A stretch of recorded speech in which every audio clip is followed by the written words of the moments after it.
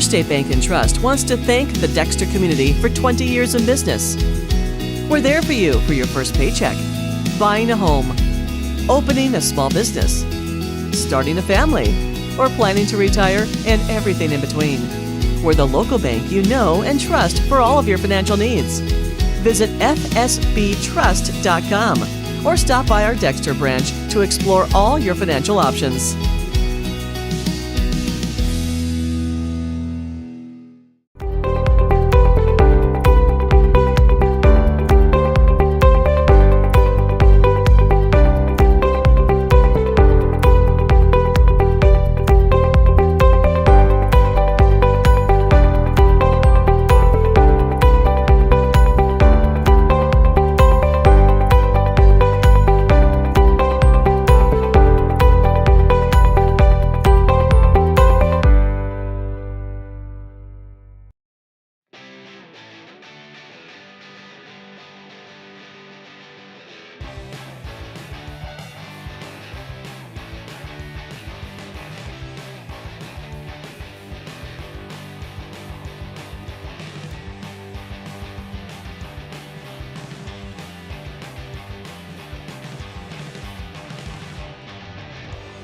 Just remember, if Autry Moreland is not on the back of your vehicle, you paid too much. Mathis Funeral Home of Dexter and Bernie strives to provide their community with the accommodations and services needed to relieve your family during times of loss. For more information, give them a call and see how Mathis Funeral Home can help meet your expectations in celebrating your loved ones.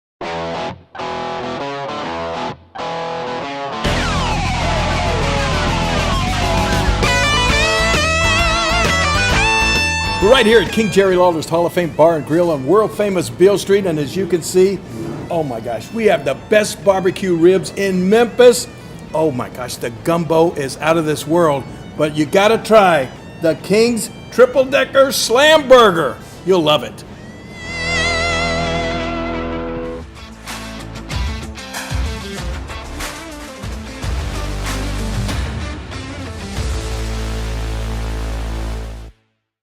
Good evening and welcome to championship night of the 2023 SEMO Conference Basketball Tournament. Alongside Bobby Alford, I'm Jim Riker, coming to you from the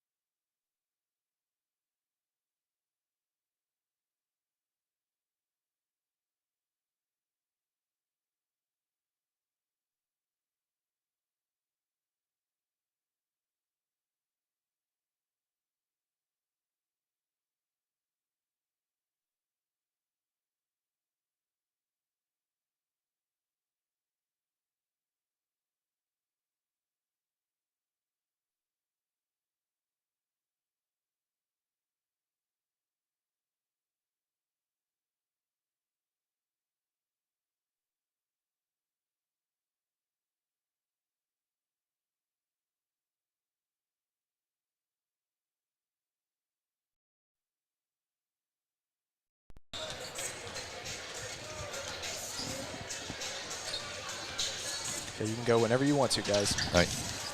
Good evening and welcome to championship night of the 2023 SEMO Conference Basketball Tournament. Alongside Bobby Alford, I'm Jim Riker, coming to you from the Sikeston Fieldhouse on A-Corp Sports. This game is sponsored by Young Real Estate. When it comes to buying or selling your most important investment, it's critical to secure the services of a caring expert backed by a company with exceptional resources, experience, and strength. Young Real Estate LLC is there for you.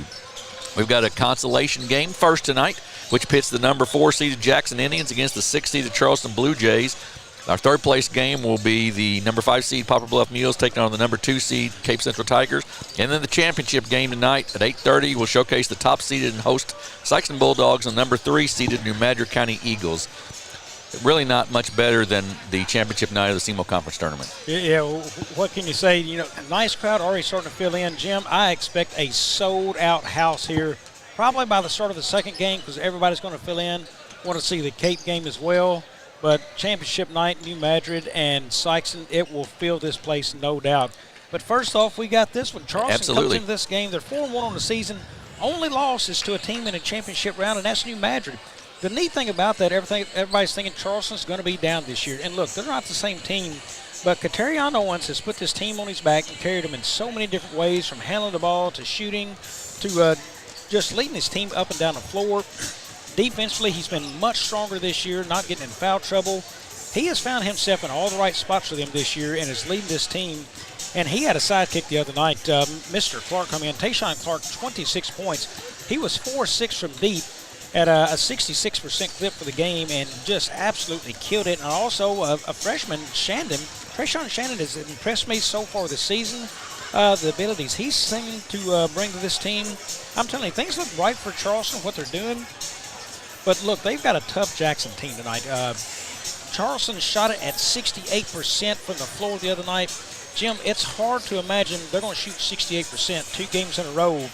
That's going to be a tough deal to do, especially against a longer, stronger Jackson team than what they played the other night. You look at Jackson the other night in that game, they won big over Kenny. Cole Deck really seemed to be the kid who impressed me a bunch. He come in, had 19 in that game. They shot it at 52%, so that's not near as well as what Charleston did in the last game. However, I think Jackson can continue to shoot at that clip at 52%. Cole Deck shot well, as we talked about. Judd Thomas started slow, and he had a tough night at the beginning. He turned it on, and Judd Thomas finished with 16 points on 8 of 14 shooting. Hey, I think Judd Thomas can do that again and more. I'm a really big fan of the kid. He can shoot it. He can play inside, outside. He'll bring value to him there as well. And, they also had Gavin Holman. He had 13 in the game the other night. I believe he's a kid who continues to do that down low.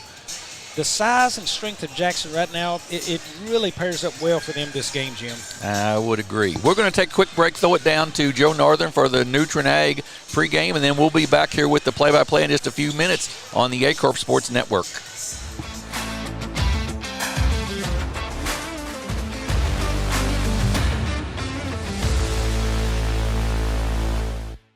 Growing cotton in the Mid-South is hard work. As a farmer, you make tough decisions every day. Choosing a cotton variety shouldn't be one of them. Next-gen brand varieties from Americot are bred specifically for cotton growers like you. We're 100% independent and farmer-owned. Plant cotton that works as hard as you do. Americot. All we do is cotton, all the time. We welcome you back to the court. The Nutrien Ag pregame rolls on. Joe Northern with you. Charleston and Jackson coming up at the bottom of the hour. And a really intriguing matchup between two teams that both did make deep runs into playoff territory. Charleston, of course, making it to the round of 16, losing to eventual state champion New Madrid County. Jackson making it all the way to the Final Four in Class 6. That was last year. This year, however, different parts of different teams. Right now for Jackson, no sign of Blaine Harris as of yet, still out on the injury. Charleston, you know the story. One of their star players in PJ Farmer, now with the Sikeston Bulldogs. But that doesn't change that these two teams can really score up on each other, but only at a specific number. Jackson has held all of their opponents, win or lose, to a score of 54 points on the season. So the big thing is that if Jackson can utilize the big post presence from Deck to really try to stop Deshaun Henderson of Charleston, it could be a very easy win, or not an easy win, I should say, but a very good win for this Jackson Indians squad to try to go 2-1 here at this tournament. Deck, of course, leading the Indians on Wednesday night with 16 points. Judd Toma not too far behind with 16. And, of course, Gavin Harrison with 13 on the evening. But the Indians are going to have to find ways to score a little bit more on a Charleston offense that has been known to throw some scorers up. Tayshaun Clark, 26 points against Notre Dame.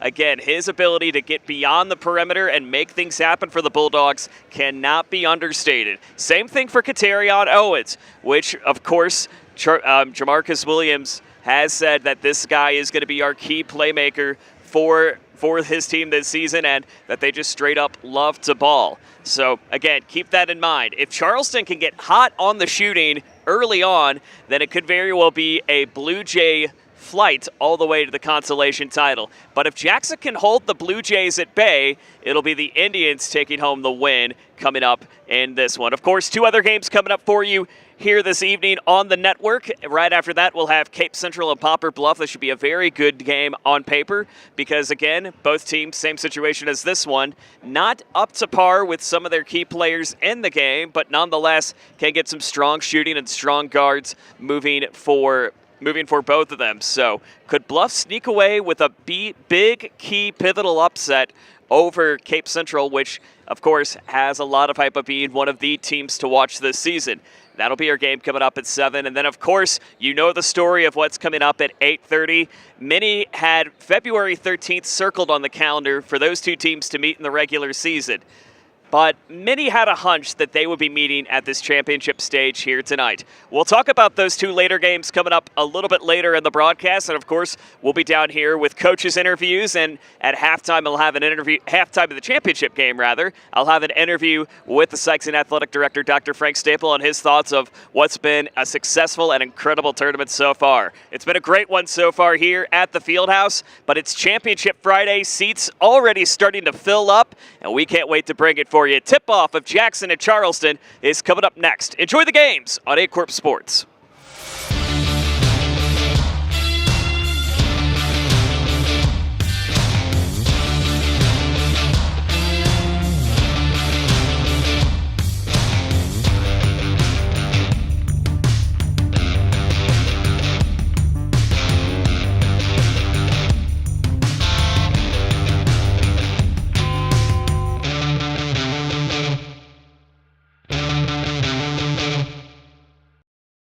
At Young Real Estate, we're Southeast Missouri, just like you.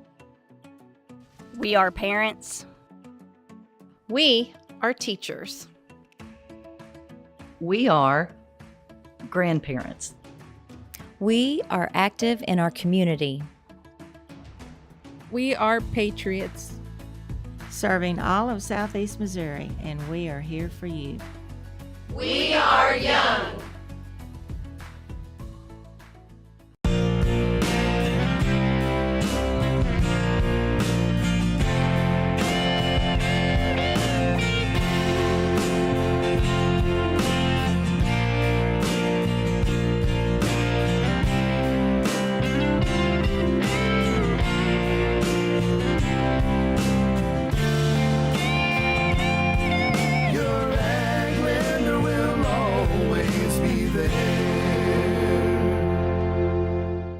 Missouri State Senator Jason Bean, representing Butler, Carter, Dunklin, Mississippi, New Madrid, Oregon, Pemiscot, Ripley, Stoddard, and Wayne counties, would like to wish all the Southeast Missouri basketball programs in the 25th District a safe and successful season. At Focus Bank, we understand your community because it's our community too. With branches across Southeast Missouri and Northeast Arkansas, Focus Bank offers services such as fraud protection, really free checking, and mobile banking that lets you bank simply and securely, anytime, anywhere. Stop by any of our branches or visit us online to open an account today. Plus, you'll receive an awesome free gift just from opening your really free checking account. And when you refer someone who opens an account, you'll both receive a gift. Focus Bank, member FDIC, equal housing lender. NextEra Energy Resources is the world's largest generator of renewable energy from the wind and sun, and a world leader in energy storage. Since 2016, NextEra Energy Resources has invested more than $339 million in Missouri to fuel local economic growth. Today, our company owns and operates one wind energy facility in the state and is looking to invest even more in the Show Me State. We are committed to being a trusted community partner and look forward to providing affordable, clean, renewable energy for generations of Missourians to come. Back at Sikeston Fieldhouse, we're starting lineups for this fifth place game go like this. Number 10, Tayshawn Clark, a 5'10" junior for the Charleston Blue Jays. Number 34 is Zacharian Thomas, a 6'2" senior. Number 40, Owen Willis, a 6'4" senior. The big guy in the middle, number 45, Katorian Owens, a 6'2" senior. And number 52, Deshaun Henderson, a 6'3" junior, coached by Jamarcus Williams and assisted by Brian Visser. For the number 4 seeded Jackson Indians, go like this. Number 1, Braden Toma, a 5'11" senior. Number 4, Cole Deck, a 6'6" junior who sort of had a coming out party here at the SEMO Conference Tournament. Number 12, Keegan Stutzman, a 6'3" senior. Number 14, Judd Toma, a 6'5" senior. And number 22, a 6'5" senior, Gavin Holdman. They are coached by Corey Toma, assisted by Corey Brownsberger, Luther Bonds, Reagan McDowell, and Rob Johnson. And Bobby, interesting matchup here. Your picks? I tell you, interesting enough, I really like this Charleston Blue Jay group of what they're doing. But that's not enough for tonight. I can tell you, Jackson's length, they've got plenty of shooters on the floor. I think Jackson's going to pull away in this game and probably hand Charleston their second loss. Give me the Indians tonight. I'm with you on that one. I think the depth also of the Indians will play out into this one. We're set to go. Tip is going to be run down by Koldeck and out of bounds, and it will be going to be, I believe, the basketball is going to go to Jackson on this. Let's see. I think that's the case. Yes, it will go to Jackson on that to say it went off of Charleston originally. So Braden Toma to set the inbounds and to Stutzman. Charleston starts out in man-to-man defense. Toma out front. Man-to-man defense, that's going to be a tough matchup all night long for Katerion Owens if he has to keep up with Koldeck.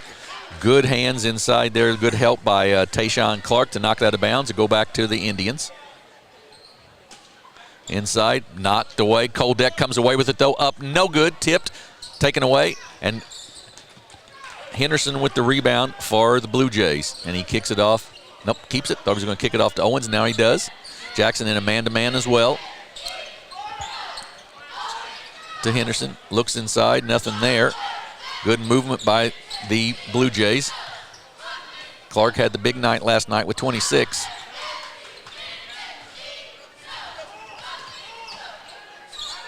Clark gets it back.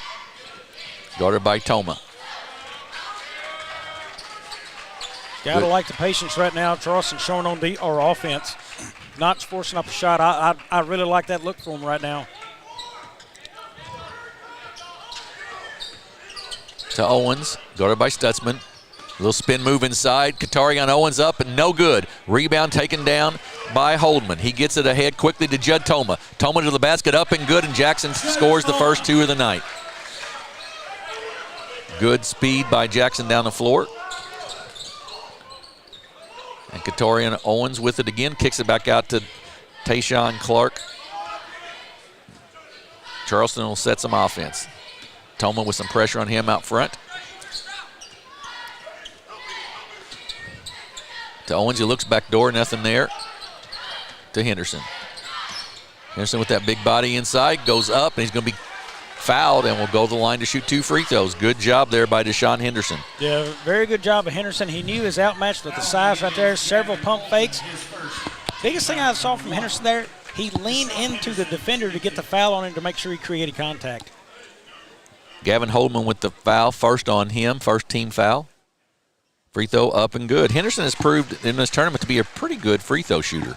Good free throw shooter, and I'm going to tell you, they probably boast the 2 biggest point guards I've seen in the game yet in Henderson and Owens. That is very true. Both big kids right there.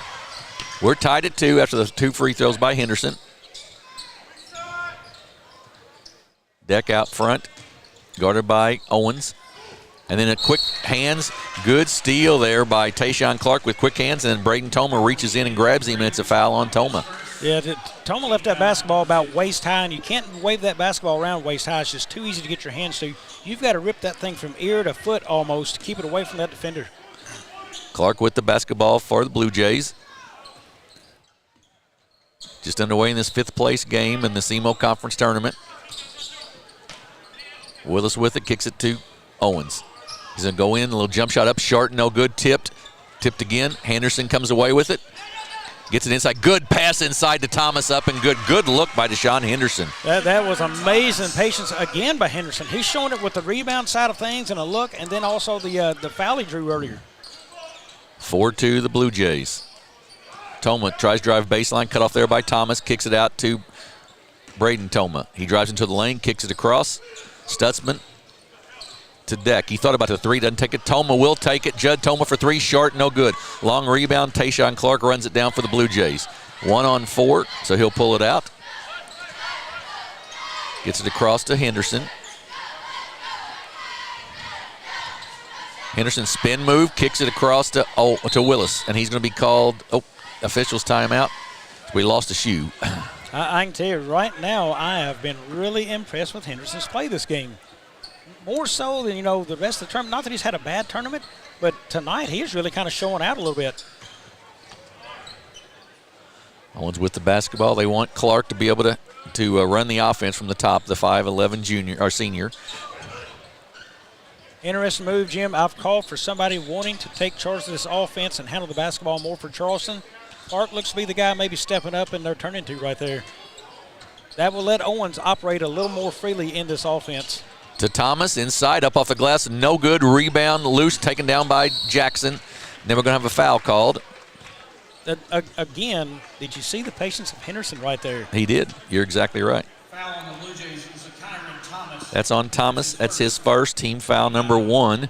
And Zakarian Thomas has gotten into foul trouble both games for the Blue Jays. So he'll have to really stay on the floor tonight with his size.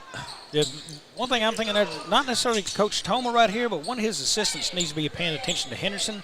How are they going to protect that a little bit more and play against him with some of the things he's doing right now? Deck for 3. Good. Cole Deck, the 6'6 junior with 3, and Jackson leads 5-4.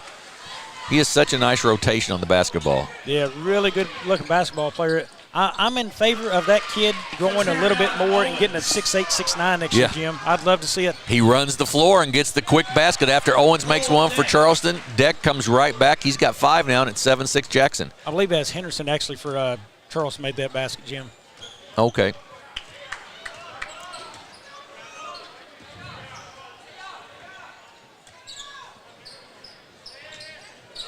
Off to Owens. Puts it on the floor, drives inside, goes up off the glass. No good. Tip back by Willis. No good. Taken down by Judd Toma of the Indians. Ahead to Cole Deck. He's going to take it and gives it off. Good pass to Toma, up and good. 2-on-1 break, and he took advantage of it, and it's 9-6 Jackson. Somebody's got to rotate back for Charleston better right there. Look, there's 2 Indians beating you down the court very easily, and these are big guys that are trying to rebound and run the floor. Charleston's going to have to do something about that. Clark with it. Braden Toma on him.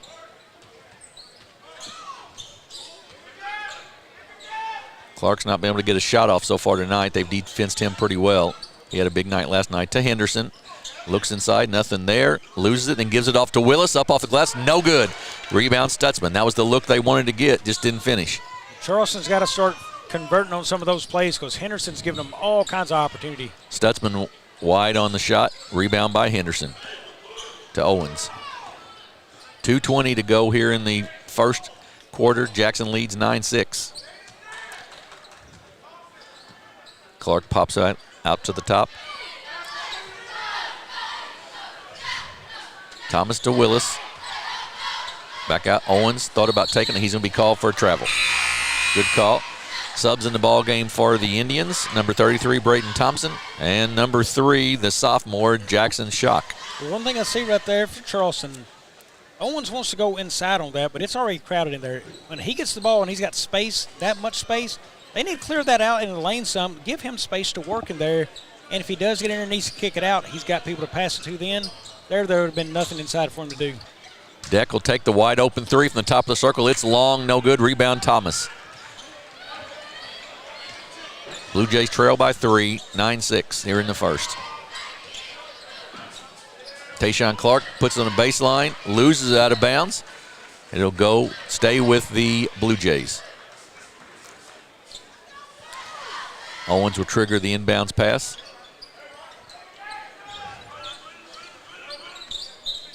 Tries to get it to Thomas, but good defense there by Jackson Schock. Knocks it out of bounds.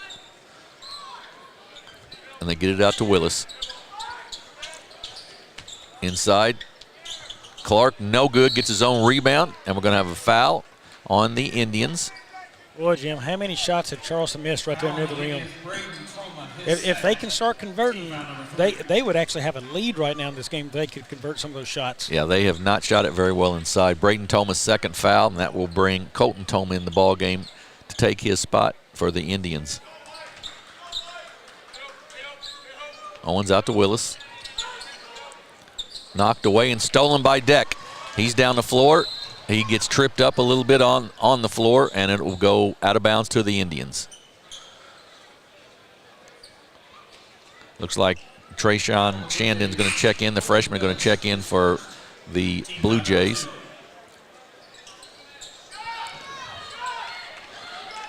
(9-6), 1:32 to go here in the first. First of 3 games for you tonight here on the A-Corp Sports Network. From the SEMO Conference Tournament. Deck open in the corner for 3. Good. Hot from that range tonight is Deck. 8 points already, 8 of the 12 for Cole Deck. Had a fine tournament. Katarian Owens inside, up, and good. Katarian just drives down the lane, gets the basket, and that's 12-8. And then a hand check on Tayshawn Clark out front. Be the 4th team foul, I believe, on Charleston, and the first one on Clark. That's not the worst foul in the world. You're applying pressure to the I don't really want to call him second string, but he's not your first point guard, so we're going to call it that just for name's sake. But the number 2 point guard, applying pressure onto him. Don't let him breathe right now. Get up on him again. To Toma, Judd Toma in the corner. Jackson Shock. A little 12-foot runner up long, no good. Rebound, Katarian Owens. Good block out there and gets the rebound. To head to Thomas. Zakarian Thomas goes in, up, and misses the shot. No good, but tipped back up and in. I don't know if they'll go to Clark or Thomas. Thomas with the tip, and it's 12-10. Deck with it, inside to Thompson. Guarded by Henderson, up, no good. Gets his own rebound. He's going to be fouled on the floor, and it will go out of bounds and will belong to Jackson. That foul is going to go on Henderson, I believe. His first, team foul number 4 on the Blue Jays.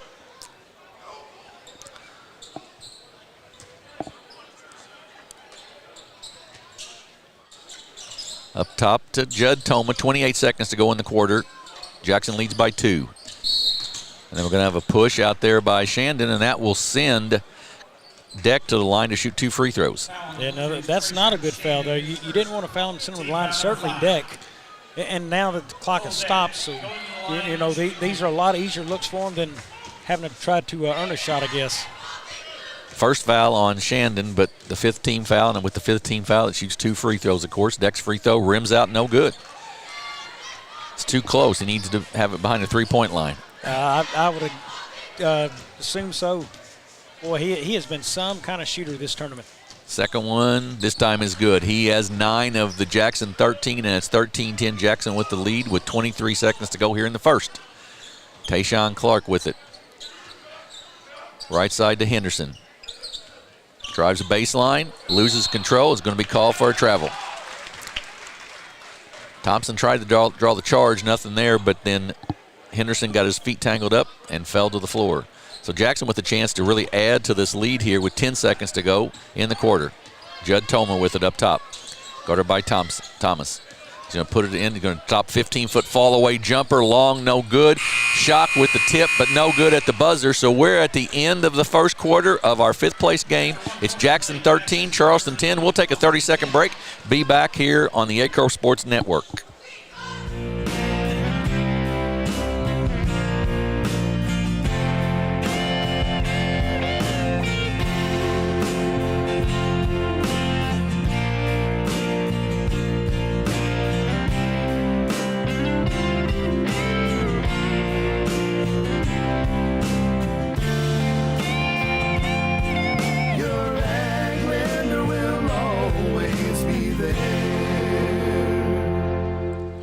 Back at the Sikeston Fieldhouse, we're in the 5th place game of the SEMO Conference Tournament. In the first quarter, Jackson leads Charleston 13-10. And Bobby, a couple of interesting stats. You pointed out the Charleston shooting percentage and the rebounding.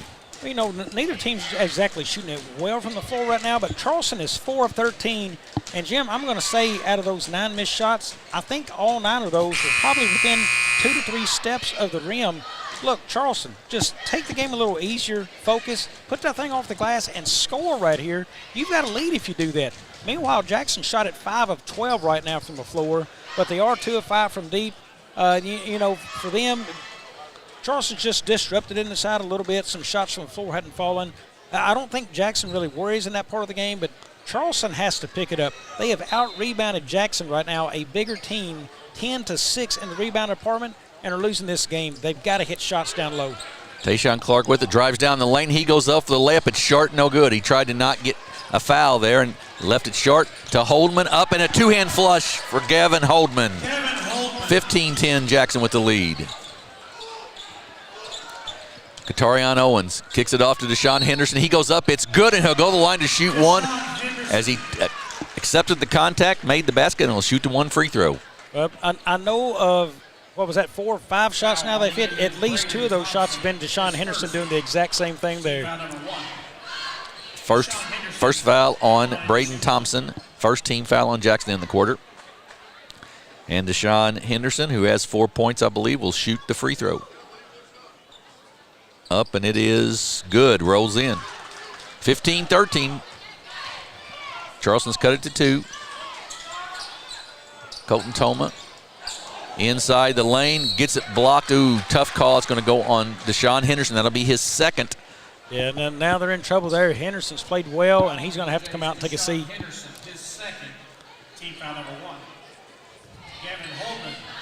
And I'm not sure, Jim, if he had made no contact. Holman was a little out of control there, so I'm not sure if he could have got off a clean shot anyway. He makes the free throw. I agree, Bobby. He was down the lane. He was sort of fumbling with the ball as he went up. It would have been a tough shot for him to make. But you're right. Deshaun Henderson, with 7:28 to go here in the first half, has to take a seat with 2 fouls. Well, with Henderson out, a big presence down low, if I'm Charleston now, maybe start to look to ball screens, get an open 3 look. They shot it well the other night with Clark. He'd be a good one to go to. Thomas loses control of it, gives it off to Willis, though, up and good. And it's 16-15. Thomas, good job inside of the kickoff there. Nice pass inside to Lee Ivy, who's in the ball game for Jackson. And a travel on Jackson Shock. Shock ran in there where he shouldn't have been, and he tried to take that thing baseline and already a crowded paint. Keegan's, tough area to be. Go ahead. I was just saying tough area to be for Jackson Shock. Yeah. Keegan Stutzman checks in for the Indians. They've gone pretty deep on their bench tonight. They've already played 8 kids so far. Charleston only with 6 haven't played. Shandon with it. Haven't heard much from him yet. The freshman drives in the lane, left-handed, short, no good. Rebound, Jackson Shock, the sophomore. Kicks it off to Deck. Another missed shot for Charleston in the paint. Deck's going to get fouled out on the floor. So that basket will not count. And that'll be Shandon, his second already, and the team foul number 2. So Shandon with 2 and Henderson with 2 for Charleston, which is a problem no deeper than their bench is. Inside, Holman, no good. Rebound taken down by Clark. He gets it ahead to Shandon. Not a great pass. Shandon goes up, left-handed up, misses it, no good. Willis there, put back, no good. Rebound taken down by Holman. Quickly ahead to Shock. Across court to Deck. Deck goes up and good, and that was a tough catch by Cole Deck because it was right at his feet, Bobby. Tough one, but Charleston again, 2 missed shots at possession at the glass. Tarion Owens takes it to the basket, 18-17. Up and down action right now. Stutzman for Jackson to Shock. Cross court, Holdman takes the long jumper off the mark, no good. Rebound taken down by Shandon. He lost it but got it back. And he'll get it across to Katarion Owens. Owens crossover dribble in the lane. He's going to be a foul on the floor, I believe. Yes, it'll be a foul on the floor and it'll go out of bounds to the Blue Jays. You know, Jim, after shooting the ball so well outside Wednesday night, I'm really surprised Charleston has had the mindset, we're going to the rim tonight against a bigger team, but they've really had no problems getting there. It's converting it is, but no problems getting to the rim for Charleston tonight. A little surprised on that. Yeah, I think they've taken Clark away a little bit outside. And he gets the ball now, goes baseline, up a runner off the glass, no good. Another miss inside for the Blue Jays, and Jackson comes away with it. Shock with it to Lee Ivy, and a travel on Ivy. Just stutter stepped as he caught the pass. It goes back to Charleston, a chance to take the lead. They trail by 1, 18-17, 5:42 to go here in the first half. Interesting gamble here, but Coach Toma, he brings his point guard back in. Braden Toma, he's got 2 fouls on him. Look, you're still in basically a tie game right here, 18-17, and you're the favorite team. Big gamble, I think, right here in the game. Shannon 3, no good for the Blue Jays. Rebound by Judd Toma. He takes it, kicks it right side to Stutzman, then up top to Braden Toma. He'll take the 3 from the top of the circle, rims out, no good. Rebound by Katarion Owens. He gets it ahead, bad pass, but taken down by Clark. He's going to go to the basket, got bumped, no call, rebound to Shock, and he's going to walk. He sure did before he took off. Yeah, I thought Clark should have been going to the line on that as well, but no call right there, but they get it back anyway. So it will be out of bounds to the Blue Jays. As I said, they trail by 1, 18-17. Inbounds to Owens. He's guarded out there by Judd Toma.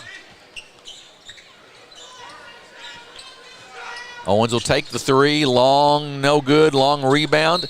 Off of Charleston, out of bounds, will go back to the Indians. Well, neither team's shooting the ball very well right now. Not very well.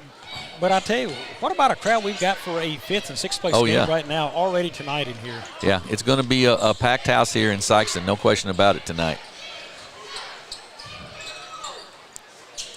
Jackson with the basketball, going around the perimeter with it against the zone of Charleston. Cross court, Judd Toma runs it down. I think Coach Williams would have liked to travel there, but no call. Cross court to Stutzman, and then off of Stutzman, hands out of bounds, goes back to the Indians. Jim, Lee Ivy has got to get bigger in that paint right there. When he cuts across, don't cut across so lackadaisical. Come across with a purpose and set up and call for that ball. If you don't get it, that's fine, but when you come across hard, at least they have to move to you quick as well. You'll create holes in that defense. Clark with it for the Blue Jays. Right at the halfway mark of the the second quarter, and Coach Jamarcus Williams is going to take a timeout here as Charleston's trailing by 18-17. We'll see. I believe it's going to be a 30-second one, but we'll see for sure. It is a 30-second one, so we'll keep it here, and we'll look through real quickly here some stats. Yeah, right now Charleston 7 of 24 from the floor, 7 of 22 from inside the arc. I mean, that number just has to find a way to creep up in this game for them. Jackson, meanwhile, 7 of 18 from the floor. You know, they're shooting it a little better, but neither team just killing it. Right now, Charleston is 3 for 3 from the free throw line. So if you're going to drive inside right now, the message for Charleston is, hey, if you get inside near the rim, make sure you draw contact. At least we get to the free throw line. If you're going to miss, at least get free throws coming out of this thing.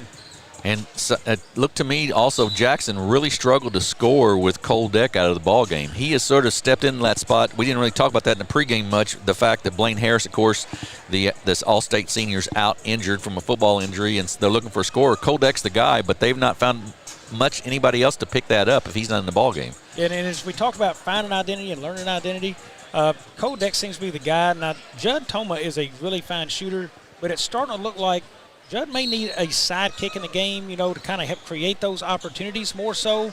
He doesn't create them himself as well as what Cole Deck may. Charleston with the basketball. Owens drives down the lane, goes up off the glass, and there, just what you talked about, Bobby. Draw that contact if you go inside, and that will send Owens to the line to shoot 2 free throws. Now foul's going to go on Toma. In the past, I've always thought Owens is a really good free throw shooter. It's been a little shaky this season, and I'm wondering for something, maybe just a touch different in his shot, I'm not sure. Or maybe it's just a luck the draw this year as he's dead center on that one. We're tied at 18 in this 5th place game. Charleston hanging right with the number 4 seed Jackson Indians right now. Charleston still out rebounding in this game, 16-12. And Owens makes both of them, gives Charleston the lead, 19-18. Stutzman down the floor. First lead for Charleston since the first basket of the game. That's exactly right. Deck with it outside. Charleston in his zone now, as we mentioned earlier. Cross court, good hands there by Willis, knocks it out of bounds. Braden Thompson in the game, replacing Lee Ivy for the Indians. Indians right now having trouble touching the paint with the basketball. Thomas is keeping that high post covered up. Deck head fake, and then the three-pointer, it's short, no good. Rebound by Willis. He comes up the floor with it, pulls it out, kicks it off to Owens. This comeback has been with Henderson on the bench as well, so they've protected him with the 2 fouls. Cross court to Thomas. Then to Shandon. Puts it on the floor, spin move inside, up off the glass, and good. Nice move by Trayshawn Shandon. I'm telling you, I'm really impressed with that freshman there. Yeah, he's the face of Charleston basketball to come, I believe. To Thompson, kicks it back out to Toma. Deck thought about the 3, then kicks it back out. Stutzman gets double teamed, knocked out of bounds, will stay with the Indians. Really, really, really good zone defense being played right now by Charleston. But you know, we talked in a couple of the other games we've had with Jackson that they just don't seem to get that inside presence. They don't get it very well with the size they have. And these kids have been used to playing probably in a 4-out with Clayton Ernst last year, and it's just a different set and look for them of trying to find out how to operate without a big guy like that. Clark gets the shot off, no good, and then a tip by Thomas, no good. Sort of out of control, both of those, and Jackson gets it back. And then Braden Toma to the basket, up and good. Looked out to throw a pass out to Judd Toma, a fake, and then kept it, gets the basket. Well, the bigger deal for Charleston that time down the floor, they didn't jump into contact. They kind of faded away from it there. They've got to get that contact just like that. That's it. Katarion Owens to the basket. He gets fouled, and that's going to be on Judd Toma. That'll be his second, team foul number 4 on the Indians. And see, what Coach Toma's saying over there is, look, he got ball. He's saying that should be a jump ball. No, what they saw is the body contact with the shoulder affecting his shot going up. That's what they're calling on that deal. Yep. Great job by Owens right there drawing that.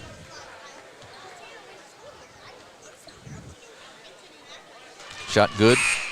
Gavarian Johnson, a 6'1 senior, checks in for the Blue Jays for the first time, and Jackson Schock checks back in for Jackson. That's Judd Toma, his second foul, so, one to keep an eye on there. That's a very important player on this floor for Jackson. With 2 minutes left in the half, too, so you're exactly right. Yeah, 2 guys on the floor. That's Braden and Judd Toma both have 2 fouls for Jackson. Toma with it. Gets it back. 23-20, Charleston with the lead. Game really changed around, Bobby, when they switched to that zone. Yeah, good decision there, and it's really just impacted anything Jackson can do, moving off people. Kodek coming off a screen maybe and getting a shot. Toma for 3, off the mark, no good. Rebound will stay with the Indians, knocked off of Owen Willis's hands.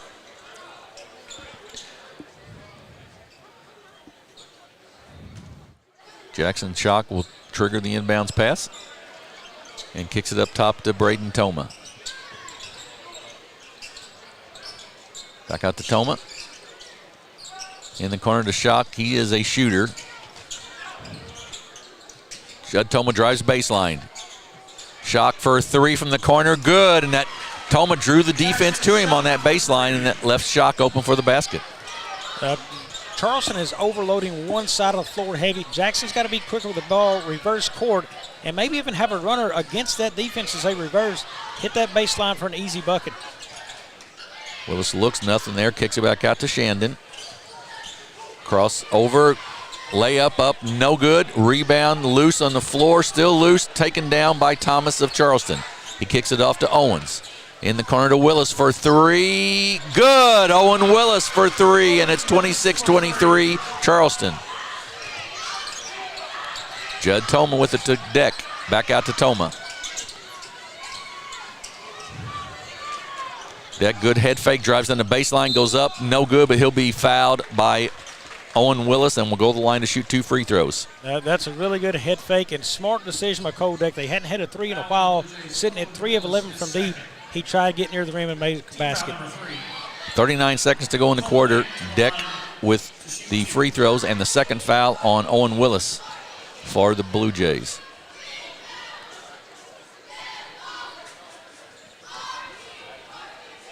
Looks like Jackson, I'm guessing that's going to be probably Judd Toma and Braden Toma coming out with 2 fouls. They're going to bring Holdman and Colton Toma into this game, protecting those 2 guys. Yeah, I would think that's exactly right. We'll see here, but that's right. Judd Toma comes out, and Braden Toma comes out to protect him in the last 39 seconds. That's exactly right. Good coaching, Bobby. Well, Coach Toma signaled that up to me. I can see the eye contact from up here. All right. Deck makes both free throws, and it's 26-25. Owens with the basketball. Charleston with the lead. Owens puts it on the floor. He's going to drive to the basket, up and in good. Katarion Owens taking it on his back right now, just taking the ball to the basket like you talked about, either getting fouled or making the layup. And Jackson hasn't done her homework. That's where Owens has preferred all week long to go make his money right there on that side of the basket with the right hand, going up strong. Look, they hadn't paid attention to enough film on this kid.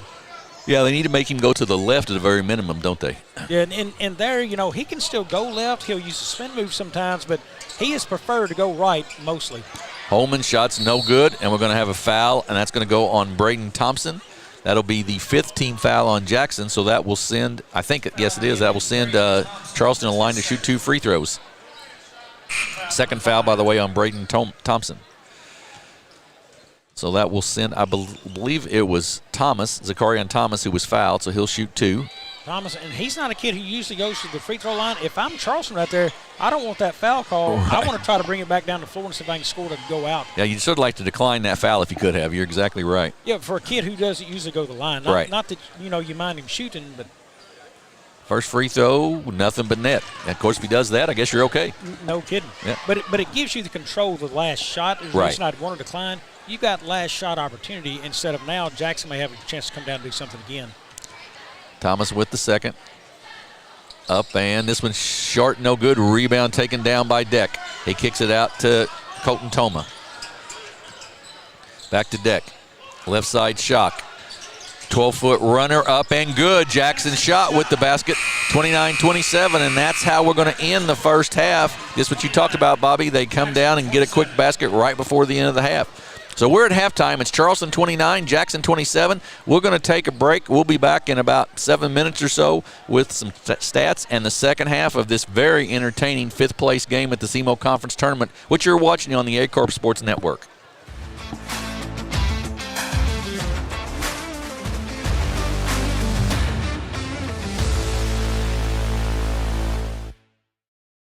Do you need personalized merchandise? Trying to celebrate the season of that big state run? Then Juju Promotions in New Madrid has you covered. Whether it's heat presses, screen printing, or embroidery, we always have an option that will leave you satisfied and looking your best. With seasonal styles and plenty of accessories, there's something here for everyone. So come in and shop around. You'll be welcome with a smile and leave more fashionable than ever. Call us at 573-748-4040 or visit us in New Madrid.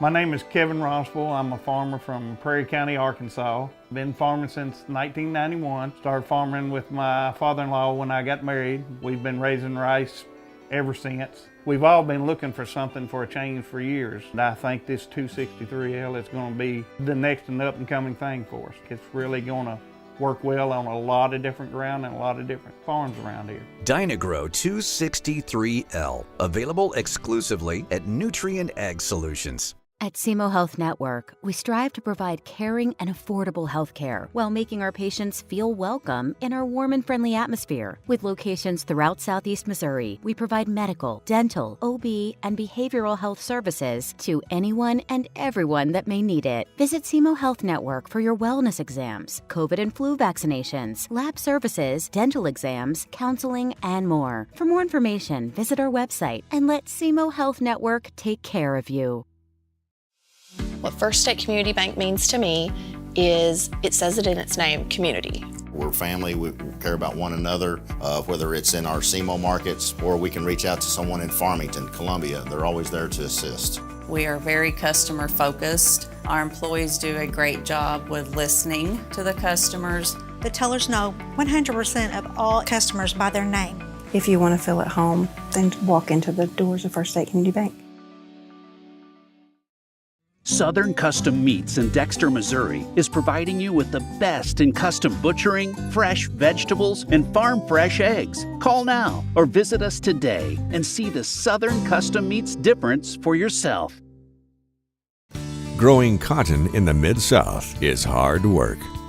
As a farmer, you make tough decisions every day. Choosing a cotton variety shouldn't be one of them. Next-gen brand varieties from Americot are bred specifically for cotton growers like you. We're 100% independent and farmer-owned. Plant cotton that works as hard as you do. Americot. All we do is cotton, all the time.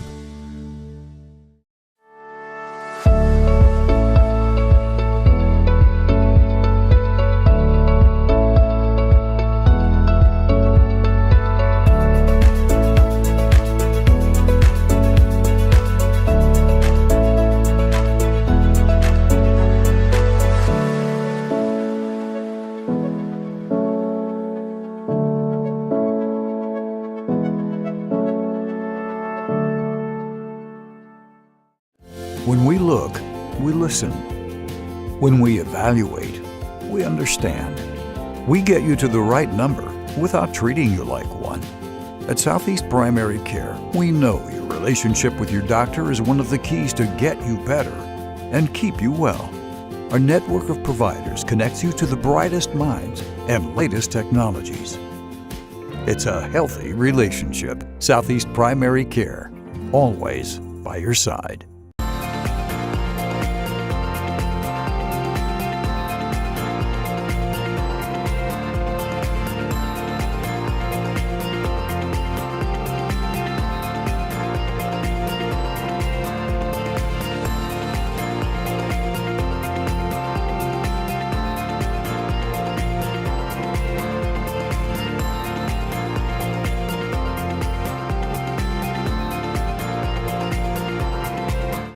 Bagby Wealth Management in Dexter, Missouri is helping you with all your retirement planning, 401k rollovers, and financial planning. Contact them or visit them today. Bagby Wealth Management. Your path starts here.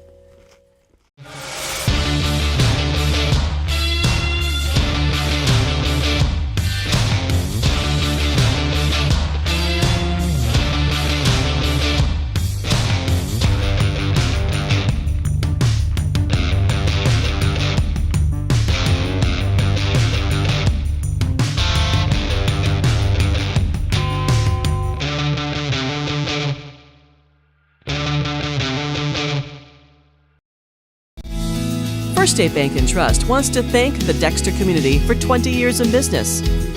We're there for you for your first paycheck, buying a home, opening a small business, starting a family, or planning to retire, and everything in between.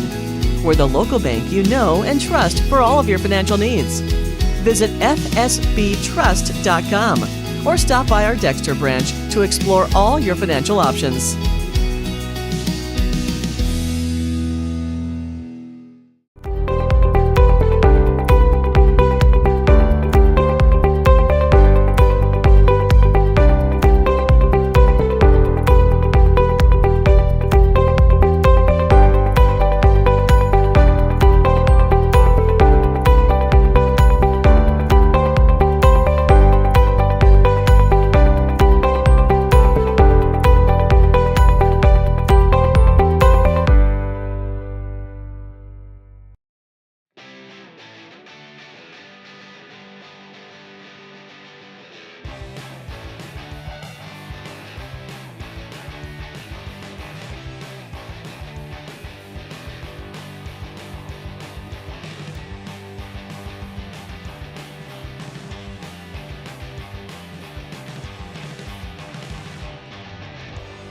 Just remember, if Altry-Moreland is not on the back of your vehicle, you paid too much.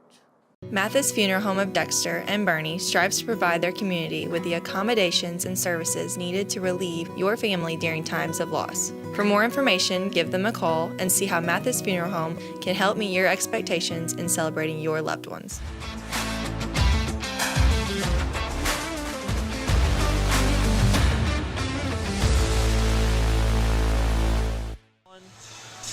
Welcome back to the Sikeston Fieldhouse here on A-Corp Sports Network. It's the fifth place game in the SEMO Conference Tournament, and it's a good one at halftime. Charleston, the 6th seed, leads the number 4 seed Jackson Indians 29-27.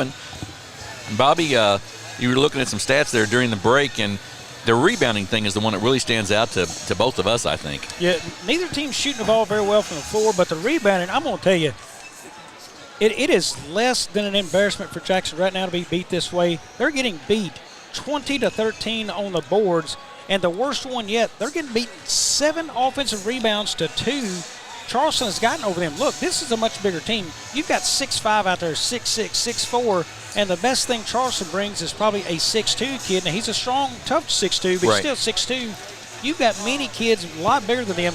Look, you're getting out-hustled and out-played down low because you're not giving a good effort down there. That has got to change for Jackson in this game. And the other area in this game, you know why Charleston's got a 2-point lead? I'm going to tell you. It's not their shooting. It's their free throw getting to the line there. They're 8 of 9 from the free throw line. Jackson only 4 of 6. Again, that shows Jackson's not taking the ball inside against this team enough. Everything seems to be settling outside. They're only 3 of 11 shooting the threes out there for Jackson as we'll go through the team stats. First for Charleston, they've got 29 points on the board. They are 10 of 30 from the floor for 33%. 2 points in the game for Shandon, 5 for Thomas, 5 for Willis.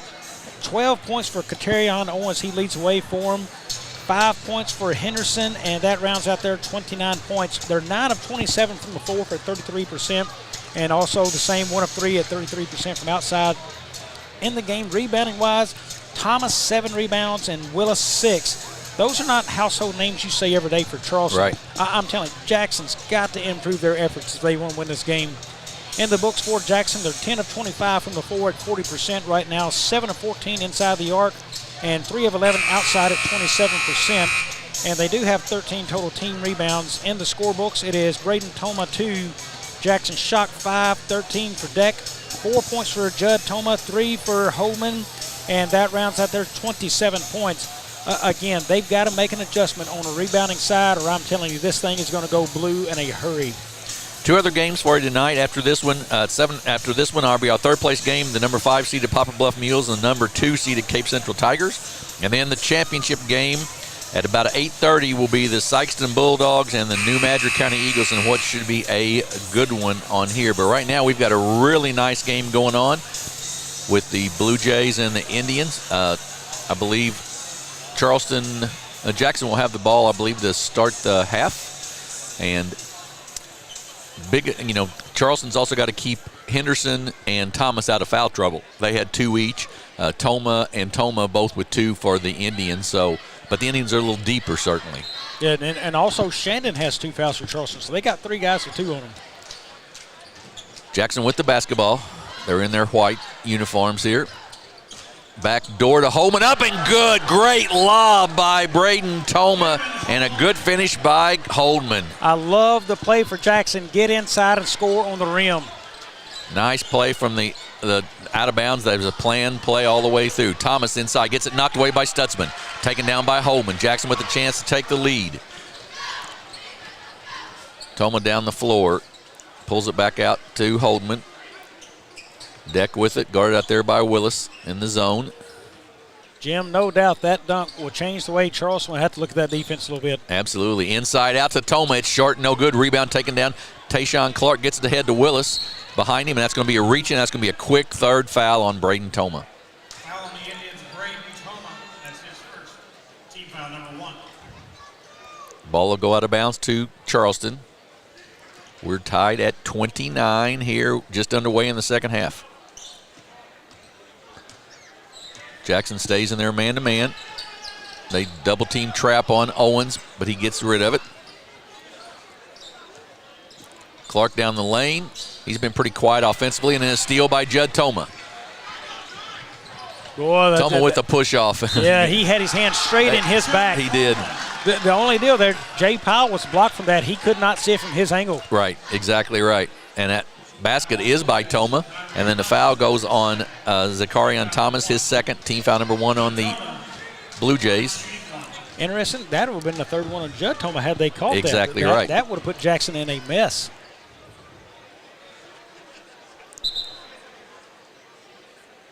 Hey, it's not a foul unless they call it, right?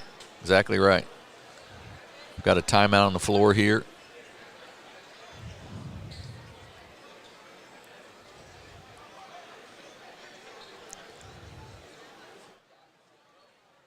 We'll keep it right here. Just a little discussion over there on something going on behind the Jackson bench. I think it's maybe cleared up, though, and we're ready to go back to action with Judd Toma at the free throw line to try to give Jackson a 3-point lead. Up, and it is good. Toma with the 3-point play, and it's 32-29 Jackson. Owens puts it on the floor, and we're going to have an offensive foul, and that's going to go on Thomas, I believe. You know, and he's picked up a number of those in this tournament. That he's probably won a game at least. He's picked up an illegal screen. Yeah, and that's a person they can't really lose. He's got 3 fouls, but he's their leading rebounder in the game right now. He plays hard, but sometimes a little over-anxious. Toma with it off to Deck.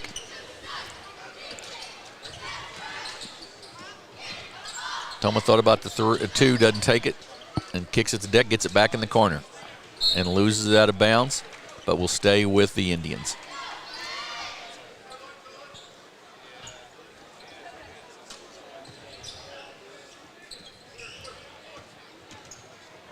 Jackson with the basketball.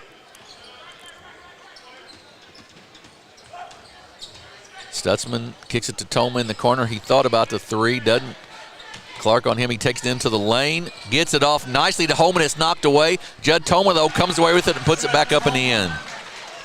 34-29. Couple of good looks by Jackson right there. I saw the high pick and roll right there. They try to run. Owens to the basket, up and no good. Because it's going to be called for a travel. That is a correct call. Yeah, I thought he had an extra step in there as well. Yep. Defense did a nice job of stepping in front of him. He had to stutter step when that happened. So Jackson all of a sudden on a 7-0 run to start the half, and they lead by 5 now, 34-29. Charleston has not scored here in this third quarter yet. Back door to Deck. He goes up and good. And nice hesitation there to get this man off his feet. Ahead to Thomas. He gets it knocked away. That'll be the 4th on Braden Toma. Well, boy, that's your point guard right there. You know, interesting thing, Wednesday we did the game with Jackson. They didn't take it inside very much the first half. Tonight, same thing. They didn't take it inside very much the first half. Both times now, the second half, they've come out and attacked the rim down low and started making baskets and pulling away here in this. Thomas will shoot 2 free throws here. Said the 4th foul on Braden Toma. He'll take a seat, and Jackson Shock will come in, as well as Braden Thompson will come in, and Jackson is going to take a timeout to discuss a few things, a 30-second one, so we'll keep it right here. 7-point game, 36-29, and Judd Toma had a big 3-pointer there. He's got, what has he got, 9 on the night now, and Colton Deck, of course, with 15, Cole Deck with 15. He's led the Indians. Yeah, and another deal here, Charleston, no rebounds in the third quarter. They're still sitting at 20, same place it was in the third quarter.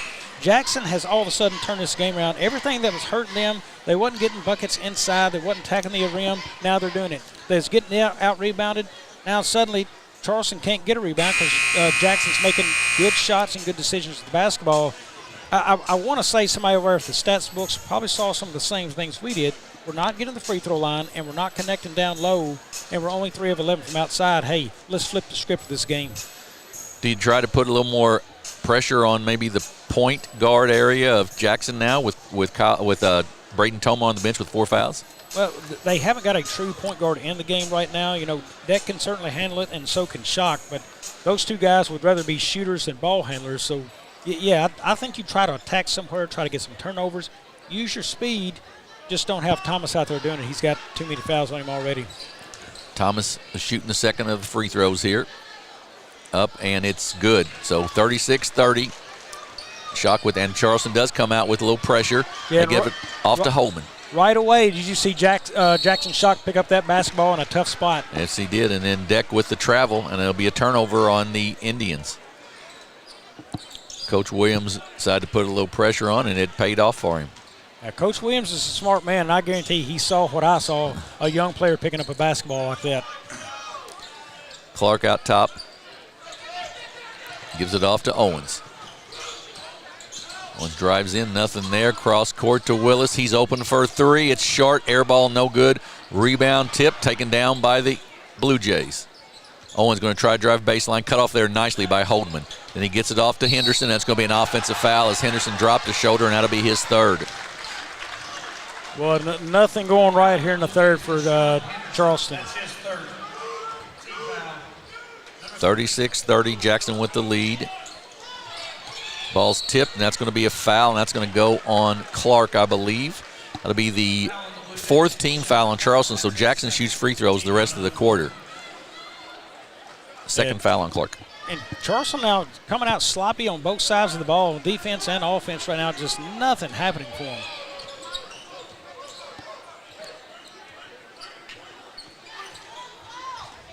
Shock with it up top against the zone. Inside to Holman. To Shock, he's open for three. Long, no good. Nice rebound by Tayshawn Henderson. Ahead to Clark if he can get there, and he does. He's going to take it to the basket. He's going to go up and miss the shot. No good. It's tipped. Taken down by Judd Toma. Ahead to Deck. Clark certainly had an argument there. There's a lot of contact and no call, and he wanted it.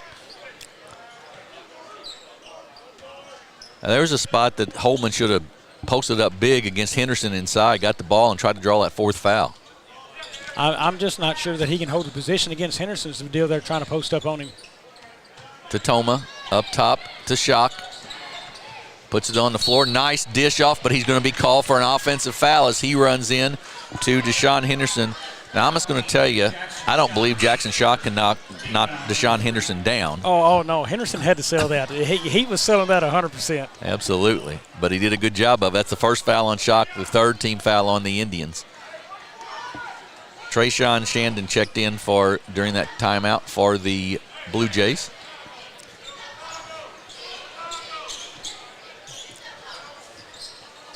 Charleston's needing to find some offense. Only 1 point so far in this quarter.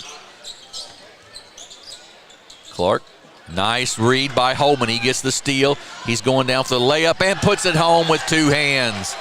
That is cross court in traffic where arms can reach to it, and you just can't make that pass. Shandon with it up top, guarded by Deck.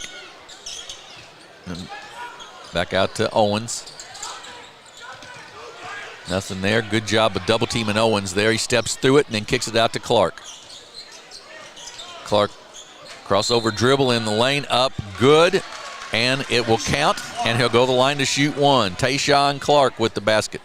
Not many opportunities for three-point shots, so Clark's having to make his own tonight. Fouls on Jackson Shock, his second, team foul number 4, so both teams shoot free throws the rest of the quarter now. Clark with the free throw, up and good. 38-33, cut it to 5. 2-2-1 full court press. They break it, but then throw it away. And without a point guard in there, Bobby, they're really struggling getting the ball down the floor. And again, Jackson Shock picked up that basketball with plenty of room between he and the defender. Look, what's the old rule about picking up the basketball? Pick it up, you either pass or shoot. He picked that up way too quick, I think. Keep your dribble until you know the pass. Colton Thomas, that's a check-in, I believe, for the Indians over there on the bench, the next break in action. And the difference I'm seeing there is he didn't know the pass. He picked up the dribble and looked for the pass. Shandon loses it inside, went into a double team. Toma down the floor, nice crossover move, up and good. Judd Toma with a nice basket, and that's 40-33. Toma with 11. Owens to Thomas, and we're going to have a blocking foul on Thompson. So Thomas will shoot 2 free throws here.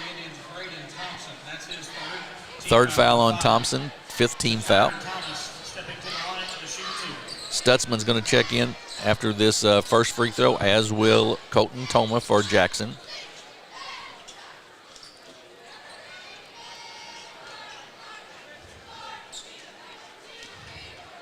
Zakarian Thomas with the 2 free throws. 6'2 senior. Up and rims out, no good. We did a number of Charleston games last year. Do you remember Thomas playing very much? I don't remember Thomas. I remember Henderson, and I remember Owens out of this group right here on the floor. Right. The only 2 names I remember. So, it is a fresh group out here for them. Second one off the mark, also no good. Rebound by Owens.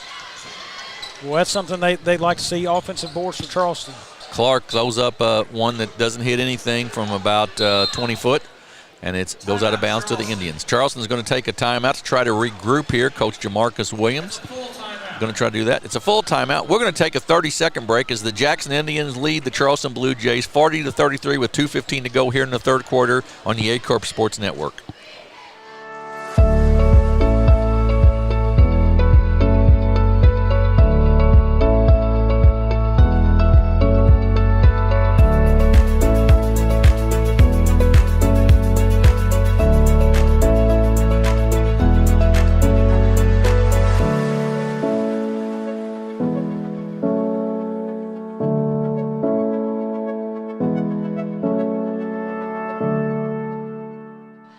Back at an almost full Sikeston Fieldhouse. Jackson leads by 7, 40-33. And, Bobby, we were talking during the break. Tayshawn Clark shot the ball so well last night. He had 26 on Wednesday night, but he's struggling a little bit tonight against the longer, deeper Jackson team. Yeah, 1 for 9 from the field, and, he's 1 for 8 inside where you should get looks, but it's just really tight in there. The length could be disrupting him, and he just can't get any looks from 3. Look, that air ball he just shot, that's the first look he's had from 3. He just doesn't have a feel for that shot right now. The other night he got hot, and he just kept, draining threes like crazy. Just a tough night. As a team, though, they are still shooting at 30% from the floor. They've got to find a way to pick that up some. Jackson, meanwhile, ticked theirs up to 49% from the floor. Jackson with the basketball. 1-2-2 press for the Blue Jays. They do get it across the timeline. Toma out front with it. Judd Toma, that is. Stutzman will pull it out. Toma drives the baseline. He's going to be fouled by Thomas. That'll be his 4th. And just a matter of really sort of not move. He had the baseline to help him defensively. He just didn't move his feet very well. Yeah, and that's going to bring Willis back into this ball game. 5th team foul. I would have to assume he's still their leading rebounder. If not, he's going to be probably number 2 on the team. Thomas checking out. So Judd Toma will go to the line. The 6'5" senior will shoot 2 free throws. It's up and a little long, no good.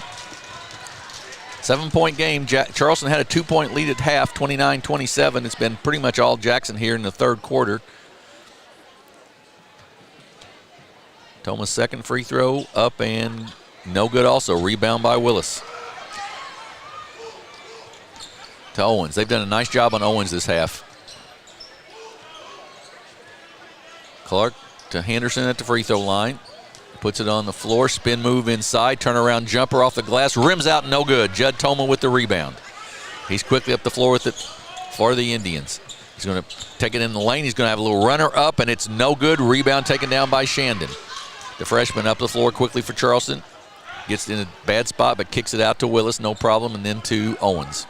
Jim, I tell you, if you've got a good shot form like a player like Judd Toma does, I just really don't like seeing floater shots out of those kids. You've got a better shot form, use it. Owens tries to drive baseline, does drive baseline, reverse layup up and good. Katarion Owens with a nice reverse layup for 2. Well, that play was made by Willis out there. He set a really good screen for Owens to go around his man. Deck Nike's head fake, then a runner in the lane, floater again, no good. Instead of just the jump shot, and it's a rebound by Willis, another one, and Owens comes down again for the Blue Jays. Kicks it out to Henderson. 44 seconds to go in the quarter. Charleston trails by 5, 40-35. Jim, did you ever see Larry Bird throw up a whole lot of floaters? Not a lot. And man, one of the greatest shooters I've ever seen in my life, and he just had a really good shot for him, and he shot the basketball. Owens with it, kicks it off to Henderson. 25 seconds to go. Nice backdoor to Willis, up and good. What you talking about, Willis? That's what a right. shot. Nice backdoor to Willis. And it's 40-37. Right side to Toma. Deck, nice pass inside to Holman, up and good, and he'll be fouled and go to the line to shoot 1. Good look that time from Toma to Holdman.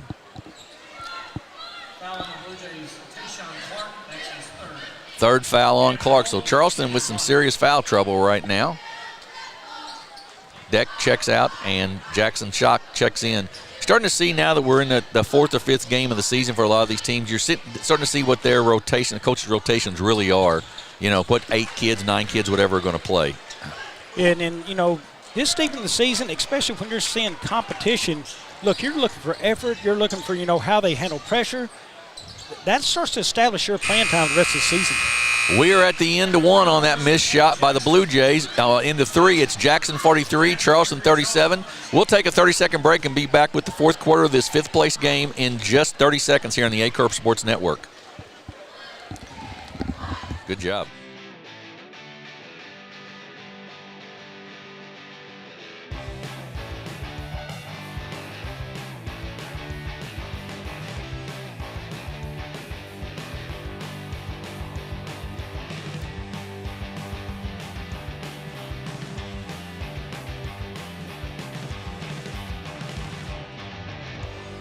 Just remember, if Ultramortal is not on the back of your vehicle, you paid too much.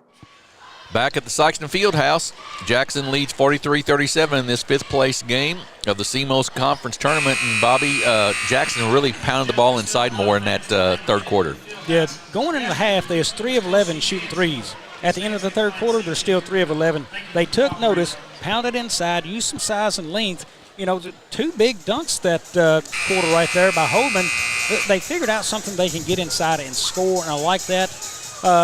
And, you know, still getting beaten in the rebounding department, 25-17 there. Really, the offensive board's what's bothering me more than anything that Jackson's given up. Look, that's an effort deal. When you're letting guys get inside and beat you there, you've just got to be better at stopping Charleston from getting those. Charleston with the basketball to start the quarter. Jackson's done a nice job on Katarion Owens here in the second half in particular to keep him from getting to the basket so much. Clark with it up top. Guarded by Colton Toma. And then out to Owens finally, guarded by Judd Toma. Double teamed.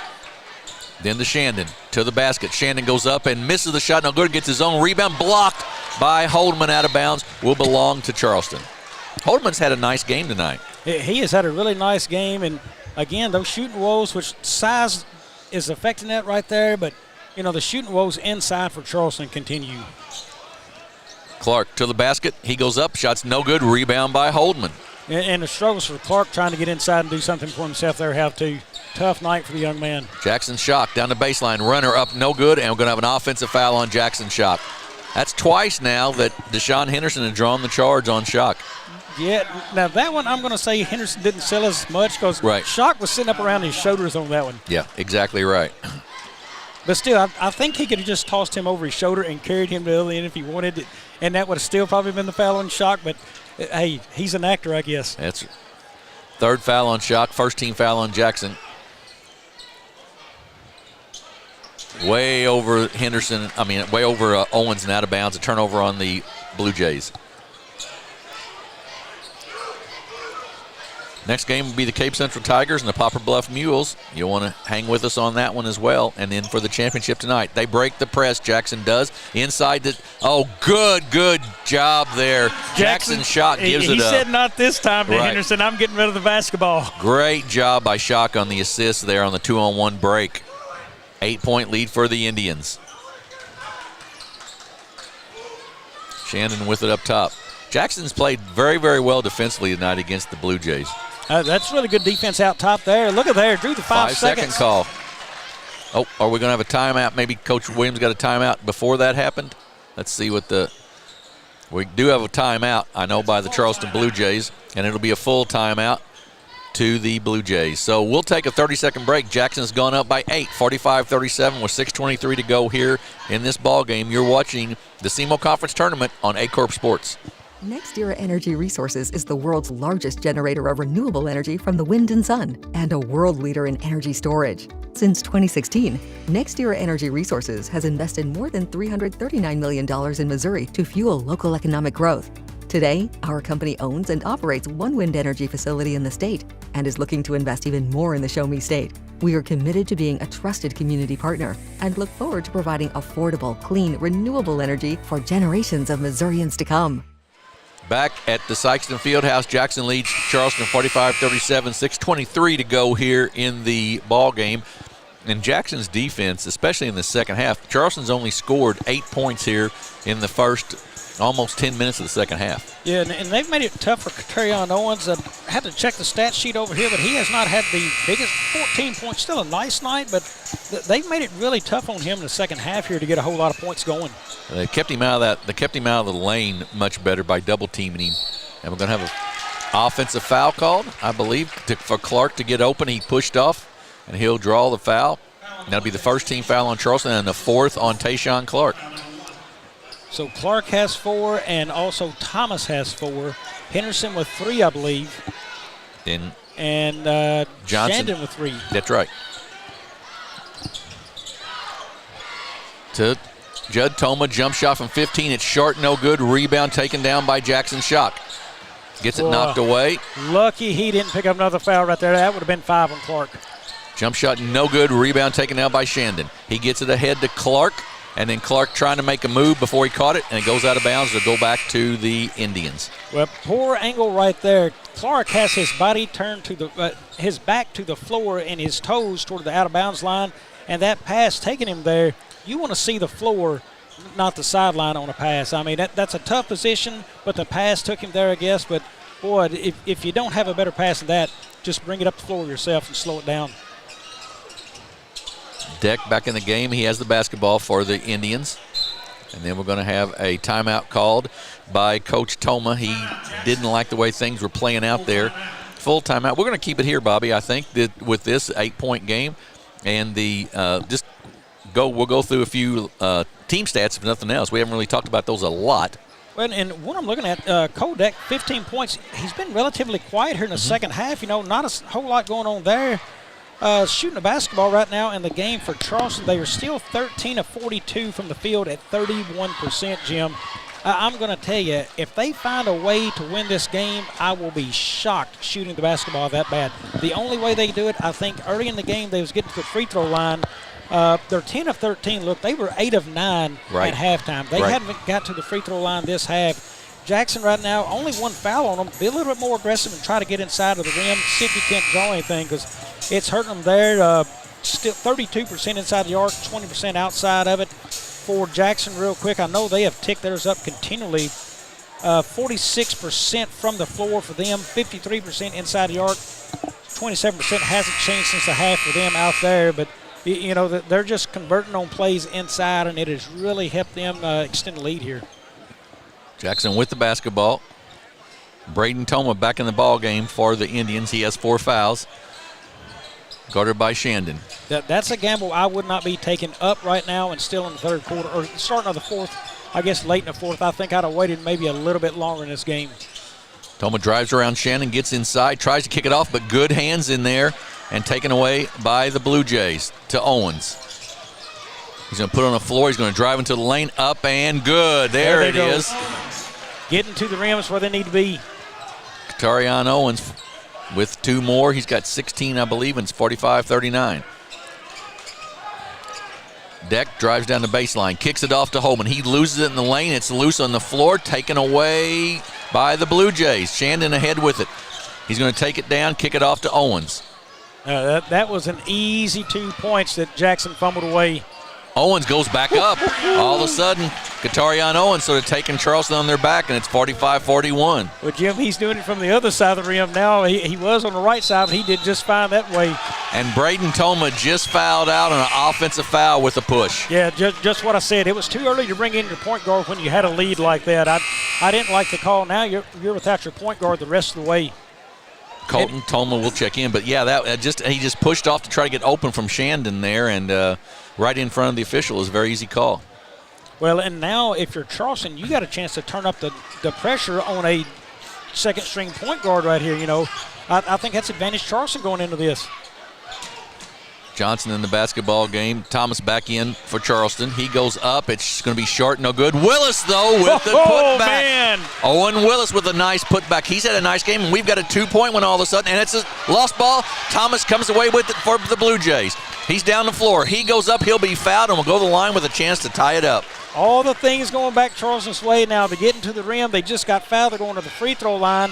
They got rebounders in. The point guard is now gone for Jackson.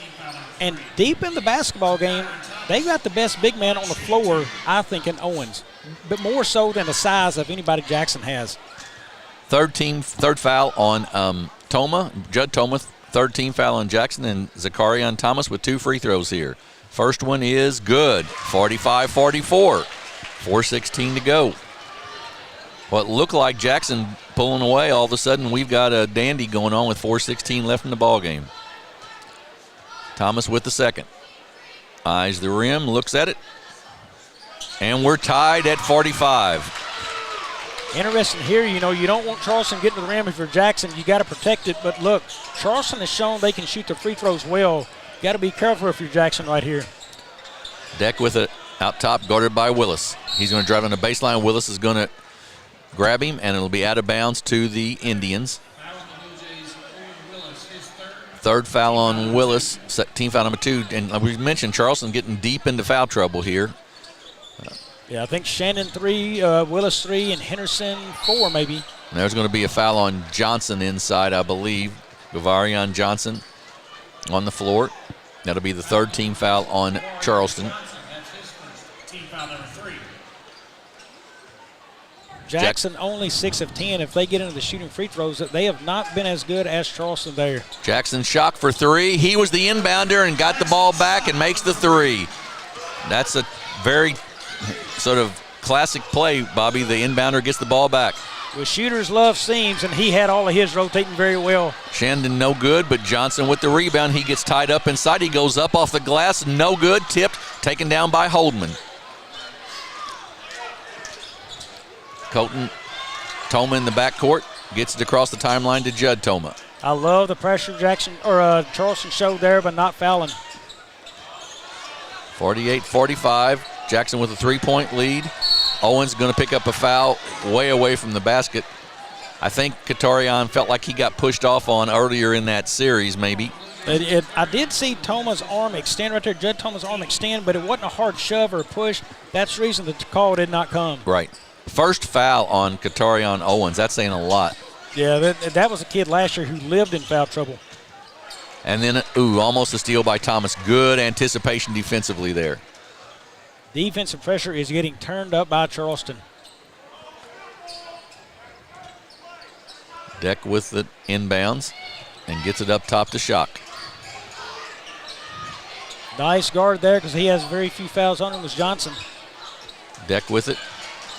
Back out to Shock. Deck drives baseline. He goes up. It's good, but he's going to be called for a charge. Thomas took the chance there to draw that 5th one. Gutsy play by Thomas, and I love it. First foul on Deck. 48-45. Charleston has switched back to a man-to-man defense as well. They was in a zone earlier for a while. Back to man-to-man now. Charleston's got to find somebody to put some points on the board here. So they trail by 3, 48-45. Then a steal by Jackson Shock. He goes down for the layup, up and good. The sophomore with the basket, and it's 50-45. Well, they have basically gone now to face guarding. So Judd Toma's going to be face guarding Katerion Owens. He's trying to take him out of the offense. Shandon for 3, off the mark, no good. Rebound Holdman. He's had a slew of those tonight. Toma ahead to Deck. Thought about the 3, guarded by Willis. He seems to be able to get past Willis when he wants to, pretty much. Jackson Shock for 3, good. Cold-blooded 3 by Jackson Shock, and it's 53-45. Hey, with a lead like this, you hate to see that shot being released until it goes in. Shot up, no good. Holman with another rebound. Kicks it out to Colton Toma. 8-point lead for the Indians. Jackson's got to have a stop here. Judd Toma, Toma gets it back. It's a 3-on-1 break to Deck in the corner for 3. No good, but I believe he's going to be fouled, and if he is, that's 3 free throws for Cole Deck, and that will go on Gavarion Johnson. Boy, if he knocks down 3 free throws here, that's almost a dagger. You gotta give Jackson Shock, that sophomore. He's got ice in his veins, man. He hit that 3 with the guy in his face. Yeah, 2 absolutely. 2+ threes here in about a minute's time span or so. The second one, I thought when he shot that, I said, no, don't shoot that. And, because you've got the lead, you just need to eat clock. And once the shot goes in, though, you look at the scoreboard and you're like, boy, he just made this awful tough for Charleston. Right. Second free throw, good. In the ballgame for Charleston will be Chase Worthy, a 6'2 senior. Jackson's going to take a timeout here. 32nd, we'll keep it here. 9-point lead for Jackson. I'm a little surprised that we haven't seen Deshaun Henderson back in the ballgame for the Blue Jays. Well, at this point, he's played good offensively. I think he's made some things happen. But, whoever you have, Willis, I know, can knock down threes. Shandon can knock down threes. And Clark, you've got to have people who can make scores and quick for you. True. I just don't know that that's part of Henderson's game right now. So I kind of agree with that. And you can't take out Thomas because he's been a rebounding machine for him, and certainly not Owen. So I think he's got the right personnel in at this point in the game. Had we had some more time to play with, I'd say yes, get Henderson back in there. 1:39 to go. It's 54-45. Jackson leads by 9, and Cole Deck at the line to shoot the third of 3 free throws that he had. 2 timeouts left for each team. You know, we looked at it earlier, and we'll review it at the end of the game. Jackson's scoring has been scattered out. You look at, we're going to see Shock in the scorebooks quite a bit. We'll see Deck in there, Judd, Toma, Holman. They've done a good job of really utilizing a lot of people offensively. Yeah, they really have. 54-45. Deck with the third free throw. Up and short, no good. Rebound by Thomas. Out to Johnson.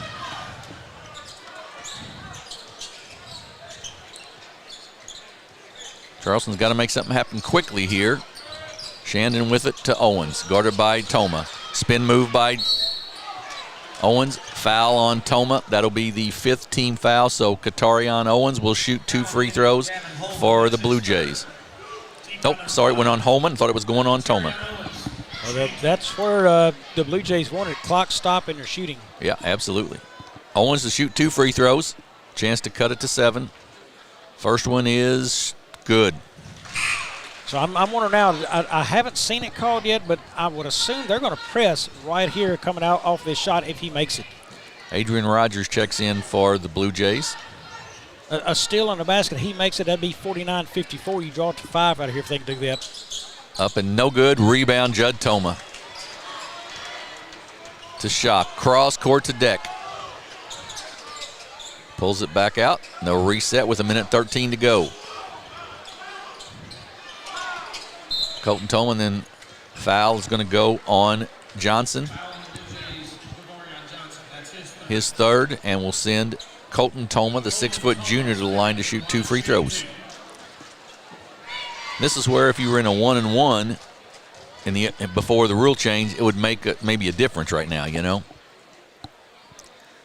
Not if you do that, though. And Toma's just as cool as can be right there shooting free throws. Yes, he is. Good release. What do they say? Cool as the underside of the pillow, right? That's right. 55-46, 56-46. 10-point Jackson lead with 1:08 to go in the ball game. Shandon will bring it up. Looks as if Jackson will go to 3-3 on the season. Shandon loses it. It's going to be a foul on Shock. And will send the freshman, Trayshawn Shandon, the line to shoot 2 free throws. Well, credit to Charleston. You know, I thought this would be a little bit easier win for Jackson. Charleston has made this thing a game, and it's all by effort. Rebounding their efforts there, that they just outworked Jackson on the boards all night. Jackson's just found a way to hit a few more shots along the way and was able to change their offense to an inside game to kind of put it away before Jackson Shock started getting hot outside. Jamarcus Williams calls a timeout, a full timeout. We're going to take one, too. This will be our last one. It's 56 for Jackson, 47 for Charleston. We'll take 30 seconds. We'll be back with the final minute of the game here on the A-Curve Sports Network. When we look, we listen. When we evaluate, we understand. We get you to the right number without treating you like one. At Southeast Primary Care, we know your relationship with your doctor is one of the keys to get you better and keep you well. Our network of providers connects you to the brightest minds and latest technologies. It's a healthy relationship. Southeast Primary Care, always by your side. We're back at Sikeston, the Sikeston Fieldhouse. Jackson leads by 9, 56-47 with 58.3 seconds to go. Charleston's at the free throw line to shoot the second of 2, but Charleston's going to need something really amazing to happen here to be able to pull this one off, Bobby. And I'm sure he's discussing in the huddle right now what I discussed earlier. He's telling them, off the made shot, we're going to press. Try to get the steal. We're going to score. Right back into a press again. You'd love another steal, but if you can get the free throw, that makes it 48. The shot then off a steal, that makes it 50-56. You're in a ball game then. Then you need some luck to go your way. You know, Jackson's just going to want to pass the ball around, keep it away, and eat clock. They do have good size in the game. The only one I might say, something you look at there, if you had a good ball handler over there on the bench, maybe bringing Holman out. But after that, he's got everything lined up the way he needs it in the game for his ball handlers, I think. Full court pressure. Jackson Shock gets fouled right off the bat there by Owen Willis. And Jackson Shock will go to the free throw line to shoot 2. 4th on Willis. Not much time off the clock there. And Jackson Schock, the 6'1 sophomore who hit 2 big threes here just a couple of minutes ago to sort of break this one open at the free throw line. Up and good. He has such a nice rotation on the basketball. He does. Going back to the inbound play there, you notice who's taking that basketball out is Deck. So Yeah. usually your best passer, well, his best passer also has good size. What a great advantage for Jackson in that. You've got good size and a good passer, good basketball smarts there. I mean, those are the small things of the game a lot of people don't realize when you set that up. Shandon inside, goes up off the glass, no good. Rebound, gets his own rebound, goes back up, no good. Rebound taken down by Holdman. I'm guessing he's got over 10 of those tonight because we've called his name a lot. Shot gets double teamed, steps through it, then gets it to Holdman. Out to Toma. 36 seconds to go, 10-point game. Judd Toma brings it back out, kicks it out to Colton Toma. Jackson's going to go to 3-3 on the season here after this win tonight, and Charleston will go to 4-2 on the season. As the clock ticks down, Jackson leads by 10, 58-48, and that's probably how the score is going to come out here. Deck with it, just dribbling it out. Oh, what a fight by Charleston tonight. They kept it a game for a long time.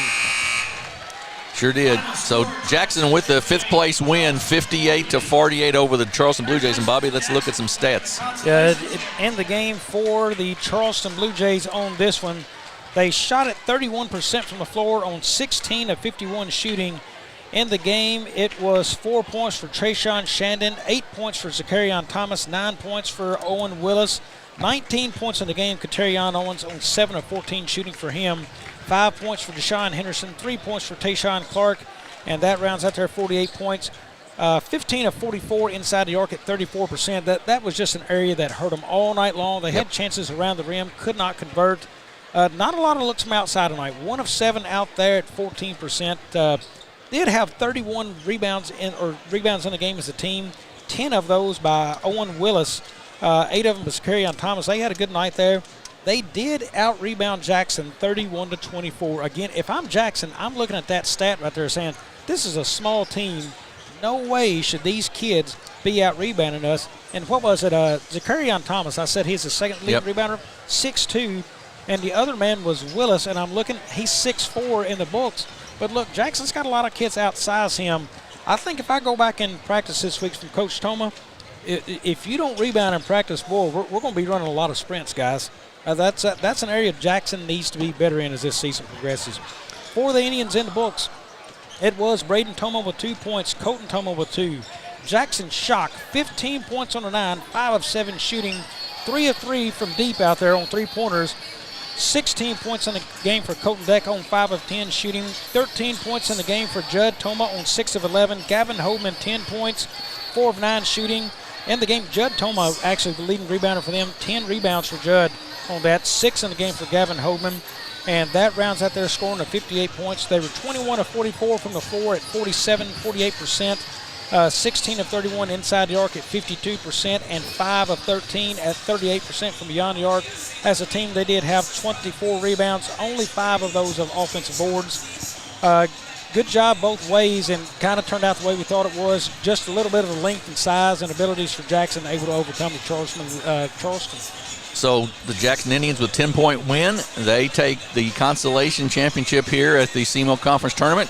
We are going to take a break, and then we'll be back with our 3rd place game, which will be the number 5 seed Poplar Bluff Mules and the number 2 seed Cape Central Tigers. We'll be back on the air in about 10 minutes or so with that contest and for our 3rd place. And then, of course, the final tonight, the championship between the home-standing Sikeston Bulldogs and the New Madrid County Eagles. So you'll want to stay with us here on the A-Corp Sports Network.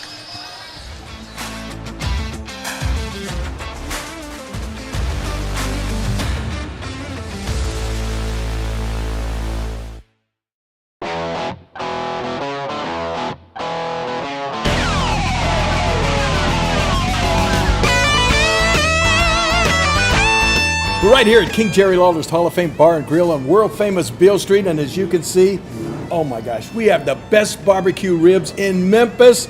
Oh my gosh, the gumbo is out of this world, but you gotta try the King's Triple Decker Slam Burger. You'll love it.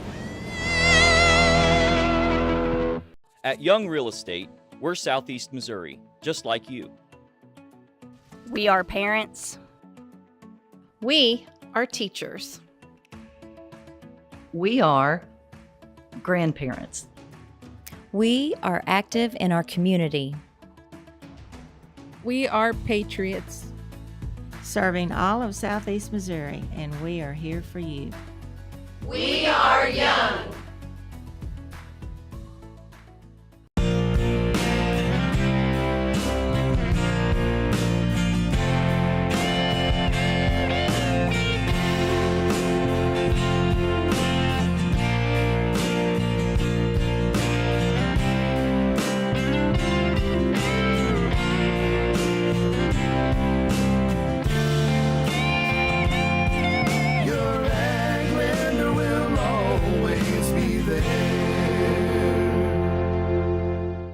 Missouri State Senator Jason Bean, representing Butler, Carter, Dunklin, Mississippi, New Madrid, Oregon, Pemiscot, Ripley, Stoddard, and Wayne counties, would like to wish all the Southeast Missouri basketball programs in the 25th District a safe and successful season. At Focus Bank, we understand your community because it's our community too. With branches across Southeast Missouri and Northeast Arkansas, Focus Bank offers services such as fraud protection, really free checking, and mobile banking that lets you bank simply and securely, anytime, anywhere. Stop by any of our branches or visit us online to open an account today. Plus, you'll receive an awesome free gift just from opening your really free checking account. And when you refer someone who opens an account, you'll both receive a gift. Focus Bank, member FDIC, equal housing lender. NextEra Energy Resources is the world's largest generator of renewable energy from the wind and sun, and a world leader in energy storage. Since 2016, NextEra Energy Resources has invested more than $339 million in Missouri to fuel local economic growth. Today, our company owns and operates one wind energy facility in the state and is looking to invest even more in the Show Me State. We are committed to being a trusted community partner and look forward to providing affordable, clean, renewable energy for generations of Missourians to come. Do you need personalized merchandise? Trying to celebrate the season of that big state run? Then Juju Promotions in New Madrid has you covered. Whether it's heat presses, screen printing, or embroidery, we always have an option that will leave you satisfied and looking your best. With seasonal styles and plenty of accessories, there's something here for everyone. So come in and shop around. You'll be welcome with a smile and leave more fashionable than ever. Call us at 573-748-4040 or visit us in New Madrid.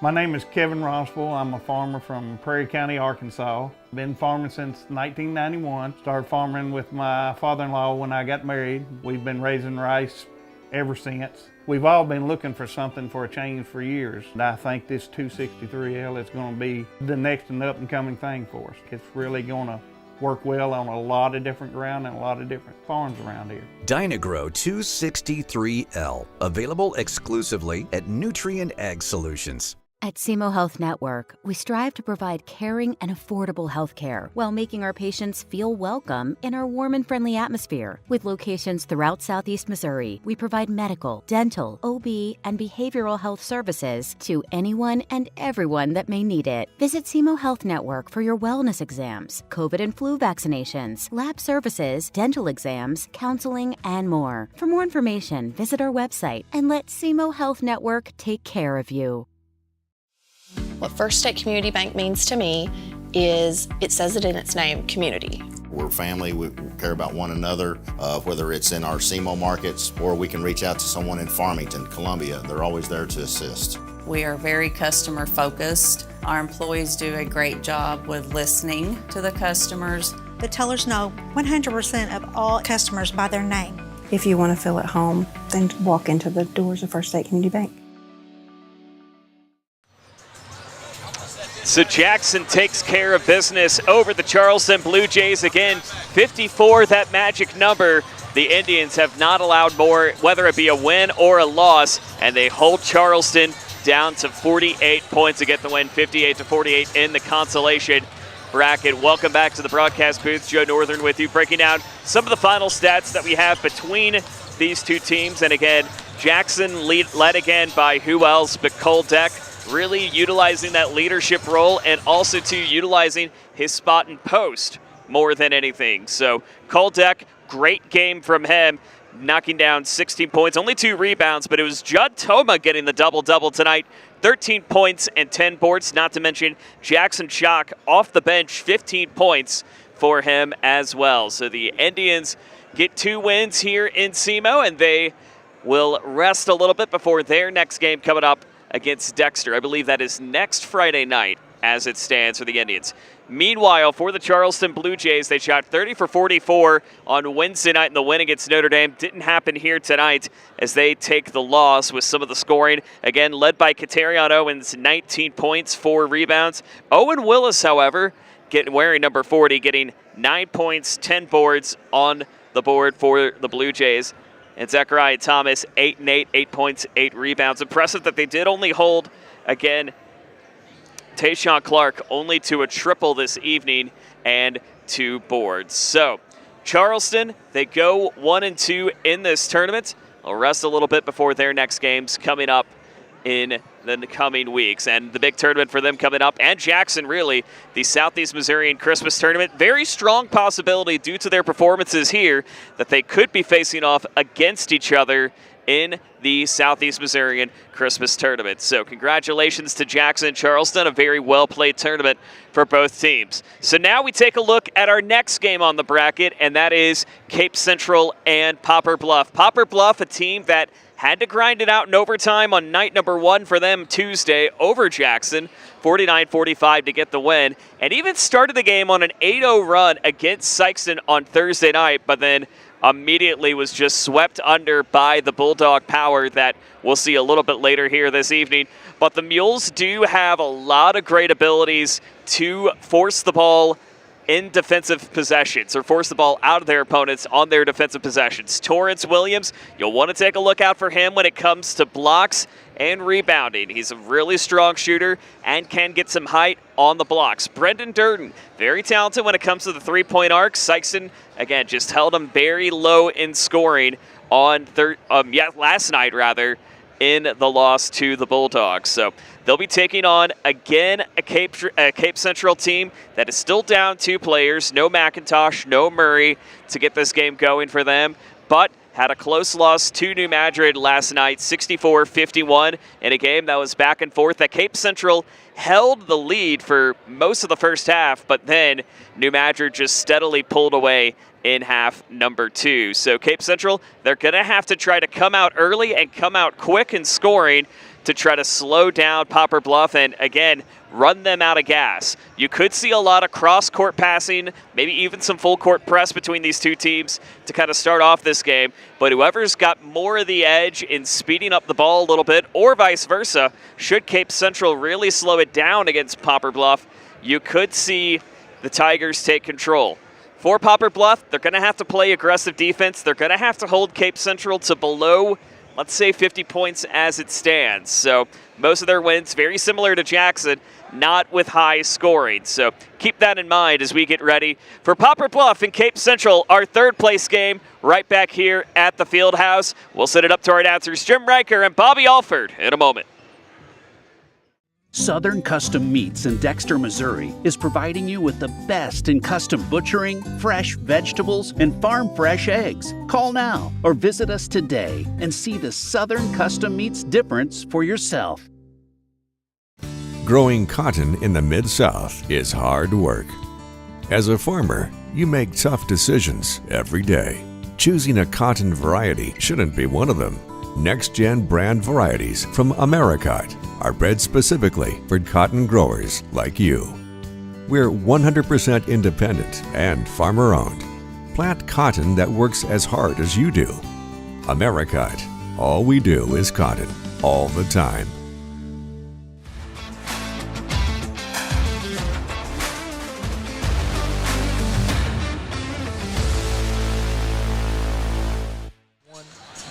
Welcome back to championship night of the SEMO Conference Basketball Tournament. I'm Jim Riker alongside my broadcast partner Bobby Alford, coming to you from the Sikeston Fieldhouse on A-Corp Sports.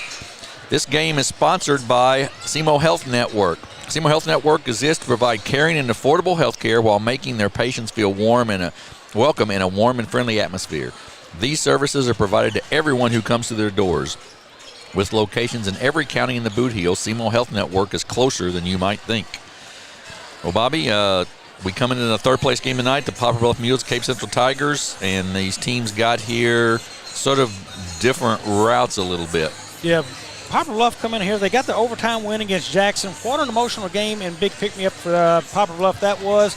And then before running into Sikeston, which has just been a buzzsaw for anybody they faced this year, dropping that one. Cape, meanwhile, they beat Notre Dame by 18, and then they lost to New Madrid last night, 64-51. And, you know, for Bluff, I think right now, I think Durden is going to be the key. He didn't have a very good night shooting the basketball last night. He's got to score more, and consistency for him is going to be key for them to win this game. They've also had Preston Moore. He's been in double figures. Darius Graham also last night, a big game. And Preston Moore's performing well. He's rebounding well for him. He's a difference maker on the floor for him, but he's got a tough task because this group from Cape Central, they've got some size, and they've got shooters. Jadon Reynolds is a shooter out there. Tashandre Edwards, he's 6'6". He's a big guy down low. Also, Morris Young, another big guy. A big thing I saw looking back at some numbers, Poplar Bluff only shot 1 of 20 from downtown last night.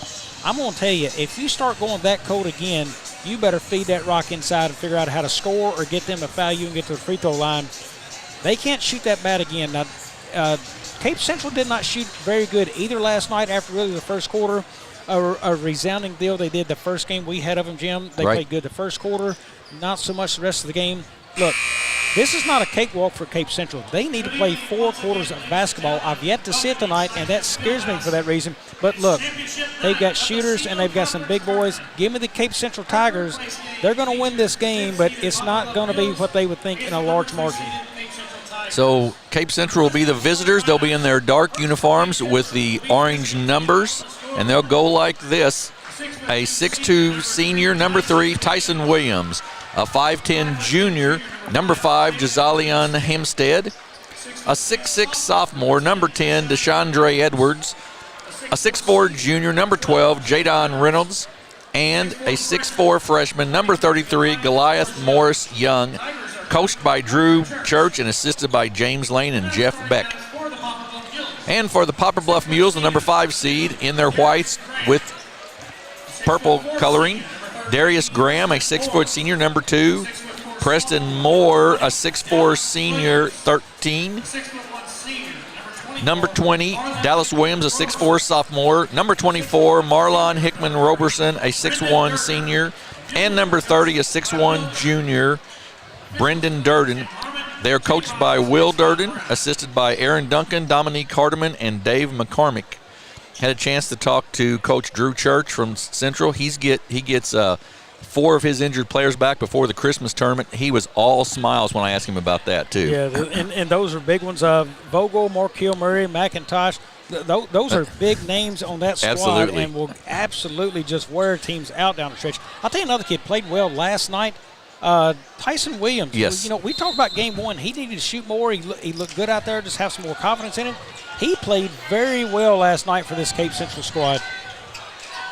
Poplar Bluff comes out man-to-man defense. Williams with it up top.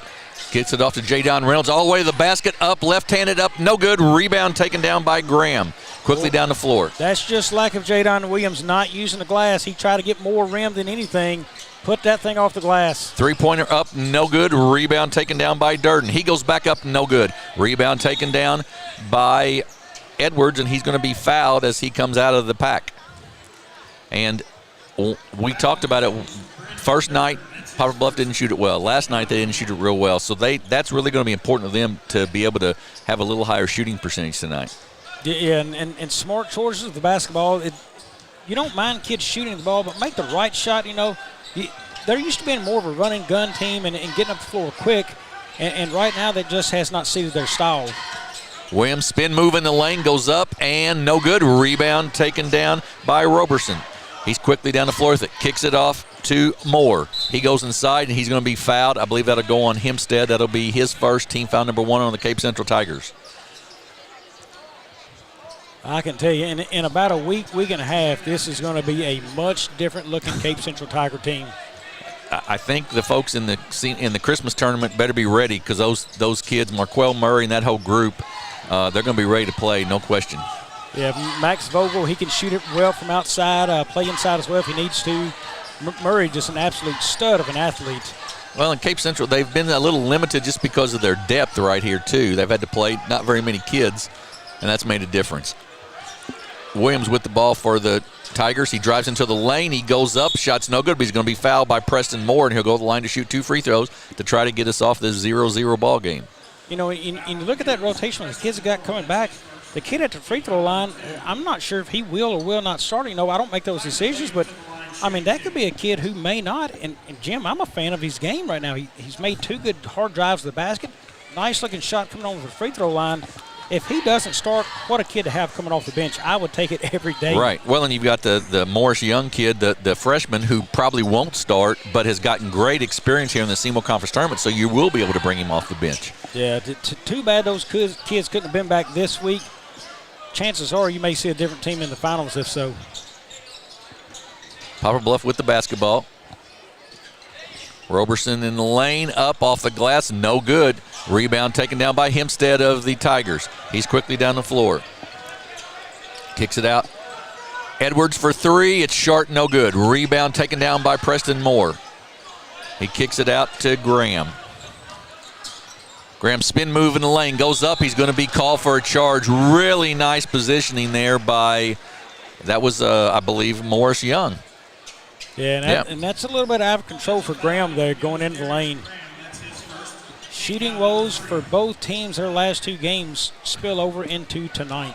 Poplar Bluff already also with 3 fouls here in the first minute 45, so that doesn't bode well with free throws coming up fairly quickly. Tyson Williams up top with it for Cape Central. Inside to Reynolds. He goes up off the glass and good.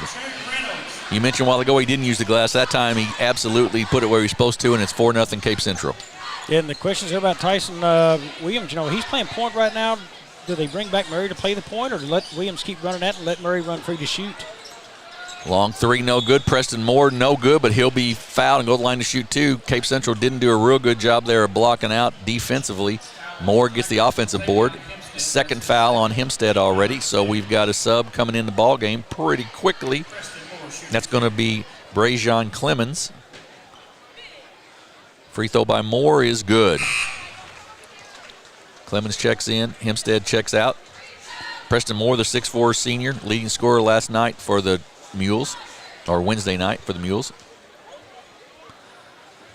2nd free throw, also good. Tyson Williams, 6'2 senior, will bring it up. I imagine most coaches in South Missouri would like to have the decision problems that Coach Church will have with who's going to start and who's not going to. Yeah, and in just a minute, so he's going to be able to rotate kids in. You know, last year I thought Cape, you know, they lost some size, but I thought they were going to be really good this year. Injury bug hit them, but here they only have 1 more game maybe without him, and that's Farmington. Right. And boy, after that, you're in the Christmas tournament up there, and they will be at full strength.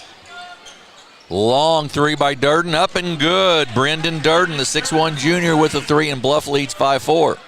Interesting shot selection for a kid who struggled shooting the ball last night. That was really deep, but, hey, he connected. He was very confident with it. Bluff's gone to a zone, 1-2-2. I take that back. It's still a man-to-man. Long 3, Tyson Williams up short, no good. He had a good shooting night last night. Not so good the first night. In the corner. Back out to Moore. He'll take the long 3. It's good. Preston Moore for 3, and Poplar Bluff leads 8-4. The shooting has all of a sudden picked up for Poplar Bluff, and still not so much for Cape Central. Central's had 2 good first quarters in this tournament, but not so much tonight. Ahead Moore on the steal, behind the back. Picks up his dribble, kicks it out to Graham. Moore with it. Left corner to Williams. Jump shot up and good. Boy, nice looking shot there, Jim. And it's 10-4 Poplar Bluff now. Long three, Edwards. No good. Not one pass that possession. He just come down and put up a shot. Shot up, no good, but there'll be a foul there, and that will send Hickman Roberson to the line. And Edwards is no question a very, very good player, but when you have the Troy McIntosh and Marquell Murray and Max Vogel coming back, he may be a kid as a sophomore who goes to the bench and becomes a kid off the bench as opposed to a starter. Yeah, especially when you come down to the floor and take shots like that, just an unwarranted three at the time. You didn't even look for anything to set up an offense, you know, and you're already down 11. It was 10-4 at the time, now 11-4. Those are just not smart plays in a basketball game. That's not going to earn you more minutes. Free throw good. Second one up and also good. So Bluff with a 12-4 lead here. And now he's over there on the sidelines getting talked to, you know, about his decision-making there. And you're down 12-4 in a basketball game and need him in. Central with the basketball. Clemens with it to Jadon Reynolds in the corner. He's double-teamed there, tough spot, but he does get it out to Clemens. And Williams now. Free shot up and good. Tyson Williams for two, and it's 12-6.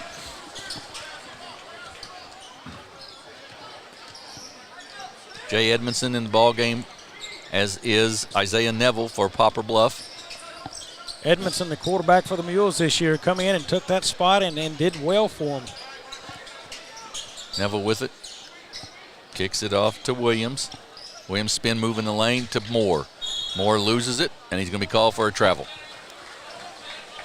So 2:38 to go in the first quarter, and Poplar Bluff with a 6-point lead, but they've just turned it over, and Tyson Williams will bring it up for the Tigers.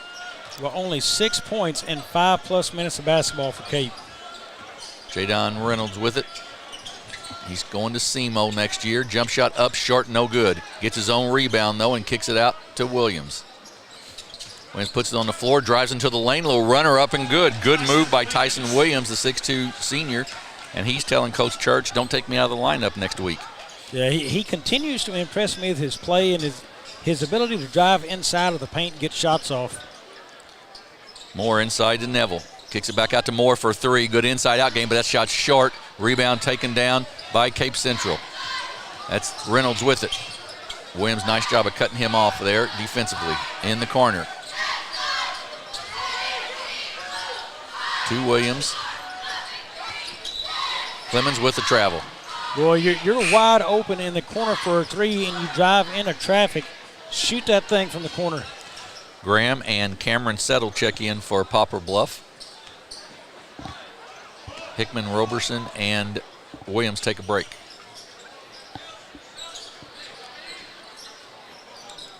So Bluff has gone a little, certainly deeper in their bench than Cape has so far. Moore to the basket, up and no good, rims out. Had a great look, just couldn't get it to go. Out to Jadon Reynolds. He puts it on the floor.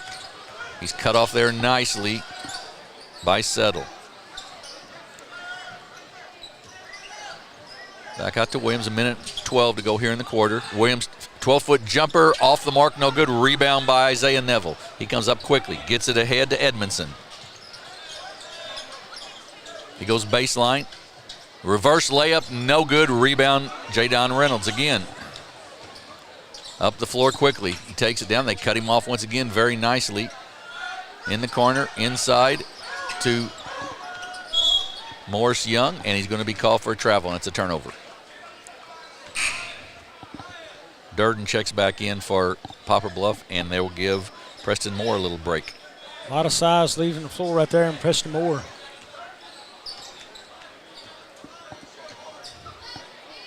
Edmondson to Neville.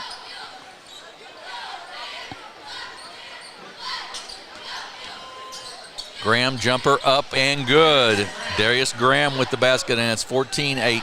Poplar Bluff. You know, Graham has no floater. He's going up and shooting the basketball. Good form, good shot, and basket.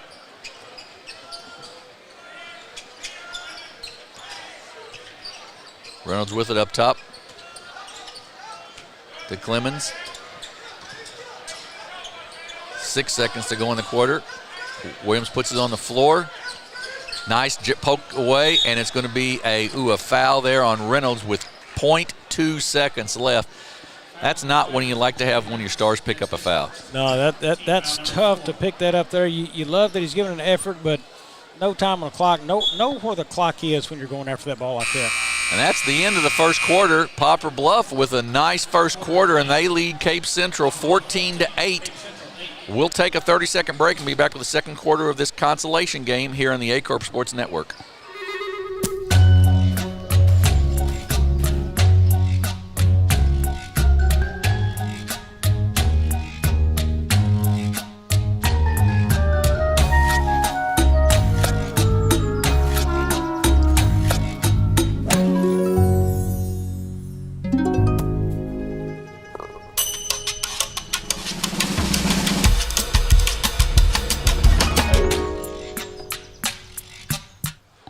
We're back at the Sikeston Fieldhouse. This third-place game. Poplar Bluff leads Cape Central 14-8 at the end of one quarter, and it's really a game with shooting percentages not very good right now, Bobby. Yeah, 28 and 30% for these two teams. You know, you just got to be better shooting the basketball right now. Cape Central 3 of 11 shooting the basketball. The Mules are 4 of 14. Just not a whole lot falling. The Mules already 2 of 7 from deep. They struggled last night from deep. 2 of 7 is not terrible numbers, but, you know, you want to see how that trends and continues. But, again, it's just shot selection right now I'm seeing out of both of these teams. Cape, some ill-advised shots, what they did. They got to get back near the basket and score right there. Struggle all the way around. Durden with the basketball, kicks it off to Edmondson. Neville guarded by Clemens. Tries to go backdoor, it's not there. They give it to Durden. He'll take the three. Up and good. Brendan Durden. I know you said he struggled last night, but he's made 2 now today. So yeah, 2 for 2 tonight. He's one of them in pregame I said needed to play well for Bluff tonight to have a chance. Tyson Williams with it. Kicks it in the corner. Long three. Long, no good. Clemens with the rebound. He'll go up and good. Brajon Clemens for 2, and it's 17-10. Hickman Roberson in the corner. Graham a long three. It's rims out, no good. Rebound Reynolds. He'll bring it up for the Tigers.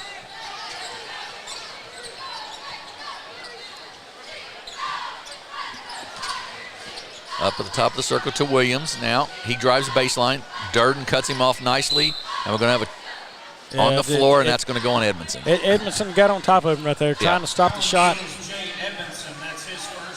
Preston Moore checks back in for the Mules, and Dallas Williams does as well, replacing Edmondson and Neville. Central with the basketball. They trail by 7, 17-10. Inside to Edwards. Nice block there by Williams, but Reynolds gets it back. Misses the shot because he's fouled and will shoot 2 free throws. Well, that's a shot on her front end Edwards needs to make. Or no, I'm sorry, Reynolds. It was Reynolds. Yeah, I called him Edwards. I was wrong on that. It's Reynolds. 20. That foul was on Hickman Roberson, his first, team foul number 2 on the Mules. Free throw up and good by Reynolds. You know, and interesting, you know, in this game, they really haven't tried to feed that rock down to Morris Young much down low near the rim. Yeah, he's not seen it down low. You're exactly right. Big, strong body. They have not gone there. You would have to think for a reason they're going to put it in Edwards and Reynolds' hands maybe, and maybe also Williams, but I just got to think he could help him. Graham with the jumper up and good. A little step back, step in, step back, and it's 19-12. Good move there by Darius Graham. Clemens with it to Williams. Reynolds thought about the three, doesn't take it. And they give it to Moore, but he gets it stolen.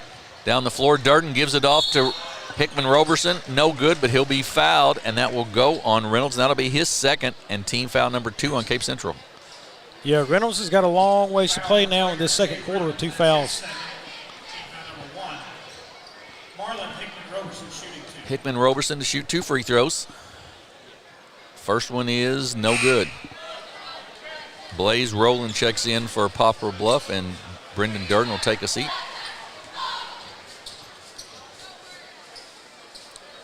Up and good. So, a 7-point lead for the 8-point lead for the Mules, 20-12. It's third place game. Of course, our next one is the championship game, the Sikeston Bulldogs and the New Madrid County Eagles. Bumping inside. Edwards, though, left-handed, gets it up and in. Good, just good, no call in there. Good physical play. That's good basketball by Edwards. Get it and back his man down, get close to that rim and put it in.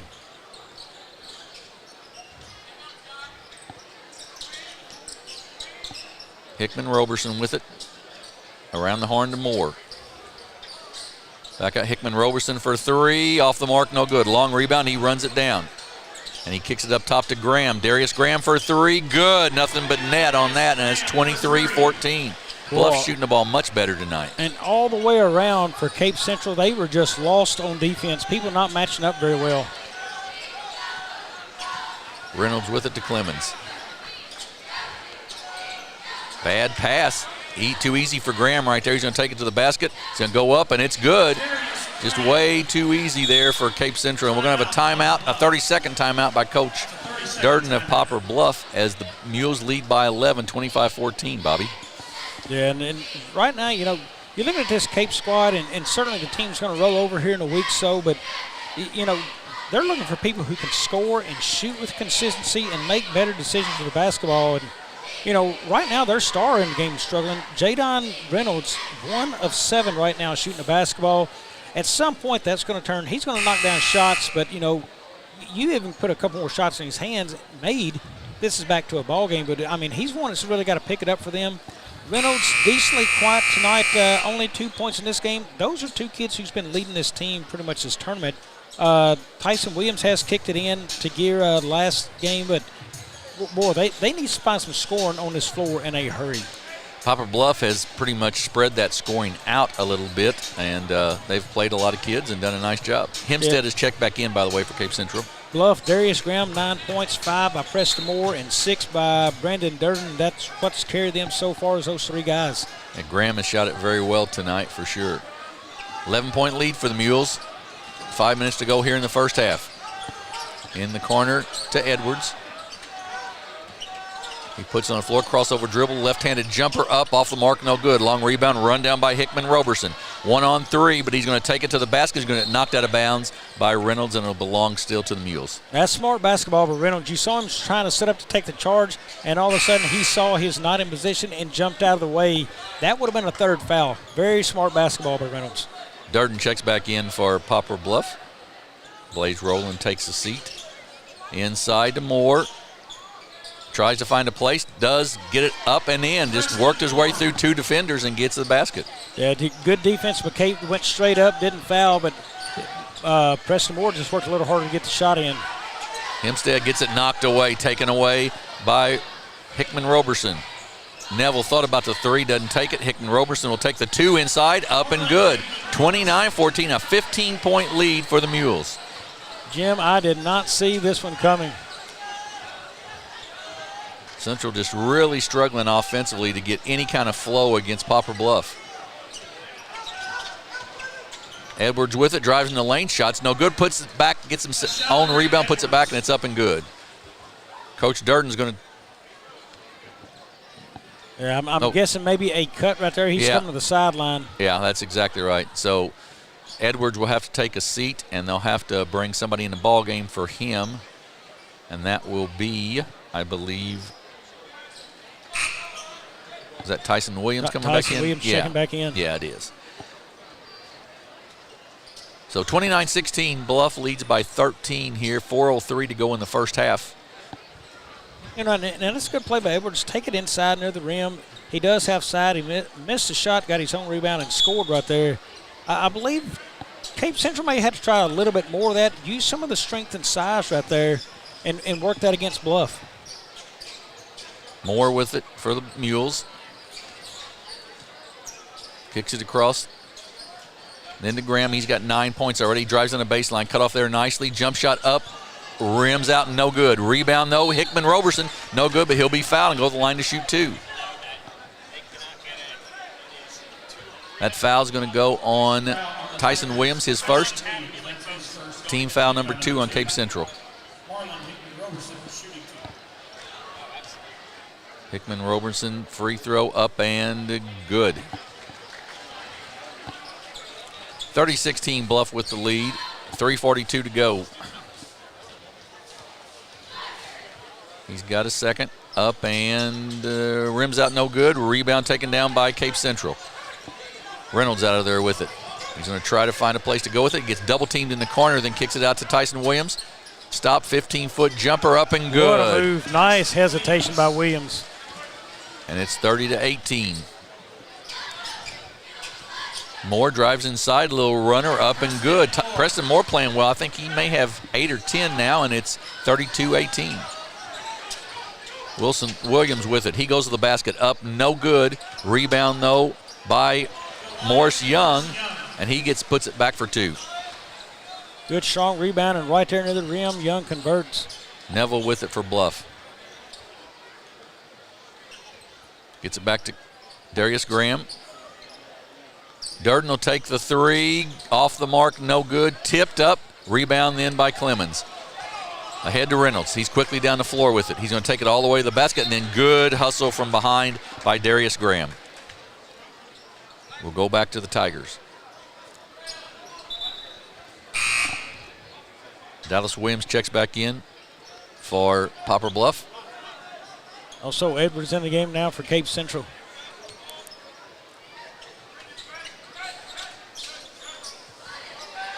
Get it in. Long 3, up long, no good. Preston Moore with the rebound.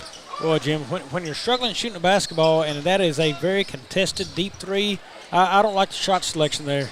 Graham with the miss. Once again, a rebound by Reynolds. He gives it off to Williams. Really 5-out offense for Cape Central here. Long 3, short, no good. But Edwards with the rebound. He'll kick it out to Williams, and we're going to have a travel. And nobody posting up inside for Cape Central at all right now. No, it's all shoot, shoot, shoot, and, penetrate and then get to a point, jump, stop, and shot. But just, I can't believe they're not trying to take advantage of anything on the inside. To Moore for Poplar Bluff. He puts it on the floor. It opens up for him. It's no good, but he's going to call for a charge there as Morris Young. And we've seen him draw a number of those in this tournament for a freshman. That's pretty impressive. Yeah, nice to see the freshman stand in there. And that's the second foul on Preston Moore now. Right. He's got to come out. He's been a shooter for him. Can score, can rebound. So that's a lot coming out of the game for the Mules right now. If you're Cape, make a charge right here. Now 2 low posts for Cape Central. But nobody really posting up. And they give it across. Back out to Edwards. He puts it on the floor. He drives inside. He goes up off the lane. No, going to be a foul on the floor. No basket. And Cape Central will get it out of bounds. That foul will go on Settle, his first. And team foul number 4 on the Mules. Still, there Williams tried to post up a little bit, but still a dribble and drive to the basket. I wonder, does that change much next week when McIntosh comes back? I would guess it would probably. Reynolds to the basket, up and good. Good strong drive that time by Jay Reynolds. 32-22, down to a 10-point game, and then right through the hands of Dallas Williams, and Central will get it back with a chance to cut it below 10. Clemens checks back in. Hempstead checks out for Cape Central.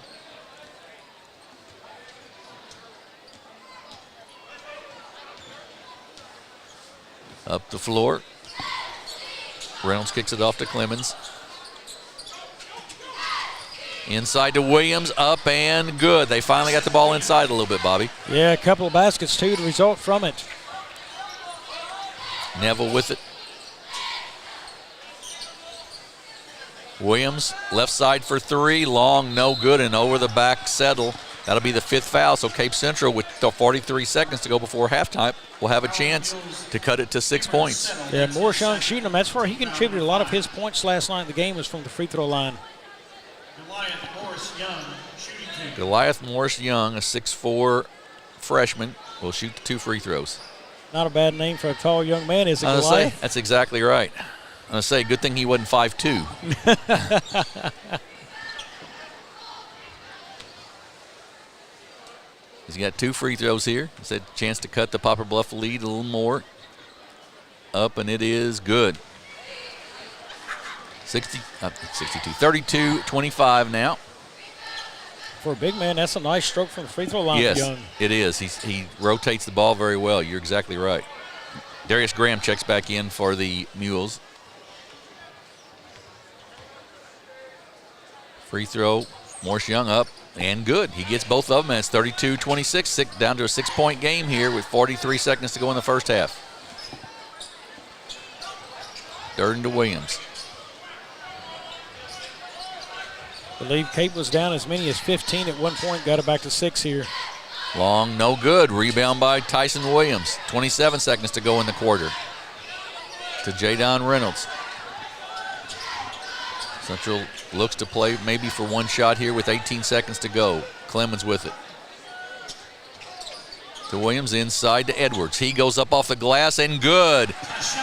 DeChandre Edwards, and it's a 4-point game. 6 seconds to go for the end of the half. And then a steal by Williams. He's loose on the floor. After it, we'll have a jump ball, and it will belong to Poplar Bluff with 2.5 seconds to, or Cape Central, with 2.5 seconds to go in the half.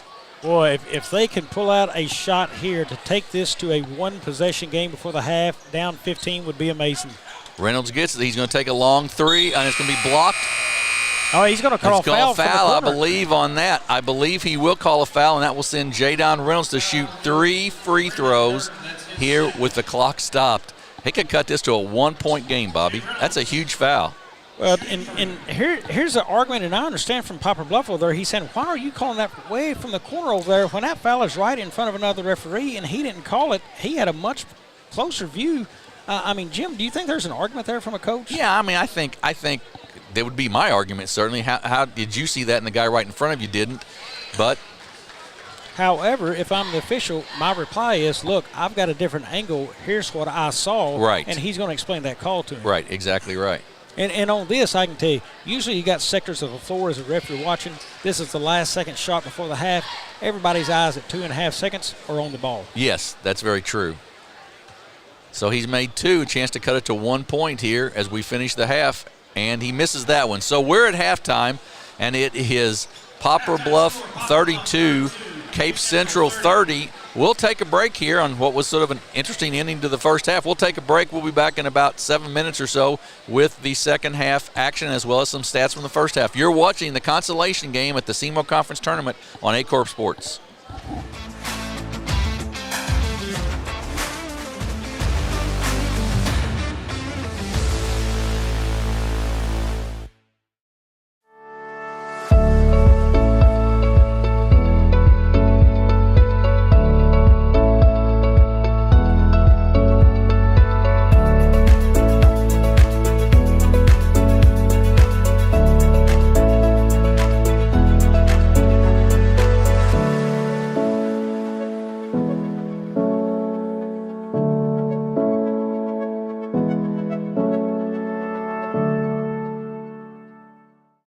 When we look, we listen. When we evaluate, we understand. We get you to the right number without treating you like one. At Southeast Primary Care, we know your relationship with your doctor is one of the keys to get you better and keep you well. Our network of providers connects you to the brightest minds and latest technologies. It's a healthy relationship. Southeast Primary Care, always by your side. Halftime score, Poplar Bluff had an early advantage over Cape Central, but the Tigers slowly creeping back. 32-30 our score as we welcome you to the halftime break. Joe Northern with you. Again, a very strong first half with Poplar Bluff, really doing a great job of controlling the tempo and really surprising the Cape team while down two of their most important players in Murray and in Murray, for example. Again, it's just been a little off for the Tigers as it stands so far, but are getting the second half comeback. Taking a look at some of the numbers for the Tigers. Currently, Tyson Williams, 8 points on the evening. For Cape Central, Jaden Reynolds getting 2 of 3 on the three-point attempt to close the half with the 2 out of 3 free throw attempt. Meanwhile, for Poplar Bluff, led by Darius Graham with 9 at the moment. Preston Moore with 7 as it stands. Britton Durden not too far behind in scoring as well. And once again, championship games, a lot of atmosphere, a lot of hype, and a lot of people in the room. In fact, in the case here at the Fieldhouse, there is such a thing as too many people in the room right now. If we can kind of get a look at some of the crowd going on right now, it is filled to max capacity here at the Fieldhouse. As you can see, they've actually stopped letting people in the doors. In fact, a line of nearly 300 people, if not more, going all the way out to the parking lot and looping around the corner for people just trying to get a glimpse of what is going to be an exciting championship game coming up in just a little over an hour, or whenever this one finishes up, between Cape Central and Poplar Bluff. So if you do anticipate coming to the arena tonight, or at least want to try, all we can tell you is good luck, because there will be a long line for you to get in.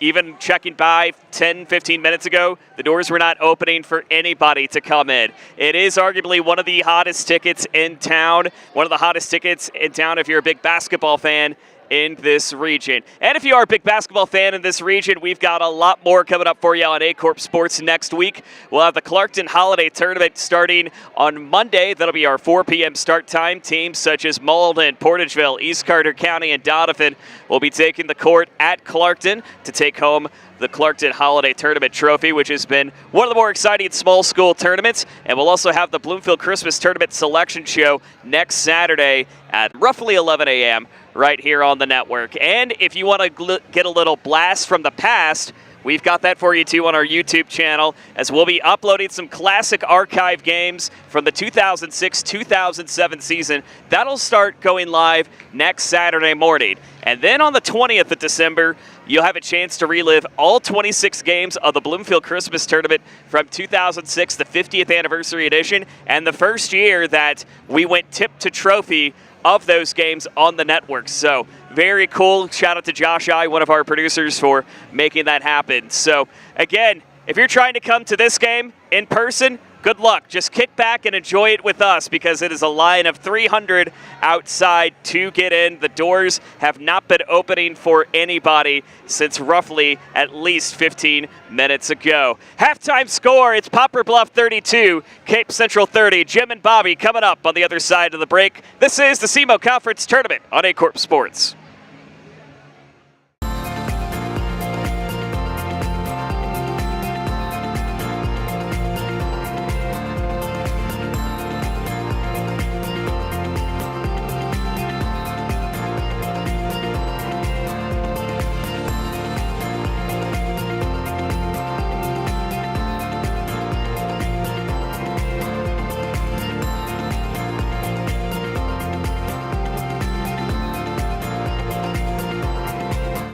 Bagby Wealth Management in Dexter, Missouri is helping you with all your retirement planning, 401k rollovers, and financial planning.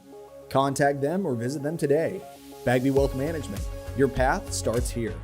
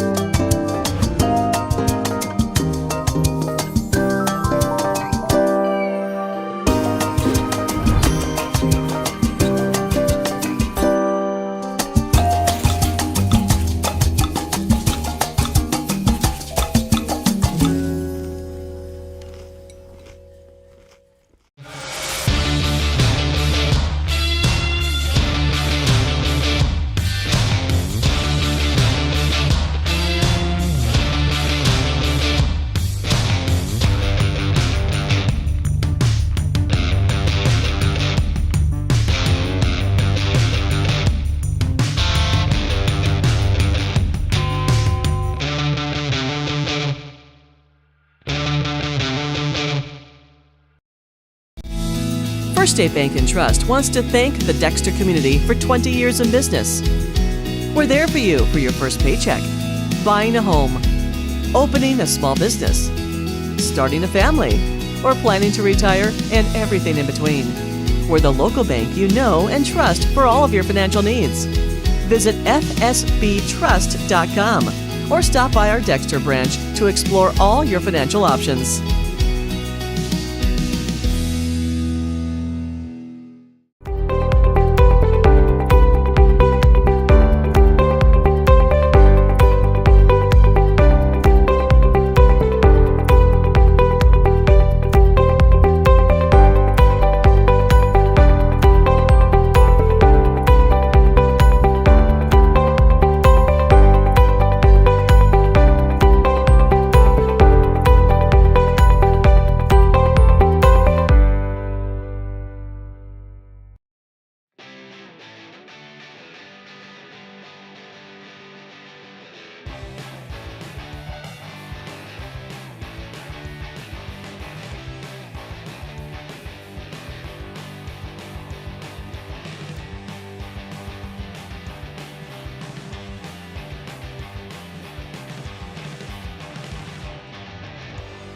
Just remember, if Altry-Moreland is not on the back of your vehicle, you paid too much. Back at the Sikeston Fieldhouse, 32-30 here at halftime of the third place game, and Bobby, Cape Central really with a nice run there at the end of the half to cut it to 2 points. Yeah, they put it together, and it's all on the inside game near the glass and at the free throw line. And real quickly, we'll get to the stats here at the half. It is Tyson Williams, 10 points in the game, 6 points, Trayshawn Edwards, 8 points for Jaredon Reynolds, and 4 points for Morris Young. Also 2 in the game for Brajon Clemens, and that wraps up their 30 points. They are 11-25 right now at 44% shooting, 11-20 inside at 55%. Cape Central has not hit a three-pointer yet. However, they have shot 8 of 9 from the line. Look, you're 8 of 9 from the line. You hadn't hit a three. Working inside, off the glass, score, or get fouled. I feel like I've said this in the first game because I did. True. And on the other side of the scoreboard for the Mules, shooting's not much better. It's 11 of 31 in the game at 35%, 7 of 18 inside the arc at 40%, and 4 of 13 for 31% outside. They have shot it decent. I'd take 30% in the game, shooting outside from three. In the game, and it's Darius Graham with 9 points. 9 points for Preston Moore. Dallas Williams with 2. Hickman Roberson with 6. Braden Durden with 6. Both of his have been on 3-point shots he's hit earlier in the game, so kind of wraps up their shooting. They are 6 of 8 as well from the free throw line. They are getting out-rebounded in this game. 19 rebounds for Cape, 13 for Bluff.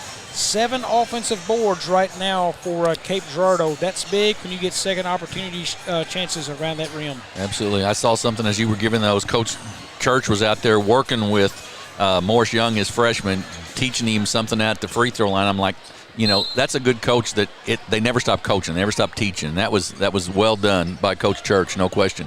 Bluff with the basketball here. 32-30. They have the 2-point lead as we start this second half. Preston Moore with it. He's got 2 fouls, but he's also scored some for the Mules. Boy, that was a missed pass right there. If he hits him on a direct pass, that's a score. Moore inside, no good. Rebound taken down by Reynolds. And then what I saw there, the bounce pass slowed him down. Hempstead goes to the basket. He goes up and good. Jazarian Hempstead with the basket, and we're tied at 32. Look at there. They pulled himself back in the game off the glass inside. Williams kicks it out to Moore. Wide open 3 from the corner. Long, no good. Rebound taken down by Tyson Williams. He comes up the middle of the floor quickly for the Tigers. Kicks it out to the corner to Reynolds for 3. Off the mark, no good. Rebound, Hickman Roberson. Durden with it for the Mules. Graham, who had a nice first half shooting the basketball for the Mules. They go around the circle. Back to Moore. Graham for 3. Good. Darius Graham gives the Mules a 3-point lead. Well, Darius Graham's got a really nice-looking shot. Tyson Williams with it for the Tigers.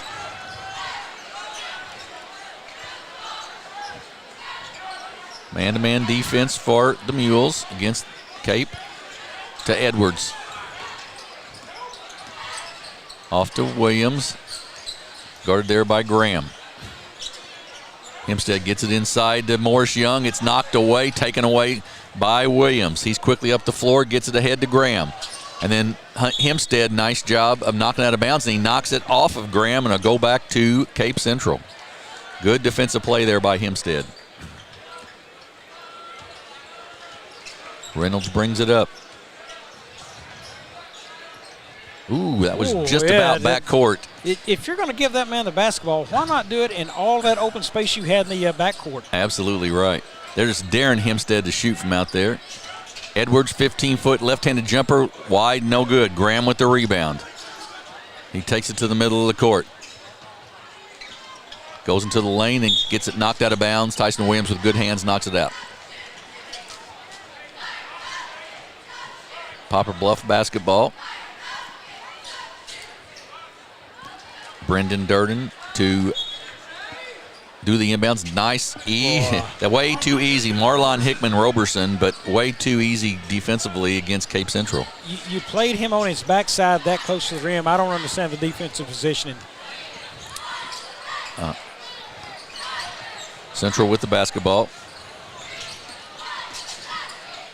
Reynolds thought about the three, doesn't take it. Now he drives into the lane, gets it blocked. Good block there by Durden. Ahead to Hickman Roberson, to Moore. Moore spin move inside, up, no good, but he'll be fouled by, I think, Morris Young. I don't think that'll be on Edwards.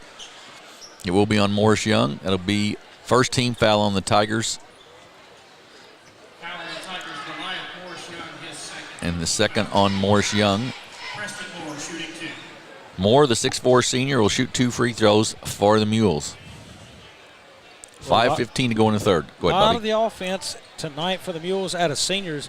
They'll be a much different looking team in this tournament next year. Yes, you're exactly right. You're exactly right. Neville checks in to replace Williams. And I believe also Graham goes out of the ball game. Free throw up, off the mark, no good.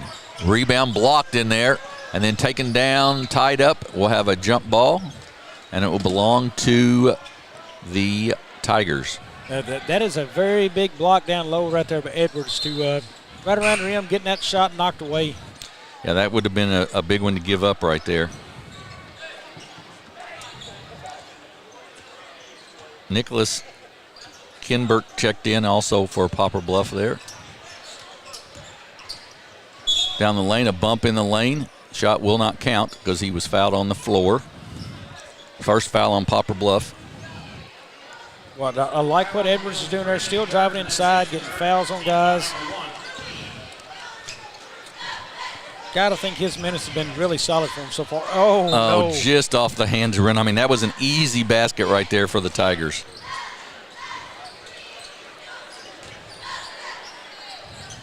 So Poplar Bluff will bring it up to the basket, up and no good. Shot short. Rebound taken down by Hempstead. Kicks it out to Clemens. Reynolds for a long three, off the mark, no good. Cape Central struggling from the three-point line. Well, Reynolds has had an ice-cold night out there so far for Cape. Durden will take the three, no good. And a foul's going to go on Kimbett as he goes over the back on the rebound. Well, right there, Williams has been in the middle of it all night long for Cape Central. Yeah, he's really stepped his game up. No question about that. Reynolds with it, gives it off to Tyson Williams. Scored there by Hickman Roberson inside to Edwards. Just too much kick right there, Bobby. There's too many hands that you can knock that away on that pass. Too many hands. Nice job on defense right there by Bluff because Edwards wanted that basketball a lot closer to the rim.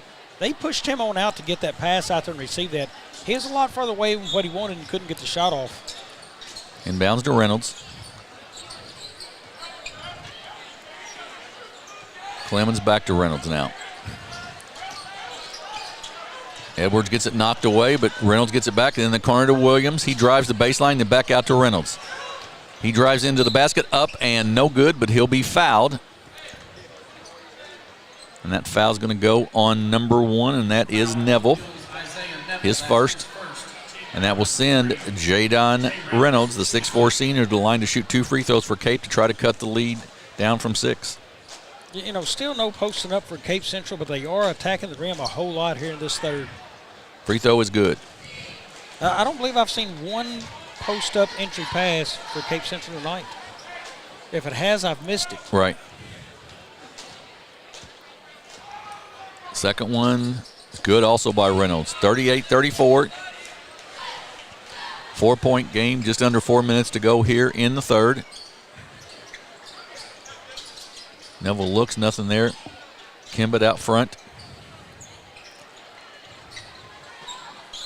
Moore, nice fake down the baseline, up and no good. Good look, but then can't get to finish. Hickman Roberson, though, put back, no good, and then gets his own rebound, put back once again, and good. 2 offensive rebounds there for Bluff. I was impressed by Preston Moore. To beat your man like that to the basket from the corner, that is not an easy task. Williams kicks it off, then out to Edwards. Hempstead gives it back to Edwards. In the corner to Reynolds for 3, off the mark, no good. Rebound Edwards. He goes to the basket strong, it's good, and he'll go to the line to shoot 1 as he's fouled. The sophomore Edwards gets the basket. Still not a 3-point basket made by Cape Central tonight. They have really not shot it well. Williams checks in, Moore checks out for the Mules. Coach Drew Church going to call a timeout here. His team trails by 4, 40-36, with 3:07 to go in the third period. We're going to take a 30-second break and then be back here on the A-Corp Sports Network.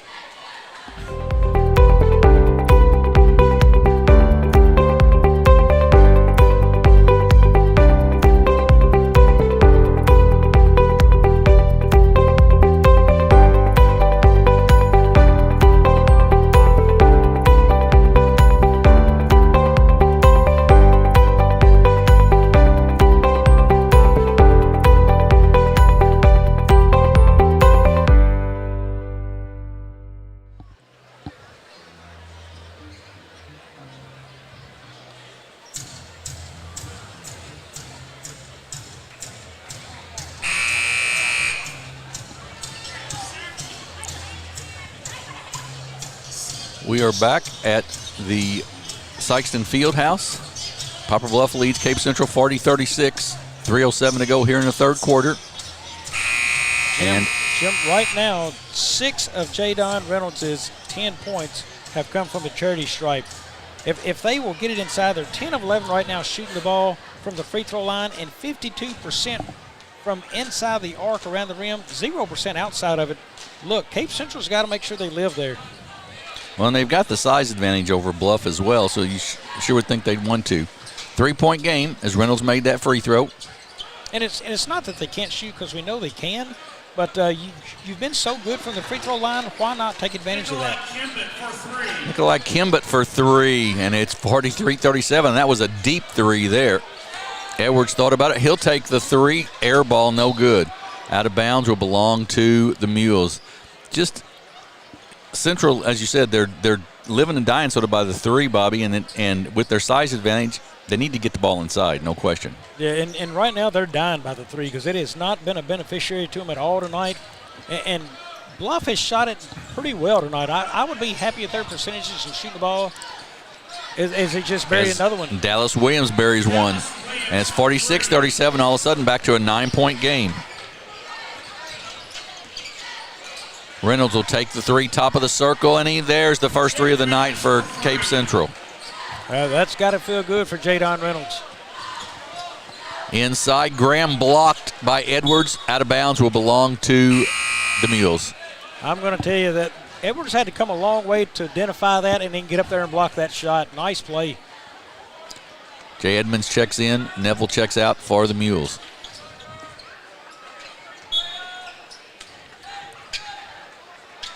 Oh, just once again, way too easy on the inbounds, and Darius Graham with the easy basket. Yeah, as much length as Cape Central has, get an arm up. Williams with it, kicks it off to Clemens, gets it back. Reynolds up top. Hempstead drives in the lane. He's going to go up, off the glass, and good. Hempstead with 2, and it's 48-42. Nikolai Kimbett takes it to the basket. Up off the glass. No good. Rebound taken down by Tyson Williams. He's quickly up the floor. Gets it inside. Good look inside to Edwards, up and good. Boy, I'm telling you, Tyson Williams has had a really good game. That's good court vision for him to get it to Edwards right there on the block. 48-44. Williams for 3. Good. Dallas Williams is feeling it from that corner, and it's 51-44, and Coach Will Durden takes a quick 30-second timeout. I tell you, I think Dallas Williams gave a little peek back to his man there in the corner saying, hey, I just got another one on you down here. I think it's exactly right. He has hit 2 in a row from down there. He's hot, and it's now a Poplar Bluff 7-point lead. You know, we watched Cape Central close this thing all the way to, I believe, a tie ball game, but Poplar Bluff just has not made it easy on them. They just, you know, Cape Central will get there, and then you see Poplar Bluff just extend this thing right back out again. I'm going to tell you, this team has come in really on fire and has looked like the better team the whole game. Yeah, they have played very, very well. Central, of course, the number 2 seed. Some of that probably having to do with the talent they have sitting on their bench right now. Yeah, the uncertainty maybe of those kids coming back, will they be back, will they not? But, you know, the coaches are sitting in there in that room voting on what they see on that lineup sometimes. And, you know, it's tough. And still they have a good team. Jadon Williams, just a very not typical night for him. He hadn't shot it well from 3, has knocked down his first, but it's been a tough night. Generally, he's going to shoot it a little better from the outside than this. Central with the basketball. They trail by 7.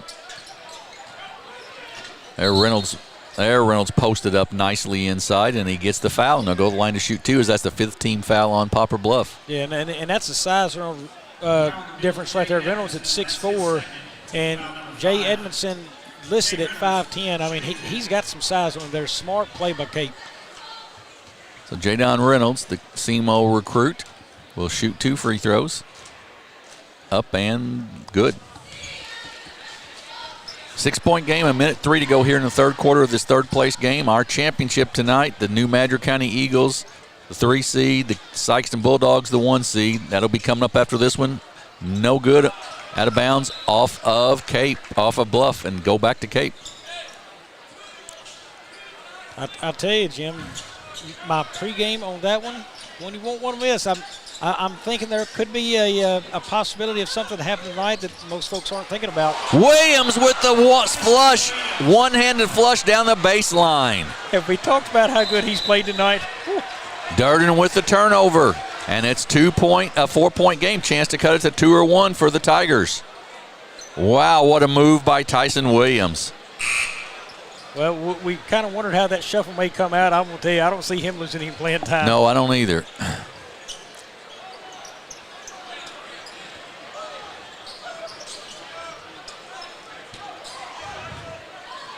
Reynolds with the basketball for the Tigers.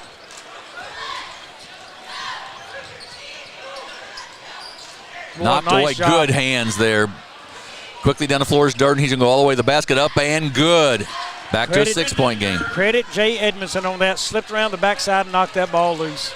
Edwards goes to the basket, up, floater, no good. Rebound by Graham. What could have been a 2-point game has a chance to go to a much bigger lead now. Again, every time Cape Central seems to make a move, Poplar Bluff just seems to trump them. 3rd foul on Hempstead, 2nd foul on Cape Central this quarter. Durden with the basketball for the Mules. Back out to Williams. He's been hot lately. He'll take another 3 from top of the circle, off the mark, no good. Edmondson, though, with the rebound. And he kicks it off to Graham. Graham puts it on the floor, cut off there nicely, but they'll put up the 3. It's off the mark, no good. Tipped, taken down by Reynolds, and that'll end the quarter. And we're at the end of 3. It is the Poplar Bluff Mules, the number 5 seed, 53. The Cape Central Tigers, the number 2 seed, 47. We'll take a 30-second break and be back with the 4th quarter of this third-place game here on the A-Corp Sports Network. At Young Real Estate, we're Southeast Missouri, just like you. We are parents. We are teachers. We are grandparents. We are active in our community. We are patriots. Serving all of Southeast Missouri, and we are here for you. We are young.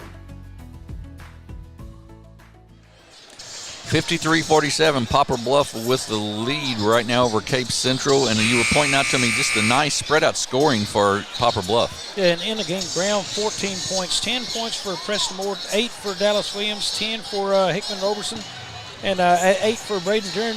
But I'm going to tell you something, Poplar Bluff right now shooting the ball inside. They're only at 38%. It's been a three-pointer that has put them in this game. They're shooting that thing at 8 of 21 for 38% from deep. Jim, 38% from three is really good numbers. Everybody's going to take that on every night. That's really kind of kept them pushing this game out. While Cape Central only one made on the night. Preston Moore with the basketball, kicks it off. Jumper up by Durden, no good. Rebound Moore inside, comes away though to Hempstead. Out to Reynolds, and then off to Tyson Williams, and he'll bring it up for the Tigers.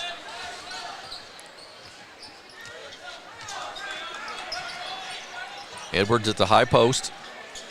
Set the screen for him, but not there. Reynolds will take the three instead. It's off the shot clock and out of bounds. Will go back to Poplar Bluff. Jim, there's no rhythm there for Reynolds. I'm not a fan of the shot because he stood for so long just waiting, and then pull that shot off. That's just not something you see a whole lot happen. Usually coming off a screen, off a dribble. A lot of dead time there for him to hold that ball and then try to jack up a shot. Durden to Graham. Graham tries to drive down the lane, cut off, and then Jadon Reynolds going to be called for a foul there, and everybody in the whole place had the same reaction we did. I believe that one was pretty good hands by Jadon Reynolds right there.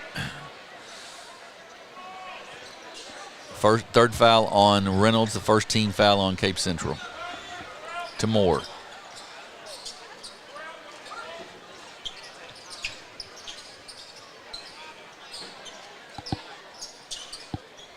Hickman Roberson puts it on the floor, cut off there nicely by Williams. Durden puts it on the floor, loses it, goes out of bounds, and it'll belong still to the Mules. 6:48 to go in the ball game. Bluff up by 6, 53-47. And a steal by Hempstead. He's quickly down the floor. Edwards running with him. He gets it to Edwards. He goes up and misses the layup. Preston Moore with the rebound. Well, found himself right in the middle of the floor. Bad place to be. Durden for the jumper, no good. Tipped. Durden gets it back. He goes up. He'll be fouled. He'll go to the line to shoot 2 free throws, and he'll be fouled by DeShondre Edwards. We talked about this a little bit last week in the broadcast. When you're running up the floor, never run smack dab up in the middle of the floor. Get outside of the rim on one side of the block or the other. That way you've got an angle. Right there, Edwards found himself trapped on the rim almost, so he couldn't get the dunk, but he's going straight on at the rim. Couldn't use the backboard angle. Free throw by Durden is good. Dallas Williams checks back in, and Jay Edmondson will take a seat for the Mules.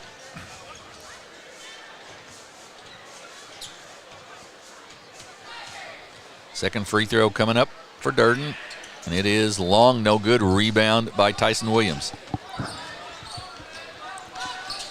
Crossover dribble, drives down the lane, goes up strong, but wild off the glass, and no good. Tip taken down by Graham.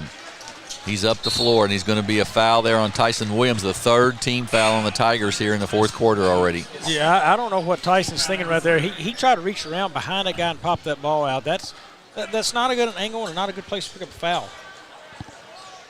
Second foul on Tyson Williams, third team foul on the Tigers. Neville with it to Graham.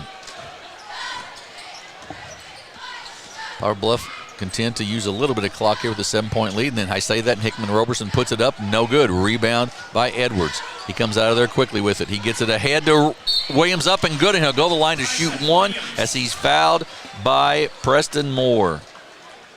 Well, if he can convert, puts it a 2-possession game here at 4 points.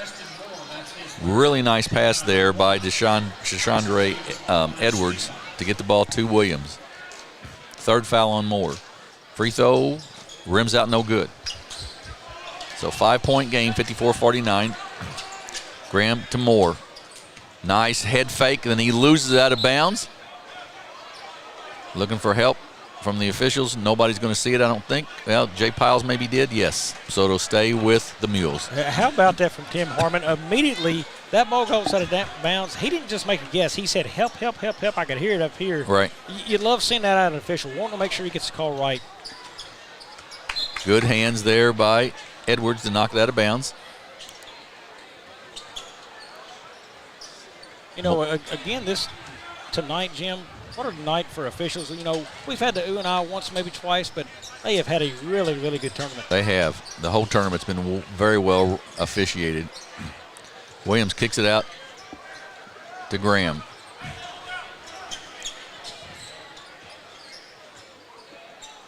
Five-point game, 5:35 to go. Williams from the three from the corner. This ball time, it's an air ball. Ahead to Reynolds. He gets it to Williams.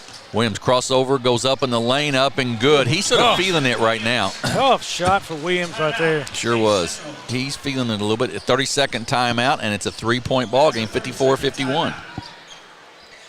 Well, they've pulled it to three now. You know, they've got the ball rolling and everything again. They've only hit 1 3 from outside. They've taken the ball inside. They're winning the battle right there because Poplar Bluff has not been very hot inside. You know, we talked about that shooting percentage in the 30s. Hey, this game is starting a trend, and I know it's been a Poplar Bluff game the whole time, but right now the inside game, it's in Cape Central's favor. I'm saying this game is trending Cape Central's way, and they're still down 3. 54-51, 5:21 to go here in this ball game. This is the third place game. In the fifth place game earlier tonight, it was the Jackson Indians with a 10-point victory over the Charleston Blue Jays. And our championship, of course, the Sikeston Bulldogs and the New Madrid County Eagles. Preston Moore with it. Durden up top. Hickman Roberson post up a little bit. I like the matchup there. Get it back to Hickman Roberson. Graham in the lane, about an 8-foot jumper, rims out, no good. Tip back up and falls in. Tip goes up. Hickman Roberson with the tip in, and it's 56-51. It's way too many offensive rebounds there. Williams loses it, gets it back, and then kicks it back out to Hempstead. Clemens off to Reynolds. He puts it on the floor, kicks it to Williams. Williams drives down the lane, loses it. He's going to have to kick and does get it out. To Clemens. Well, that's a good double team down inside on Edwards. Poplar Bluff to 9 right there. Hempstead to the basket. He gets bumped. It'll be no good, but he'll shoot 2 free throws as he was fouled while he was shooting. You don't think Poplar Bluff has noticed what I noticed, that the battle was being won by Cape Central right there down low? Oh, yeah. Boy, the double team, there was just no chance for an entry past Edwards. Hempstead will shoot 2 free throws here. That was the first foul on Dallas Williams. Free throw is good. 56-52. Hempstead is a kid who probably will lose some playing time when the other Tigers get healthy, but he's played well for him tonight. Durden with it for the Mules. 4-point Mule lead. Graham, nice spin move inside up off the glass and misses the shot, no good. Graham gets it back and throws it up. Still loose. Williams comes away with it. Triple teamed and kicks it out to Hempstead. He looks down the floor, kicks it right side to Reynolds for 3 from the right corner. Rims out, no good. Clemens keeps it alive, but comes away to Graham. J-Down Reynolds just cannot get a 3 to go down tonight. Yeah, and if he get a good matchup here for Bluff. To Moore down the baseline, cut off there nicely by Reynolds. Then it's loose, but it's going to be a foul on Clemens. The reason I like that, I don't know how much experience Clemens really has, but Roberson has seemed to play very well, especially down low. He's got a good shot. I like the matchup in favor of Bluff right there. He needs to try to score when he gets the basket on that matchup. Blaze Rowland checks in for the Mules, and we've got a foul on the floor before the shot can go off.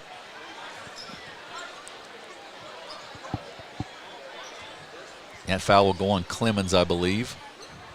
Foul against the Tigers, Clemens. It's his first. His first and team foul number 5. So Mules will shoot free throws the rest of the ball game. One thing we hadn't really called here late in the game, Morris Young, not a whole lot out of him here in the second half. He's not been in the game. He's not been on the floor in the last probably, all the fourth quarter, I don't believe. So you're exactly right. He's just not been playing. Missed both free throws. Reynolds will bring it up for the Tigers. Kick it off to Edwards. In the lane, fall away jumper, air ball, no good. Nice rebound, though, by Hempstead. Knocks it off of Williams out of bounds. Edwards has struggled shooting the ball a little bit tonight as well. Yeah, shot selection has been a little tougher right there, but look at that one. There's an inside one. Boy, just way too many easy inbounds baskets. We're going to have a timeout by Coach Drew Church here with 3:17 to go. Let's give Edwards his due. He's 6'6" and a big boy. He created some space there. I don't know how easy it was, but he made it look easy. That is very true. It's 56-54, 2-point ball game with 3:17 to go. We'll take a 30-second timeout and be back here on the A-Corp Sports Network.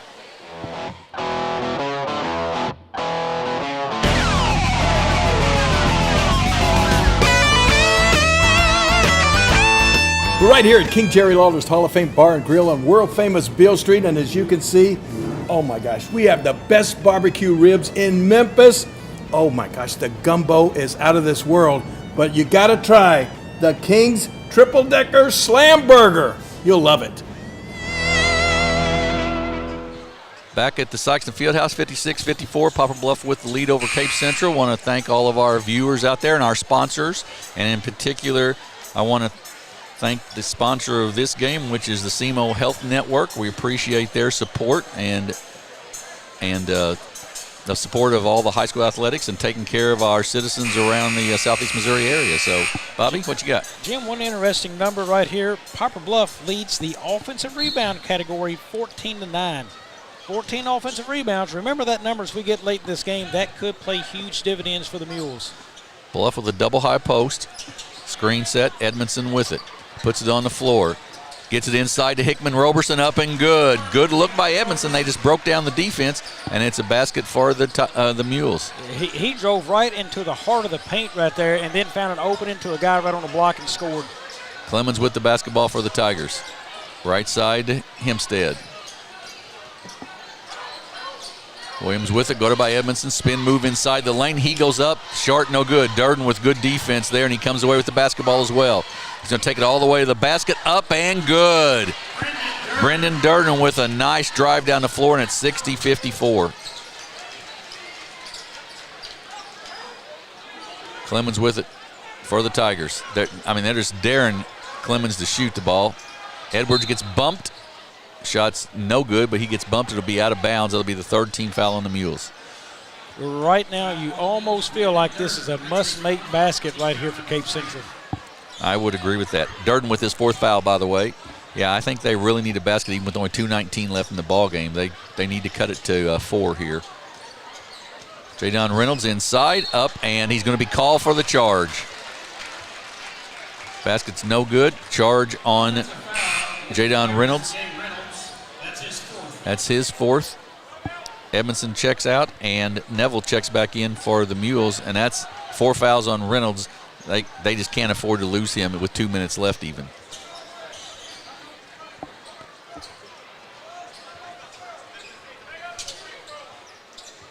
Looks like Bluff is really going to be patient on shots. A lot of outside passing right here. Well, they have free throws no matter what, so you're exactly right. I would think they would be very patient. Neville puts it on the floor, drives inside, gets it knocked away. Ahead to Edwards. He gets it ahead. Up, Clemens up and good. Brajon Clemens for 2, and it's 60-56. An unexpected source with the basket. Preston Moore down the floor. Up off the glass and good, and just Cape Central just didn't get on the floor on defense, Bobby. And I think they were probably expecting Bluff to try to. Edwards no good, rebound by Graham. I think they're expecting Bluff to slow play that a little bit, and they just come up and surprise them and scored. 6-point game. Graham will pull it out a little bit with 1:16 to go. Just try to ice this one out. Durden with it to Neville.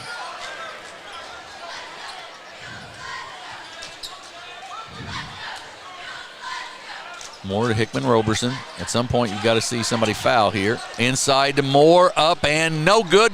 Gets his own rebound, no good once again. Edwards with some good defense. Well, that's a mistake by Moore. You've got to draw body contact. Yeah, you got to score there. Reynolds for three, no good, but he's fouled on the three-pointer and will shoot three free throws. Reynolds has been good from the line tonight. If he can knock down all three, it'll make it a three-point game. They've got a chance. Yep. Be interesting to see if he can knock down all three. Do they come out and press right out of this? I would think they're going to press and try to get a turnover.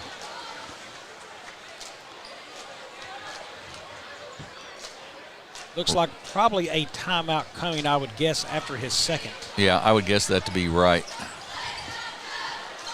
2 timeouts left for Cape Central, 3 for Poplar Bluff. That was the 4th team foul on the Mules. Second free throw is good. Nope. Surprise, no timeout there. Maybe it's after he makes this. That's what he's thinking, but Reynolds free throw rims out, no good. Edwards, though, with the rebound and the putback. And it's 62-60, and now the timeout, and now it's a 2-point game as opposed to 3. That's a big difference, Bobby, because now even if you foul them, 1 of 2 free throws, and you've got a chance to still keep it a 1-possession game. Yeah, it's tough there. Remember I said offensive rebounds now. Offensive rebounds, they still lead in that category, 17 offensive boards. That's a big number to give up. Poplar Bluff doesn't have to shoot here. If you do shoot, make sure it's close. You're already going to the free throw line with the 5 fouls on the board. Make them foul you and send you there. Right away, I think you're going to see a opportunity right here. They're going to try to steal. If you don't, I think you may play this out a little bit more before you foul. You may foul then and push to a 4-point game possibly, but you know that's an interesting deal how he's going to play the end of this game out. And foul early or delay this thing and see if you can get a missed shot or a turnover. Right, and if it gets to a 3-point game versus 2, Central is only 1 of 12 from the 3-point line all night. I mean, you can't have a lot of confidence in making that. Not that you wouldn't make it, but confidence level cannot be very high. Yeah, and just checking, most of that has been Jadon from 3. He has shot 1 of 8. Nobody else really. There's an 0 of 2 from Edwards, 0 of 1 Tyson Williams. So Jadon Reynolds has been the guy to shoot the 3 ball there if they have to have one of those come into play. Tyson Williams on the inbounder. They do get an inbound to Durden. There's a trap, nothing there. That'd be the place you might want to foul would be Edmondson, and they do foul Edmondson, and he'll shoot 2 free throws. No, we got a timeout. Timeout by Bluff. Okay. So the good thing for Bluff there, you took 9 seconds off the clock from 44 down to 35. Right. Really at 36, we're right there at it. But so you got 8 seconds off the clock, and you did not turn over the basketball. And I guess he was fearing maybe Edmondson in a tough spot because he was spinning around his man trying to get loose. Maybe also worried about the 10-second call because it was, like you said, 9 seconds off pretty much. Yeah, 8 seconds pushing right. 9. So, yeah, they were not going to get that ball across. Right. I mean, where he was at in the position, that's a very heads-up, smart coaching right there for Poplar Bluff. Yeah, it sure was. 30-second timeout. 2-point game still, 62-60, obviously. Bluff with the lead and the basketball, and they will throw it inbounds from the far side of the court. Jay Edmondson will inbounds. Well, this is a favorable spot to inbounds because you've got the back court that they do not guard as heavily here, back toward Cape Central's basket, but you just don't want to throw an errant pass and let them get one tipped and get an easy basket here. Coach Church setting everybody up. Tim Harmon says, we've got to play the game, so you'll have to get out of the way, Coach. And we're set to go. Set the screen. They do get it into Moore. In the backcourt still, he gets it to Edmondson. He gets it across the timeline, picks up his dribble and gets it off to Graham, and it's stolen by Hempstead. That's a foul. And that's going to be a foul, and that will send, I believe, Hempstead to the line to shoot 2 free throws with 26.9 seconds to go in the ball game. Now, if they can knock down both free throws, which Cape has been good from the free throw line tonight, they are shooting the ball from the line at 15 of 20. You knock down 2, you're tied up right here. Now you don't have to play the foul. You just play good defense the rest of this game. I'm going to reiterate, though, the fact that if the Mules get a shot off, their offensive rebounds they've done this game. Hempstead's free throw is long. So now you're going to have to foul at some point. You'll be up 1 at the best, probably. Possibly 2. Their best rebounder is Edwards. He's over there matched up with Moore on the top side of the screen at the free throw line there. Hempstead will shoot the second. It is long also. Rebound by Reynolds, up and no good. Rebound Moore. He's going to be fouled by Reynolds, and that'll be Reynolds' fifth, I believe. I tell you, the opportunities were there, and now their best three-point shooter is out of the game. Exactly right, and that is they had the look they wanted on the offensive board, no question. Reynolds will exit 16 points and 10 rebounds on the night. And Moore will shoot 2 free throws here. Coach Church determines who he wants to put in. I would assume it would be, and it is, Morris Young coming in the ball game. Boy, they had exactly what they wanted on the miss, the offensive board and a chippy putback, and just couldn't get it to go. Well, I really do like Edwards, or not Edwards, but Williams as a shooter, but I think Edwards is going to be the guy to take the three-point shot if it comes to that. If Moore knocks down both, there's no need to shoot a three. Get a quick basket. You've got to get up and down the floor quick, score, and then get a steal. That's exactly right. I think it all depends on these free throws right here by Preston Moore. Yep, Preston Moore with the 2 free throws with 22 seconds to go in the ball game. Up and good. So a 3-point game. Moore can make it much more difficult for the Tigers here with this free throw. 1 timeout left for Cape Central, 2 for Poplar Bluff. What a big shot coming for Poplar Bluff right here. Preston Moore, the 6'4" senior. Free throw up and good. 2-possession game now. And I can't believe they didn't get up on defense. Williams picks it up now for the Tigers. And Coach Church is going to take a timeout with 19.4 seconds left. You know, interesting, he's still got 1 timeout there. He's going to set up something quick for a shot, and then again, we got to get a steal. Yep, 0 timeouts now for the Tigers, so they can't call timeout if whatever happens.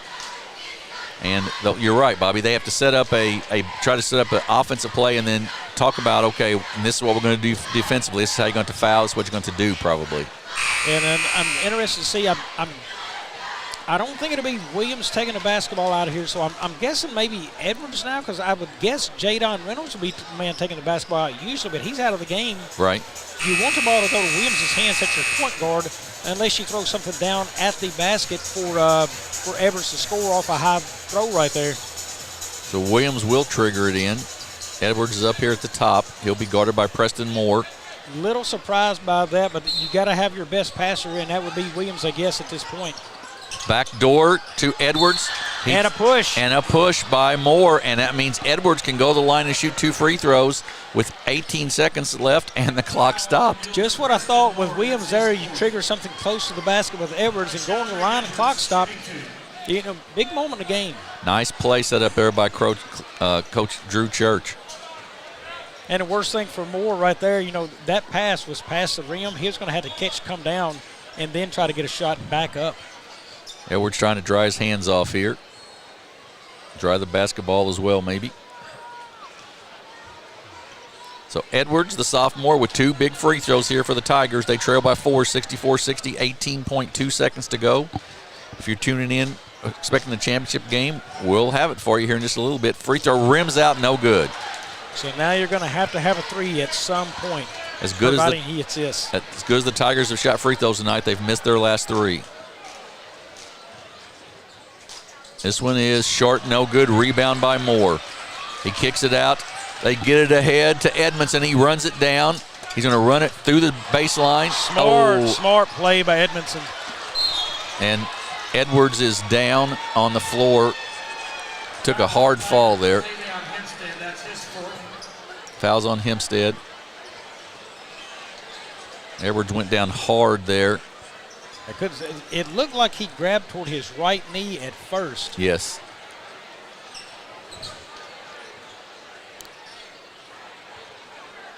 We will, I think, let's see, they're trying to stretch out. We'll take a quick break here, 30 seconds, and be right back here at the Sikeston Fieldhouse. Missouri State Senator Jason Beam, representing Butler, Carter, Dunklin, Mississippi, New Madrid, Oregon, Pemiscot, Ripley, Stoddard, and Wayne counties, would like to wish all the Southeast Missouri basketball programs in the 25th District a safe and successful season.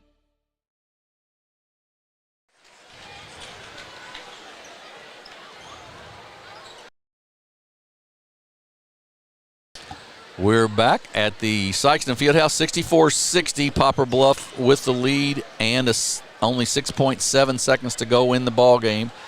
And Bobby, Cape Central's just missed a number of free throws here down the stretch. 4 free throws down the stretch that really hurt them. Yeah, they've had their opportunities. Missed free throws, rebound, missed shot again underneath the basket. Anything they wanted to get back in this basketball game, they've had it. They just didn't connect. It has been a little bit more of a hodgepodge group than they thought they would have to start the season. But they knew this well into the summer. Thought they was going to be out with some players, but just a little limited. And really, you couldn't dig into the bench. Tough week of games for him. Jadon Reynolds, not a very good night tonight shooting the basketball. How much of that is just some fatigue maybe playing in of the minutes he's had to log this week? And that's the final. The final score, Poplar Bluff 64, Cape Central 60. And for the third place, the championship goes to Poplar Bluff. In the books for the Cape Central Tigers, 16 points for Tyson Williams. He was 7 of 13 shooting the ball tonight. 8 rebounds on the game. Also 5 points for Jay-Zalon. I hope I got that right. Hempstead, he had 5 in the game. 15 points for Trayshawn Edwards. He was 7 of 15 from the floor shooting the basketball tonight. 11 rebounds in the game. Jadon Reynolds, 16 points on 3 of 8 shooting. That it just got to him tonight on that end of things. Yep. Tough night for him. Only 1 of 8 from downtown, and he had 10 rebounds in this game as well. Also 4 points for Morris Young, 4 points for Rajon Clemens, and that rounds out their 60 points for the game. 22 of 53 in the game at 42% shooting. 21 of 41 from the floor inside the arc at 51%, and 1 of 12 from deep. That's at a woeful 8% on the game from downtown for them. 15 of 24 at the line, but they really shot it well until the end of this one. Free throw line kind of got costly for them at the end. 38 total rebounds in the game, 13 offensive, 25 defensive for the Cape Central Tigers. And for the winner, the Poplar Bluff Mules, they had in the game 14 points. Darius Graham on 6 of 14 shooting. 14 points for Preston Moore on 4 of 13 shooting. 8 points for Dallas Williams, 3 of 10 shooting. 14 points for Hickman Roberson on 5 of 13 shooting. Braden Durden, 11 points on 4 of 8. Rebounding department, Preston Moore did have 11 boards and 13 boards for Hickman Roberson in the game. They did have a total of 39 rebounds, 17 offensive, 22 defensive. For the 64 points they scored, 23 of 62 shooting the ball for 37%. Jim, I have a hard time believing they won a game shooting the ball from the floor at 37%.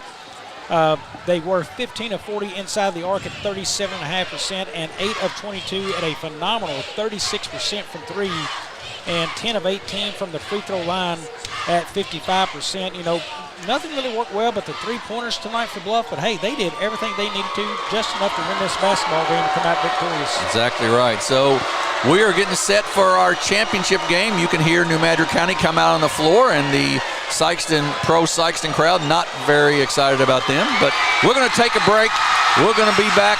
We'll have some pregame, and then we'll be back with this championship game here from the Sikeston Fieldhouse. You're watching the SEMO Conference Championship on A-Corp Sports.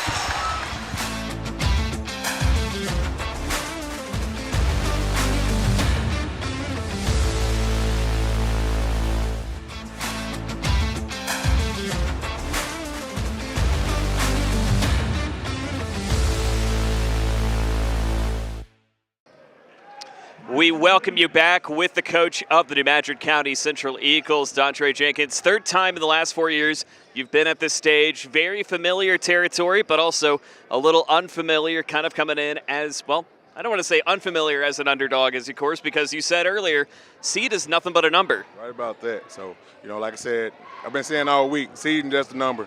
You got to show up and play and compete every game, and that's what we've been doing, and we got here to win the championship now. And talk about really the performance last night. Started off kind of, a little bit flat, as you said, on Monday night. Similar start last night against Cape Central, really, but with the second half turn up. What really kind of got your guys moving? That was one of those things where, guys just got to get a feel of the game. The stuff that we was going in the first half the first quarter yesterday wasn't working for us. We was settling for a bunch of jump shots. So that second quarter started calming them down and started making them getting them to realize we need to attack the rim, attack the basket. And we got a couple Cape guys in foul trouble and to our advantage, and that kind of helped us out. and talking to just to mention the game plan tonight in Sikeston. As you know, large guards, large shooting presence. How are you guys viewing that matchup? We're just going to try to control the tempo of the game. You know, they want to get up and down and run and get out and run. So we just want to take control of the game and try to put it into a half-court set of the game. And, of course, just really taking a look at some of the talent, familiar faces on both sides of the court. How are your guys really taking this in stride? They want it. You know, they're going to come out and compete. You know, you got Jadis and BJ. You know, those guys been competitive for 4 years, so they live up to games like this. They've been some of the most dominant players in the region. They want to continue that here tonight. Good luck tonight, Coach. Thank you. That's the coach, Dontre Jenkins. Game time coming up in just a moment.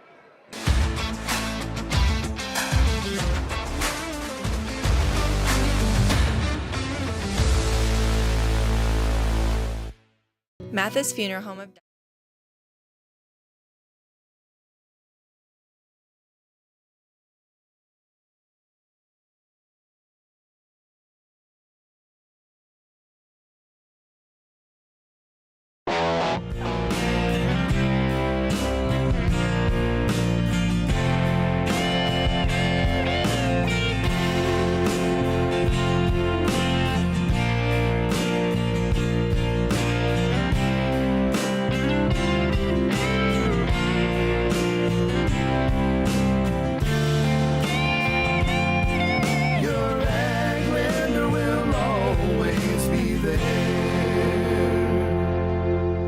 We welcome you back. Nutrient Ag pregame rolls on. For those of you just joining us, expecting to see what could be one of the games of the year and part one in games of the year, we should say.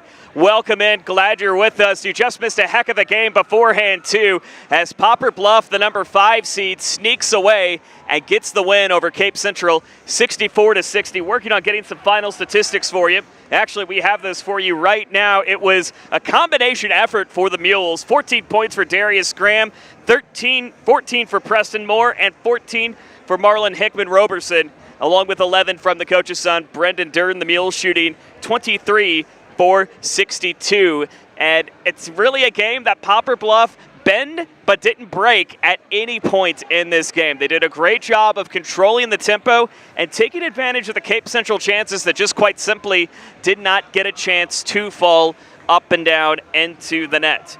Taking a look at some of the other stats that we have on hand, too, for Cape Central. Did have 3 leading scorers. Tyson Williams finishing up with 16. Jaden Reynolds also with 16. Tyshandre Edwards with 15. Did have to walk off the court near the end. We hope that he is okay, since Cape Central also down without 2 of their star players in McIntosh and Murray. We can only hope that they're all okay, and we'll continue to push forward as we go on. So that is our third place game.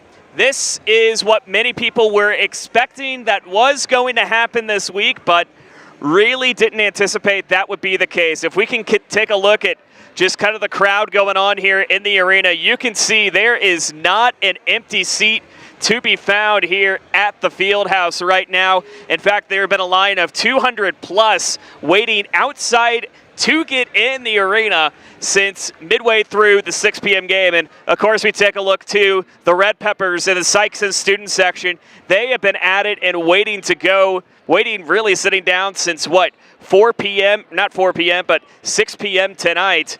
And just the anticipation that they have for this game. Obviously stagnant right now, but they know they're going to have a lot more action coming up later this evening. Now, to talk about how these two teams got here. Sikeston has just quite simply rolled over every opponent this season. 5-0 as it stands right now, and really have just taken care of their opponents and defeating them by a combined 188 points. Their strength in numbers cannot be denied, and they have it with 3 scorers that just always find a way to make it happen. And they find that in Dontrez Williams. They find that with some of the other scorers, PJ Farmer, Tristan Wiggins, but also having a big presence on post in Trey Sadler and Chris Artis too. And some of the sneaky players that they have coming in off the bench. Of course, Laquan McCray, one to name. He works very well with PJ Farmer, dishing out the assists. So keep that in mind as Sikeston has strength in numbers, and quite simply, they're going to roll up and down the court. And quite simply, too, That is something that New Madrid does not want to happen this evening. They controlled the tempo in really both of their games, but also controlling it to a point where the second half kind of becomes their best friend. They did that last night in what became a big win over Cape Central, 64-51, led by who else? Jadis Jones with 26 points. B.J. Williamson with the 3 from the parking lot, basically. Yes, I know you've seen that highlight, but 3 to really ignite that New Madrid County run to finish with 64 points on the night. B.J. Williamson with 18 points. And also to keep in mind, Ramon Brooks, a very sneaky presence when it comes to getting the blocks and getting really a defensive pressure that we do see from the Eagles, but never more so than lately. Same thing for A.J. Ruff. He's been more composed and getting more opportunities to get it up in the air. We know he's been a great three-point shooter, but getting those opportunities is something we hadn't seen much previously, but now seeing that out of him. Personally, I think it's going to come down to really the pace and the tempo of what's going to happen between these two teams. If New Madrid has that time of possession and forcing Sikeston to play their game, it could very well be a large upset and could be New Madrid's third SEMO Conference Tournament title in 4 years. However, Sikeston has won this game more than anybody else. They have the strength in numbers than everybody else, and they know they can get the job done. We take a look again once more. Again, the crowd's just continuing to file in. If you are anticipating to come to this game, good luck. It's a one-in, one-out situation, and of which I'm told once the game starts, no one will be allowed to enter the arena at that time. So something to keep in mind when you are trying to make your way to the Fieldhouse here this evening. And again, if New Madrid has the ability to control the pace, control the tempo in this one, they have a great chance of finishing off with this and finishing this off with a W and getting their third SEMO Conference Tournament title in the last 4 seasons. But Sikeston, again, they've won this game more than anybody else. Their 12th attempt, pardon me. They've won 8 of them, looking for number 9. That's half of these tournaments as it stands so far. And if they continue to run teams on and off the court and up on the boards, folks, it's going to be another Sikeston victory, should that be the case. But that is why they play the games. We will step aside, and when we come back, we'll toss it up to Jim Riker and Bobby Alford, who will have the call for, quite simply, one of the most anticipated games of this young season so far. Enjoy the game here at A Corp Sports.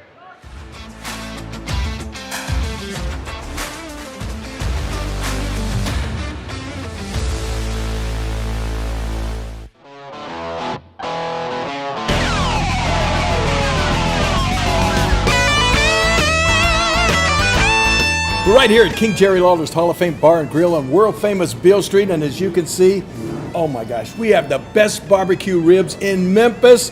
Oh my gosh, the gumbo is out of this world, but you gotta try the King's Triple Decker Slam Burger. You'll love it. At Young Real Estate, we're Southeast Missouri, just like you. We are parents. We are teachers. We are grandparents. We are active in our community. We are patriots.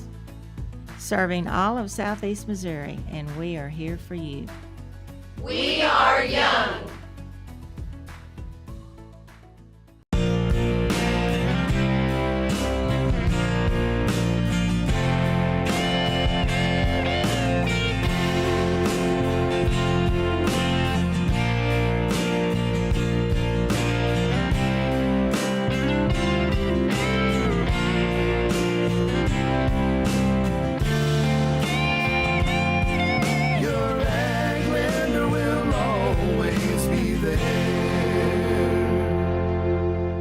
Welcome back to the Sikeston Fieldhouse and our championship game of the 2023 SEMO Conference Tournament here on A Corp Sports. And this game is sponsored by A Corp Sports tonight for you. I'm Jim Riker alongside Bobby Alford, ready to bring you the championship action between the number 1 seed Sikeston Bulldogs, the number 3 seed New Madrid County Eagles. And Bobby, these teams know each other. They've both been incredibly impressive during this tournament. I think you could rightly say without too much question they're the two best teams in Southeast Missouri, in the best conference in Southeast Missouri, so it should be a heck of a matchup. Yeah, I mean, these two teams get here. Sikeston has steamrolled everybody so far this year. They played in this tournament so far. They beat Kennett 90-37. They beat Poplar Bluff 86-57. And I can tell you, it was never in question in either one of those games. New Madrid, on the other hand, they beat Charleston 65-50, and also they beat Cape Central 64-51. Still, they looked impressive in both of those.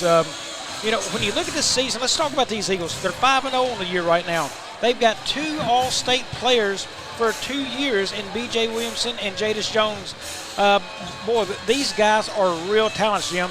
On the other side, Sikeston's not going to be outdone. They're 5-0 on the season. They also have 2 All-State players, and Dontrez Williams and P.J. Farmer.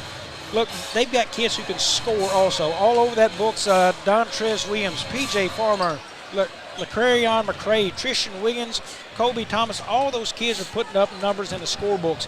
But I'll tell you, Jim, the interesting deal I see in this game, so we all know where Jadis Jones makes his money. A lot of times it's around the rim. He rebounds. He plays defense in there. I think a key factor for this game is B.J. Williamson keeping his head on straight. He has shown it all tournament long. He's played within himself. He's played very good, smart basketball. And I don't see the big moment in this game bothering him. Sikeston has so many players that can come in and contribute, though, in this basketball game. They've got a deeper bench than the New Madrid right now. And they shoot the ball. You know, they struggled last night a little bit outside, 4 of 17. But they've got to have performance in the paint from the big man. He really hasn't been as big as a presence as his size is. 2 rebounds in the game last night, Jim. That's not enough from a guy that his size. He's got to play bigger. I'm going to tell you, everything in this game seems to think everybody's going to say it's a blowout for Sikeston. They've got the home crowd. They've been blown by everybody. The deeper bench, they've probably got better shooters all over the floor than New Madrid. So there's no way I would pick against Sikeston in this gym, right? Right. I'm going to tell you, you better get your wings out because New Madrid is going to walk in here tonight and beat Sikeston on B.J. Williamson and Jadis Jones's play. I'm taking the Eagles here to walk out of the champs. Well, it should be a good one, folks. It's the two best teams probably in Southeast Missouri and probably 4 of the best players in Southeast Missouri as well that we'll get to see in this ball game tonight. So it's the number 3 seeded New Madrid County Central Eagles. They'll go like this. Number 5, B.J. Williamson, a 6-foot senior. Number 10, a 6'5" senior, Jadis Jones, the reigning Class 3 Player of the Year. Number 15, Raymond Brooks, a 6'6" junior. A 5'9" senior. Number 20, A.J. Ruff. And number 50, a 6'3" junior, Marvion Cranford.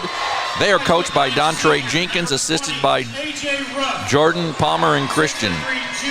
For the number 1 seed, Sikeston Bulldogs, 5-0 on the season.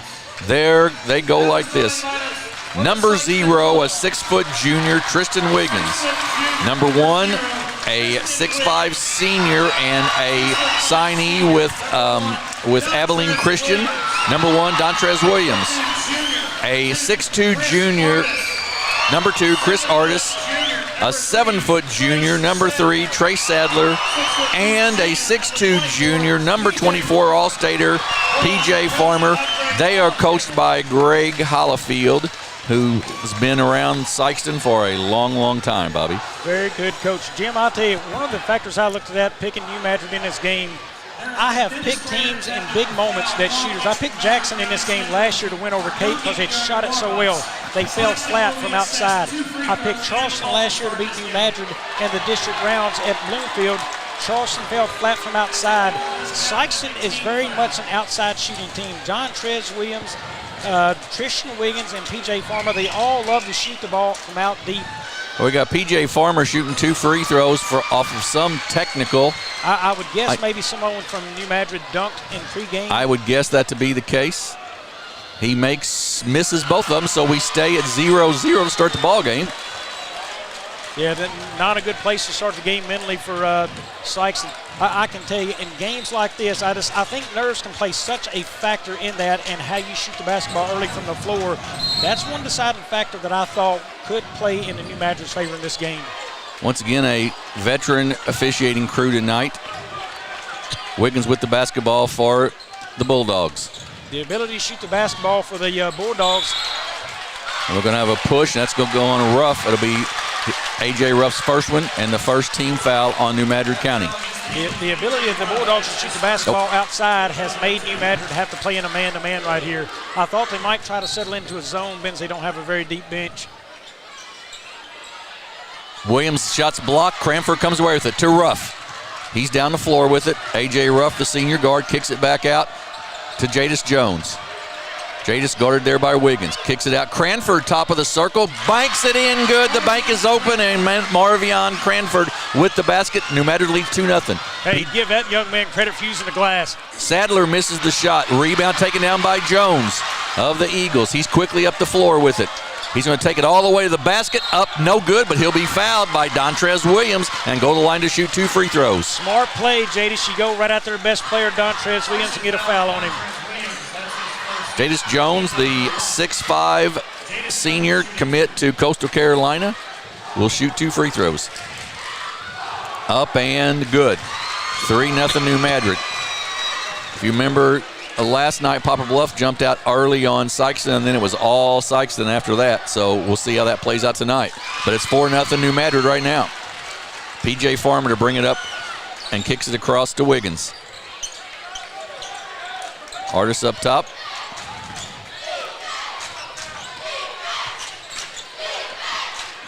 Keeps control of it and kicks it off to Dontrez Williams. Puts it on the floor. Kicks it in the corner. Knocked away. Good hands in there by Jadis Jones. And it's a steal and goes back to New Madrid County. Jones puts it on the floor. Drives in. Goes up. It's no good. Rebound taken about. That shot was affected by Sadler. Ahead to Wiggins. He goes up for the layup. Up and good. Tristan Wiggins for 2. And it's 4-2. And Sikeston has to score a lot, Bobby, because their offense is also predicated on their defense a little bit. If this turns into a running match, I'm telling you, I would change my prediction to Sikeston in a hurry. New Madrid doesn't want to see this getting in a running match in any kind of way tonight. Ruff kicks it out to Jones in the corner. He puts it on the floor, goes baseline. He goes up over Sadler, no good, gets it ahead to Wiggins, but B.J. Williamson with the steal. He's going to take it to the basket. He's going to go up. He's going to be fouled on the floor, and that will go against Chris Artis, his first team foul number 2. I'll tell you, a defensive matchup I like. New Madrid has B.J. Williamson guarding Tristan Wiggins in this game. I think that's going to be a great matchup all night long. New Madrid and defensively there, and Wiggins, see how that pans out. Williamson with it, drives down the lane, good fake, blocked by Sadler. Cranford gets it, goes off of the Bulldogs and will stay with the Eagles. Sadler's making his presence felt inside with a couple of blocks already. Yeah, I said Sikeston needed more from their big man in there, and he's doing it right now. He is affecting a lot of shots. A lot of physical play between Cranford and him inside right now. They give it to Jones. Good spin move, Jadis. He goes up, no good, but Sadler draws the foul, and it will be Jadis Jones going to the line to shoot 2 free throws. Well, look what New Madrid's doing. They're going to attack this kid, and they said, look, you're either going to block a shot, we're going to just knock you out of the way and hit it, or you're going to foul. I like what they're going after him there and showing him they're not afraid, and I don't think Jadis will back down all night. Free throw, no good by Jones. New Madrid County leads 4-2. I'll tell you, it's loud in here early in this one. He's got a second one, and it is good. 5-2, New Madrid County with the lead. Farmer with the basketball for the Bulldogs. Guarded by Ruff. He drives down the lane, kicks it off to Sadler, then goes back to P.J. Farmer, up and good. That is a really nice pass by Sadler. It sure was. Great pass by Trace Sadler, and it's 5-4. Jones brings it down. Knocked away. Good defense there by Williams. It's loose on the floor. Will be a jump ball and will belong to the Eagles.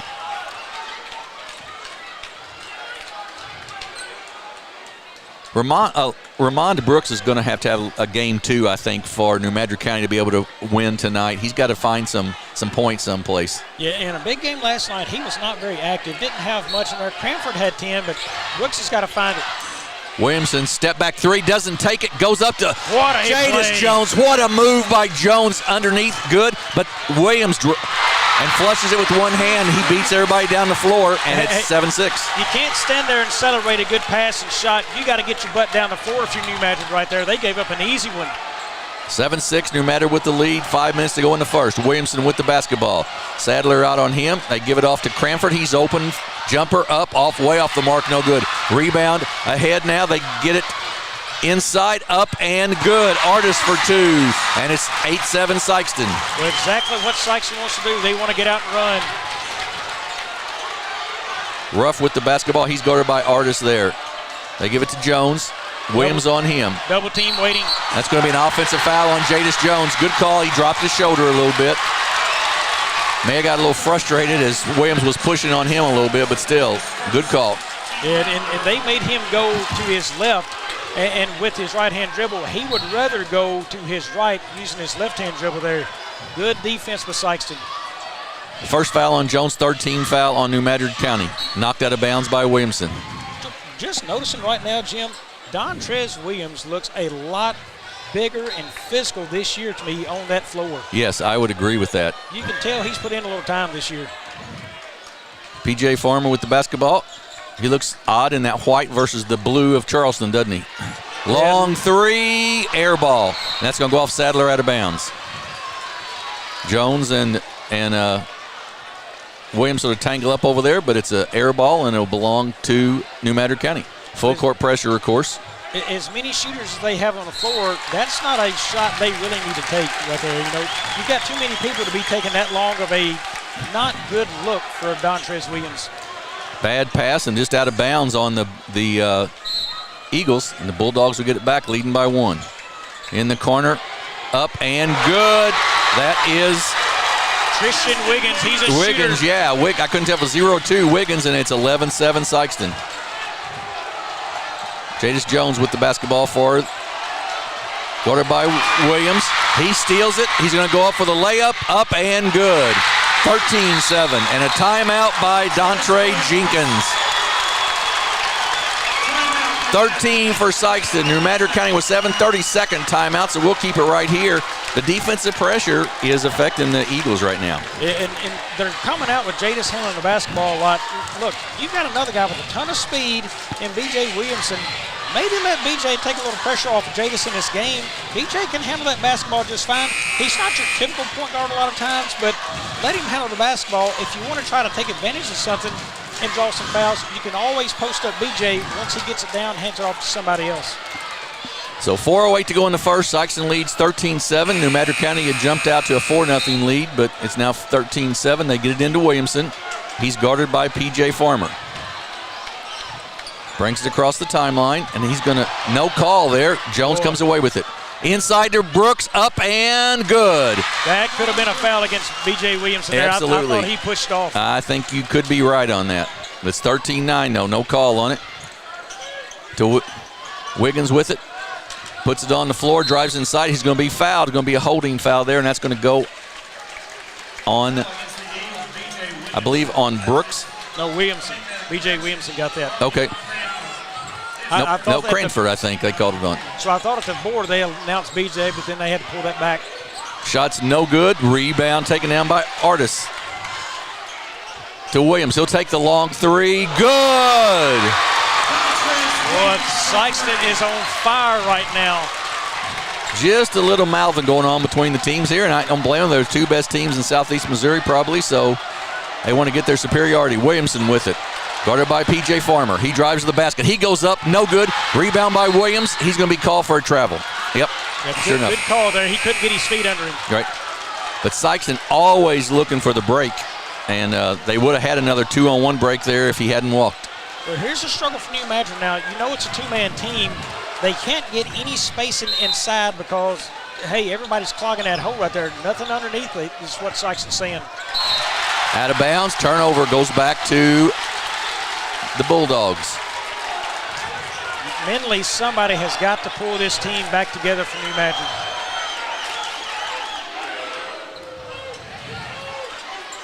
Farmer guarded by Ruff. Pulls it out, kicks it off to Wiggins. Wiggins in the lane. Right corner, jump shot up, McCray, no good. Rebound, Jones. Jadis down the floor with it. He's going to go all the way to the basket. He's going to go up. He's going to miss the dunk. No call. Cranford, that's going to be a foul on Sadler. It'll be his second. Well, Jadis made the mistake there of wanting the dunk. He should have taken the layup. That's the easy points. Going for the dunk with a guy on your back right there is tough. And if he'd gone for the layup, he might have got the foul as well on that. So, but either way, it didn't. Sadler will come out. Sadler has picked up his second now. That's a deal. How does Hollifield want to play that all the way to the half with 2 fouls on you? You know, that's a disruption they've had in the paint, and that's a bad pass. Bad pass by A.J. Ruff, taken away by the Bulldogs. Jontrez Williams with it out front. McCray in the lane, runner up, not the lane, but the baseline up, no good. To Williamson, 16-9. B.J. Williamson all the way to the basket. He gives it off to Jadis Jones, up and good, and it's 16-11. Farmer quickly up. Ahead to Williams. Nobody got back. That is lazy basketball, the New Madrid. Yeah, you got to get back on that. 18-11. Jim, that is 4 points now in this game. They've given up on that. To Jones, guarded by Williams. Knocked out of bounds by Williams. Will stay with the Eagles. In the ball game for New Madrid is Ty Williams. He'll replace Marvion Cranford. So now New Madrid's going to go more speed, and they're going to put Jadis down low, I bet, on the block somewhere. Williamson with the basketball. To Jones up the top. Back door to Ruff. He clears some space out inside, goes up off the glass, no good, tipped, taken down by the Bulldogs. Quickly ahead. In the corner to Williams for three. It's short, no good. Williamson with the rebound. It's a track meet, folks. BJ to the basket, up, no good, but Williams right there for the rebound. That was a good play by B.J. Williamson. He's using his body to protect and try to get that shot up there. Just couldn't get it to fall. Jones with it. Little runner, no good. Rebound taken down by McCray. Knocked away, and that's going to be a foul. We'll see. 100%, that's a foul on Ty Williams, no doubt. Yep, on Williams, and that'll be free throws now for the Bulldogs. Kobe Thomas in the game. Jaquan Applewhite in the game, both for Sikeston. It was so fast, I missed it when they came in. Well, you can see that Jones is wearing a lot of pressure on his shoulders trying to force things to score tonight. Free throw up and off the mark, no good. Sikeston struggling a little bit from the free throw line right now. 18-11, they lead though with 1:22 to go here in the first quarter. Second free throw good by McCray. Ruff with the basketball. He'll be guarded by the sophomore Kobe Thomas, and then Jadis Jones brought up by Dontrez Williams. Kobe Thomas was a fun one to watch last year. He's a fine basketball player out there for Sikeston. Somebody needs to set a screen for Jadis there would be very helpful, I would think. A steal by Thomas. He gets it ahead to P.J. Farmer. 3-on-1 break. Side up, good, and B.J. Williamson will draw the foul. And a technical. Oh, man, and that's what we talked, keeping his head in it. He must have said something there, but look, he had no business taking a swipe there. You got to know your place in the game. That's his third foul now with that technical, so it's a 3-on-1. Your chances of stopping that shot are slim to none, and Slim was leaving town on the way down the floor. He's got to be a smarter basketball player in that spot. Oh, the technical win against Kobe Thomas, actually, of Sikeston. So that's good for New Madrid. Because now they will shoot the basketball, and after the technical, New Madrid would shoot their technical shots and get the basketball. That's correct. So Kobe Thomas will shoot the free throws, and then, like Bobby said, then New Madrid will shoot the technicals. Steal for Williamson, though. Be smart and don't pick up that foul. Because in that situation, it was 3-on-1. You right. Likely we're not going to stop that. Give up the points and don't pick up the foul. Williamson generally is a fine free throw shooter. I think Dontrez Williams of the Bulldogs has come out with the mentality tonight of, a lot of people talk about Jadis Jones. I want somebody to be talking about me as well, because he has played a whale of a game so far, defensively as well as offensively. Yeah, he's playing very good basketball. You know, the big steal against Jadis right there at half court. And he's shooting with confidence. You know, he's been a streaky shooter in the past, but, boy, tonight he's really come out firing well. 22-13, 9-point lead for Sikeston. New Madrid with the basketball. A.J. Ruff guarded there by Wiggins. Yeah, Wiggins is a fine basketball player for Sikeston. That's a really good matchup. And now a technical. Who's that one going on? It's going on, I think, A.J. Ruff. I won't swear to it, but I think so. I think he threw an elbow, maybe. Well, that stuff's not going to work when you're down 9 points, you know, it never works anyway. 22-13, 47.7 seconds to go. But Dontre doesn't need to draw another technical for his team here from the bench. Second personal on Ruff already. Well, we've seen a lot of different things so far in the first quarter. I'll say that for it. Well, right now you've seen a unnerved and unsettled New Madrid Eagle team. They have not looked comfortable in a long time since maybe early in this basketball game. Agreed. Tristan Wiggins with the first of the technical free throws. Good. He's got a second. Up and no good. And the worst of that technical, New Madrid had the basketball. Now they turn the basketball over, give them the point, and now the basketball. Right. 47.7 seconds to go here in the first quarter, and Sikeston leads by 10, 23-13. It's the pace that Sikeston wanted it to be for sure. Something tells me Sikeston's not holding for one shot. I don't. If they get a clean one, I bet they take it. Farmer with it, kicks it off. Applewhite, then to Williams for three. Yes, they will. It's a wild shot, no good. Rebound McCray inside. Oh, he's going to has stepped out of bounds, and it'll go back to New Madrid County. Boy, the big luck break. fell the Eagles that way that time because that was about to be an easy bucket. Yep, big break that time. You're exactly right. Williamson up the floor, gets double teamed, but gets through it. Goes through to the basket, up and no good, but tipped back up and good. Jadis Jones with two. It's 23-15. Farmer quickly down the floor. He goes up, jumper, no good. Rebound taken down by Williamson. 13 seconds to go in the quarter. I don't know that BJ knows where the clock is. 8 seconds to go.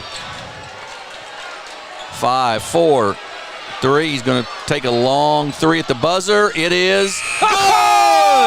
BJ Williamson for the second night in a row knocks down a three at the buzzer and cuts it to a 5-point game. It is 23 for Sikeston, 18 for New Madrid. He got his head back on straight. Yeah, I'd say. We're going to take a break here. We'll be back in 30 seconds on the A-Corp Sports Network. Growing cotton in the Mid-South is hard work. As a farmer, you make tough decisions every day. Choosing a cotton variety shouldn't be one of them. Next-gen brand varieties from Americot are bred specifically for cotton growers like you. We're 100% independent and farmer-owned. Plant cotton that works as hard as you do. Americot. All we do is cotton, all the time. We're at the Sikeston Fieldhouse Championship game of the SEMO Conference Tournament. It's what's been an incredibly entertaining first quarter. It's 23 for Sikeston, 18 for New Madrid. And Bobby, some stats? Well, we're not going to hit all the player stats, but I'll tell you, it's amazing New Madrid's even finding themselves in this game. They're shooting 33% from the floor, and even worse, 29% from inside the arc for two-point, most everything around the rim. Sikeston has definitely affected that shot, and look who's back on the floor. They're sending a 7-footer, Trey Sadler, in. They're trying to stretch a lead here before the half. Big chance. If he picks up that third foul, that opens the door for New Madrid to take a swing at him. Absolutely. Real quickly for Sikeston, if I can get their stats up, they are shooting in this game 50% from the floor, 63% from inside the arc, and 29 outside. Not a bad shooting night for Sikeston so far. Williams with it up top, guarded by Jones. Well, Cranford and Sadler are going at it. They down are. There. Farmer with it. Spin move, kicks it cross court to Wiggins for three. Good, man. He is a shooter. Shooter, man. He is a shooter. 26-18. You know, last year I thought his shot was a little flat and he was missing some shots, and I worried about his shot tonight coming into this one, but he ain't worried about it, I'll tell you. No, he is not. Jones gets it down. Williams on him. He pulls it back out, kicks it back to Williamson. Well, look at Jadis Jones taking control of the floor, setting it up. Jones puts it on the floor. Spin move, gets fouled, and that's going to be the third one on Sadler, I believe, right there. I didn't like the gamble right there, bringing Sadler back into this game at this point, because you had the lead. Actually, that's on Williams, his second. Well, now you got Williams with two. Two, right. Exactly right. Either way, it's not a good situation, particularly for Sikeston. Well, with Sadler right there, if he draws his third, he's such a presence on shots being put up right there in the paint. If he draws three, he's sitting for the rest of the second quarter. I would have set him, and if you thought that game drew to 2 points and you need a difference making there, then bring in Sadler to do that. 26-20, both free throws good by Jadis Jones. But I'll make this point, Greg Hollifield has a lot more years coaching basketball than I do. Yeah, he's a Hall of Fame coach, that's for sure. So, Artist with the basketball, off to Farmer. 15-foot jumper for PJ, no good. Sadler over the top, knocks out of bounds, will belong to New Madrid County.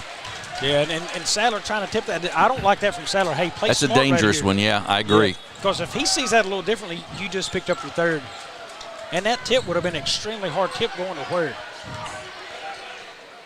Down the floor to Brooks. Inside to Cranford, up and good. Broke the pressure that time very easily, and it's 26-22. Settle back into a basketball game.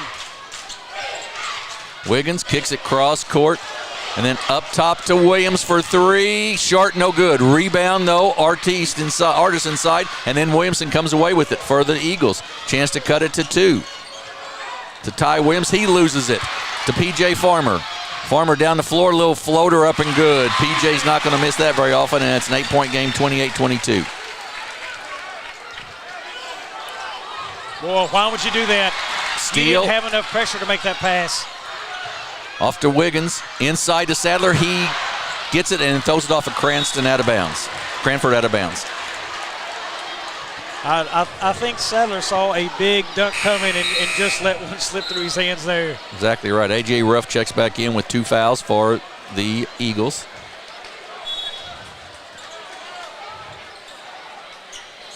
Artist, 3 from the right side. Long, no good. Rebound by Jones. Good spin move there. He gets bumped. No call. Williamson's going to try to drive inside. He goes up and no good. Rebound by Williams. Kicks it out to Farmer. What a play by Williams to find a guy right there spinning out of bounds. Farmer for 3. He's going to be fouled by Brooks, and he'll shoot 3 free throws there after that foul. And New Madrid County just playing a little, I don't want to say undisciplined, that's not the right word, but they're just not totally under control, it seems like, Bobby, the way we've seen him in every other game we've had for him this year. Not a control there, because that's a bad foul. You know, some of the shots they're having put up is just heavily contested, tough looks. They seem rushed. They're doing just enough to stay in the basketball game, but they're really rushed. Sikeston, meanwhile, seems a lot more relaxed in their offense, getting up and down the floor, and their defense, they're moving well on defense, switching off when they need to. Sikeston looks a lot more control in this game.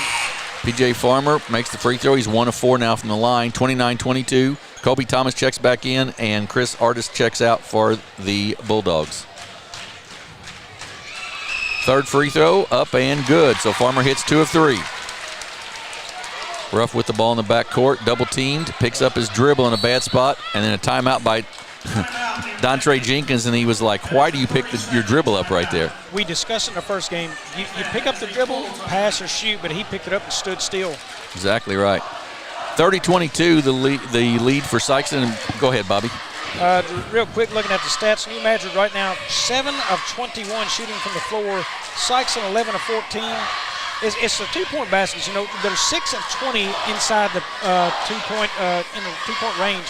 New Madrid's got to find ways to get shots there. I believe that could come from jump shots from B.J. Williamson. He's got a good shot on him. Get some separation, drive in, jump shot in the paint. Don't let Sadler get in there and affect your shot. Look, they're going to shut down anything that comes Jadis' way. If it comes to him, they're going to be all over Jadis. I think right there, B.J. can affect that game. If he can get inside the paint, knock down some shots, I think it's going to open up maybe a 3-ball look for A.J. Ruff.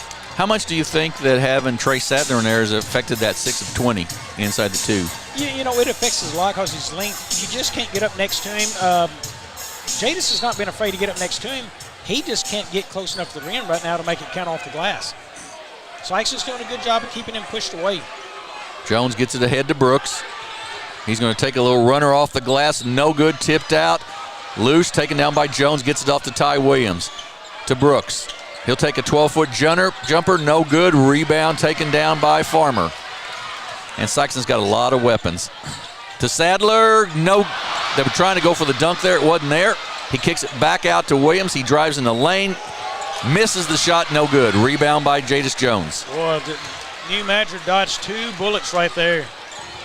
Jones double teamed out there, kicks it off to Williams. To Ruff. Ruff, a little runner off the glass, no good. Sadler with the rebound. That's a big rebound for Sadler there. He had to reach back to grab that. Knocked out of bounds by Brooks. Sikeston will control it still. Applewhite checks in for the Bulldogs, replacing Sadler. I think that's a good move. Up 8 points, get him out of there with the 2 fouls. Farmer with the basketball for the Bulldogs. To Kobe Thomas.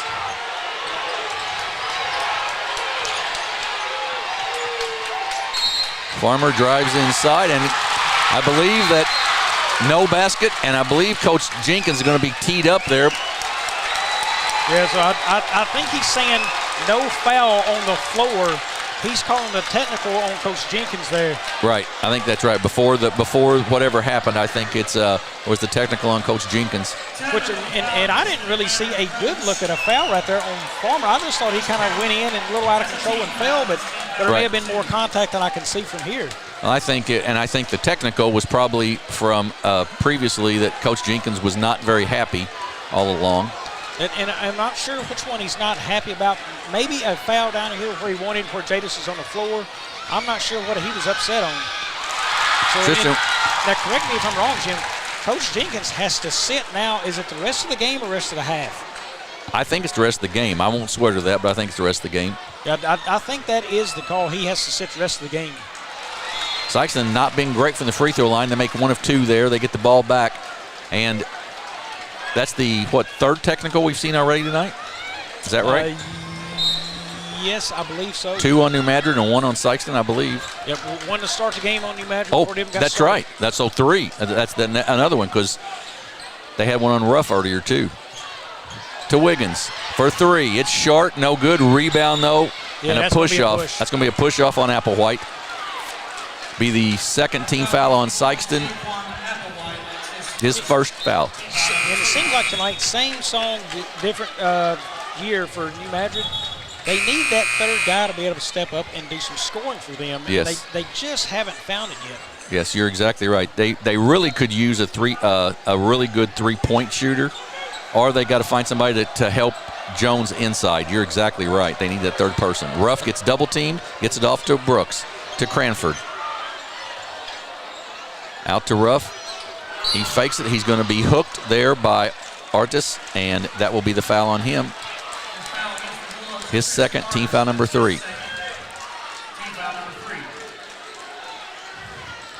With Sikeston as deep as they are, you can have fouls on 2 or 3 kids, though, and not really kill you in that situation. Jones with the basketball to Ruff. He goes up, gets it blocked by Williams. Yeah. Sort of knew he was going to, didn't he? Yeah, he found himself in a tough spot there. Yeah.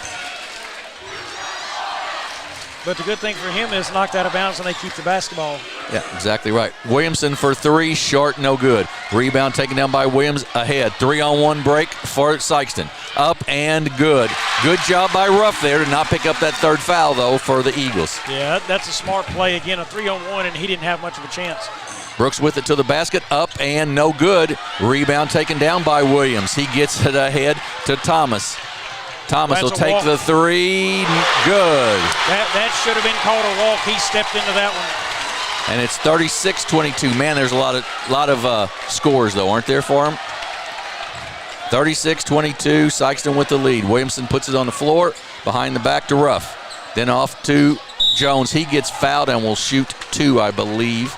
So he was trying to go up there. That's going to go, I think, on McCray. and Jones will shoot 2 free throws. First one on McCray, 4th team foul on Sikeston. 3:19 to go here in the first half, and Sikeston's jumped now to a 14-point lead, 36-22.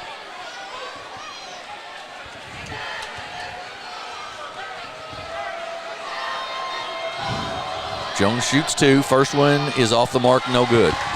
You know, and Jim, I have to think the game plan for New Madrid was coming into this game, slow the pace, keep it slow and steady, control the basketball. They have not controlled the tempo at all. Second one no good. Jones gets his own rebound, misses the dunk. He'll be fouled, and will go to the line to shoot 2. Well, it's bad that you missed the dunk, but you picked up another foul, and that looks like it's going to go on. That's the third one on Dontrez Williams. Yes, it is. It's 3 on Williams with 3:17 to go in the first half. So now look at this deal. You got Sadler, the 7-footer on the bench. You got Dontrez Williams. What is he? Probably 6'4", 6'5". Yes. He's about to leave the game. You've got a lot of size leading the floor for Sikeston. I think you're going to see New Madrid attack down low right here. Jones with the free throw. It's good. As you said, Williams will take a seat, and Tristan Wiggins will check back in for the Bulldogs. 36-23. Timeout by Coach Greg Hollifield. He's going to discuss how he wants to readjust there. I say it's a full timeout. We're going to take one as well because I need to take a breath, and it is Sikeston 36, New Madrid County 23 with 3:17 to go here in the second quarter of this championship game on the A-Corp Sports Network.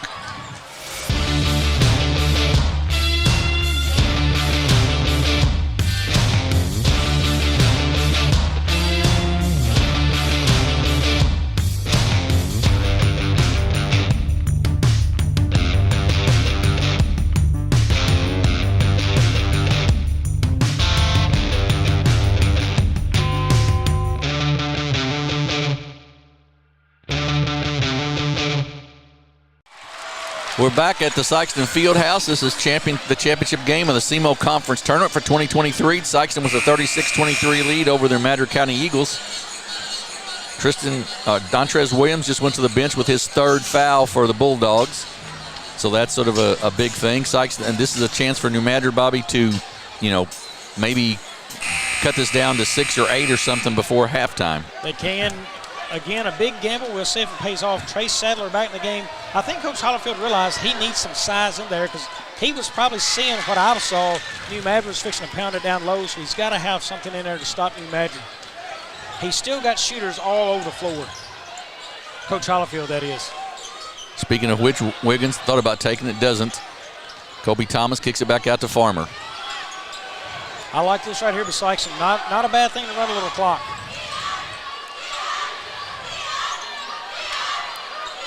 McCray at the high post. Wiggins runs baseline. Sadler in the low post. Back out to Farmer. Puts it on the floor. 15-foot floater, air ball, no good. Jadis Jones with the rebound. Boy, you've done so well wasting some clock, and you put up that shot. Ruff with the basketball. He's going to take it into Cranford. Cranford goes up, misses the shot, no good. Out of bounds will belong to Sikeston. He was sure trying to draw that 3rd foul on Sadler. As soon as he got Sadler up, leaning over the top of him off his feet, he should have went up. Exactly. He would have got it then, but he waited until he come down, and he was thinking make the basket, not draw the foul. Farmer walks it up with 2:22 to go. This is not a pace that Sikeston's used to playing right here, though. I will say that they like to go after it, but they may try to draw New Madrid out of their zone a little bit. This is smart basketball right here. Oh, yeah. You've got a nice lead, and you've got some foul trouble on the floor. Wiggins for 3. He just almost doesn't miss those threes, does he? He has not missed one tonight. He is a fine shooter, and it's 39-24. Ruff gets it ahead to Brooks, and out of bounds. A turnover goes back to the Bulldogs. Neat story about Wiggins. This is a kid who's had 2 major leg injuries and broken legs, and look at him out there still going. He's playing at a high level. His recovery's been phenomenal because he looks really good this year. 147 and counting here in the first half. Sikeston by 15, 39-24. And that's going to be a blocking foul on B.J. Williamson. Is that his 3rd? I believe it might be. And Wiggins just really worked him on that. Oh, just a second. Just a second. Well, I'm not a big fan of the foul right there. Not as much as the call, but the way he's guarding him, he didn't have to be that tight to draw that foul. He's still guarding well. There's a nice block. And that's going to be the third one on Sadler right there, I think. Yes, it is. And that's going to bring Applewhite off the bench for the Bulldogs, and that will send Jadis Jones to shoot 2 free throws. Well, now New Madrid wants to play a faster pace, and I would bet the Bulldogs are going to bring this to a crawl. Oh, I would sure think so. Now, not as near the size on the floor for the Bulldogs right now that there normally is. And you know, you got a 15-point lead. I would have said somewhere in there it would have been a good idea to get him out of there with a 15-point lead. But Applewhite in, as well as Artis. Jones to shoot the second free throw. Up and good. So 39-25. Farmer with the basketball for the Bulldogs. Knocked away, but run down. And Farmer takes it back. Looks like man-to-man now for New Madrid. To the basket, up short, no good. Rebound by Brooks. Kicks it out to Williamson. He gets it ahead to Jones. Up and good. Boy, what great body control and a fine pass by Williamson. Jadis was motioning that all the way across the floor. Hey, throw me one up here. He was going to get the dunk or the layup, and that's a good play by New Madrid. Inside, good pass inside, up and good. Really nice assist by McCray right there. Well, no breaks for Sikeston. They're still playing basketball and a nice score. 41-27. Bad pass. P.J. Farmer with it. Loses control of it. Goes out of bounds. It will belong, I believe, to Sikeston. To New Madrid County. Good call. Farmer just lost control of it. Yeah, he knew he lost an opportunity right there. They had numbers on B.J.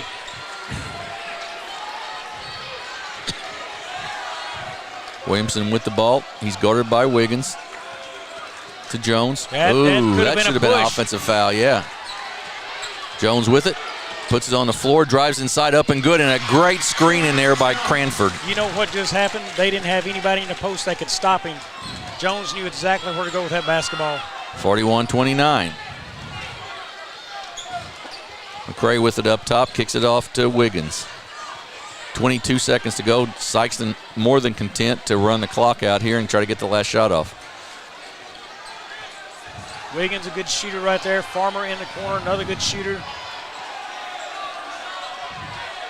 Wiggins with it. He gets double teamed up top. Kicks it in the corner to P.J. Farmer for three. Off the mark, no good. Tipped. And that's going to be the end of the first half. And we've had a pretty good one. It is Sikeston 41, New Madrid County Central 29. We'll take a break. Be back here with some halftime activities and then the second half of this game, the SEMO Conference Championship here on the A-Corp Sports Network.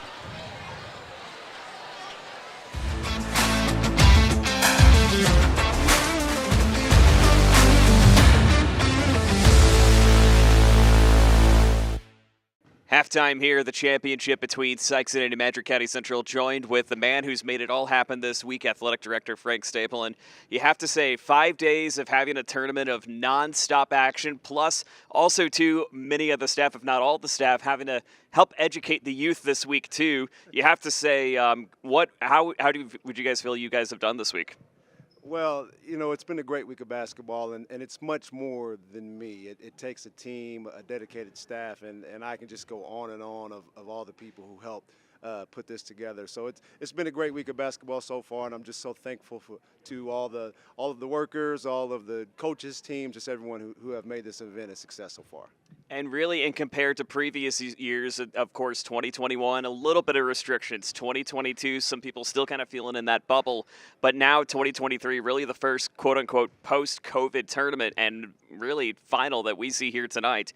How would you say things have gone in terms of attendance for y'all this tournament? Attendance has been good, especially last night. Semifinal night was really good. Tonight we've had a really great crowd, so it's good to just see people out just enjoying high school basketball in Southeast Missouri. It means a lot to a lot of people, a lot of communities, so we're just happy to see everybody come out. Absolutely. Any future plans or any ideas that have kind of been brewing in your head to see what you guys could do to maybe top this year's event? I don't know. Just continue to. We're honored to be able to host the SEMO Conference Tournament. You know, this is just one of the premier tournaments in the state, and it just means a lot to Sikeston School District to be able to host it. So we'll just continue to do our best and just hopefully make this the best event we can for all the teams in the area.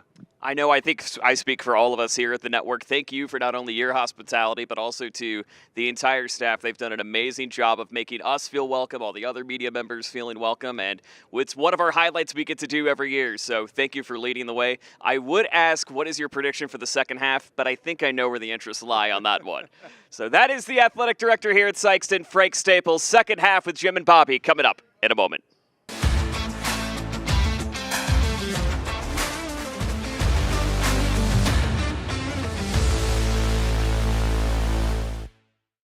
Missouri State Senator Jason Bean, representing Butler, Carter, Dunklin, Mississippi, New Madrid, Oregon, Pemiscot, Ripley, Stoddard, and Wayne counties, would like to wish all the Southeast Missouri basketball programs in the 25th District a safe and successful season.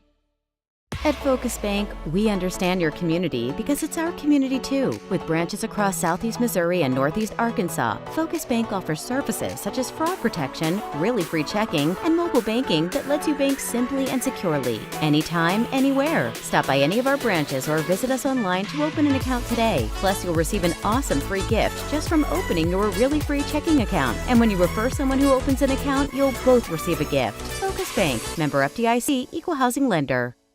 NextEra Energy Resources is the world's largest generator of renewable energy from the wind and sun, and a world leader in energy storage. Since 2016, NextEra Energy Resources has invested more than $339 million in Missouri to fuel local economic growth. Today, our company owns and operates one wind energy facility in the state and is looking to invest even more in the Show Me State. We are committed to being a trusted community partner and look forward to providing affordable, clean, renewable energy for generations of Missourians to come. Do you need personalized merchandise? Trying to celebrate the season of that big state run? Then Juju Promotions in New Madrid has you covered. Whether it's heat presses, screen printing, or embroidery, we always have an option that will leave you satisfied and looking your best. With seasonal styles and plenty of accessories, there's something here for everyone.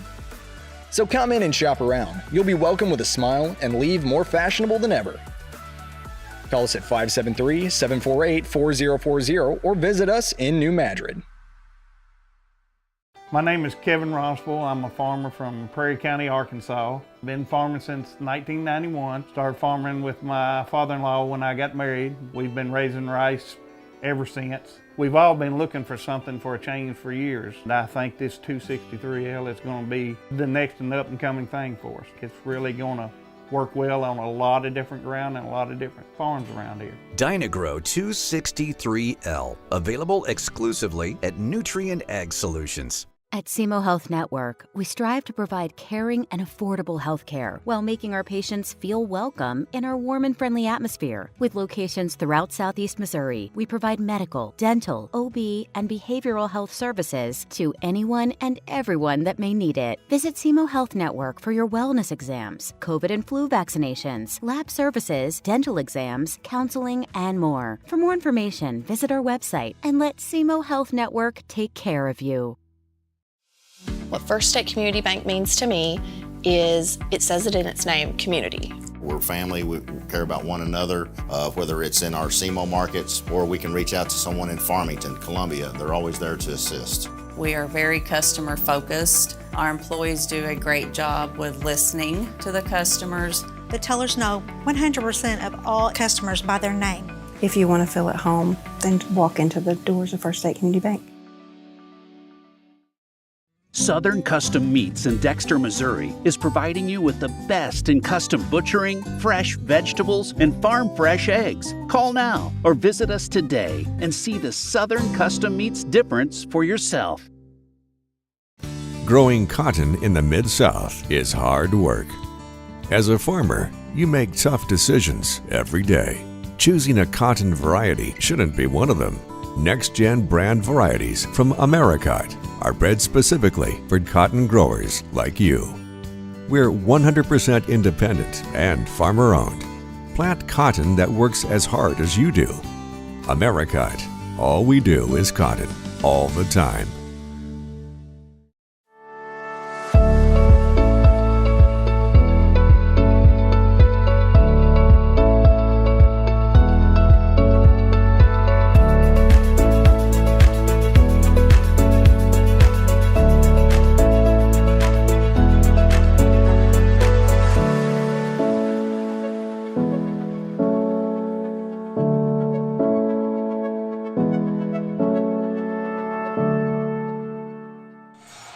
We're back at the Sikeston Field House. It's Sikeston 41, New Madrid 29 here at halftime of the SEMO Conference Championship game. And Jim Riker and Bobby Alford with you. And Bobby, we've seen a little bit of everything in this one.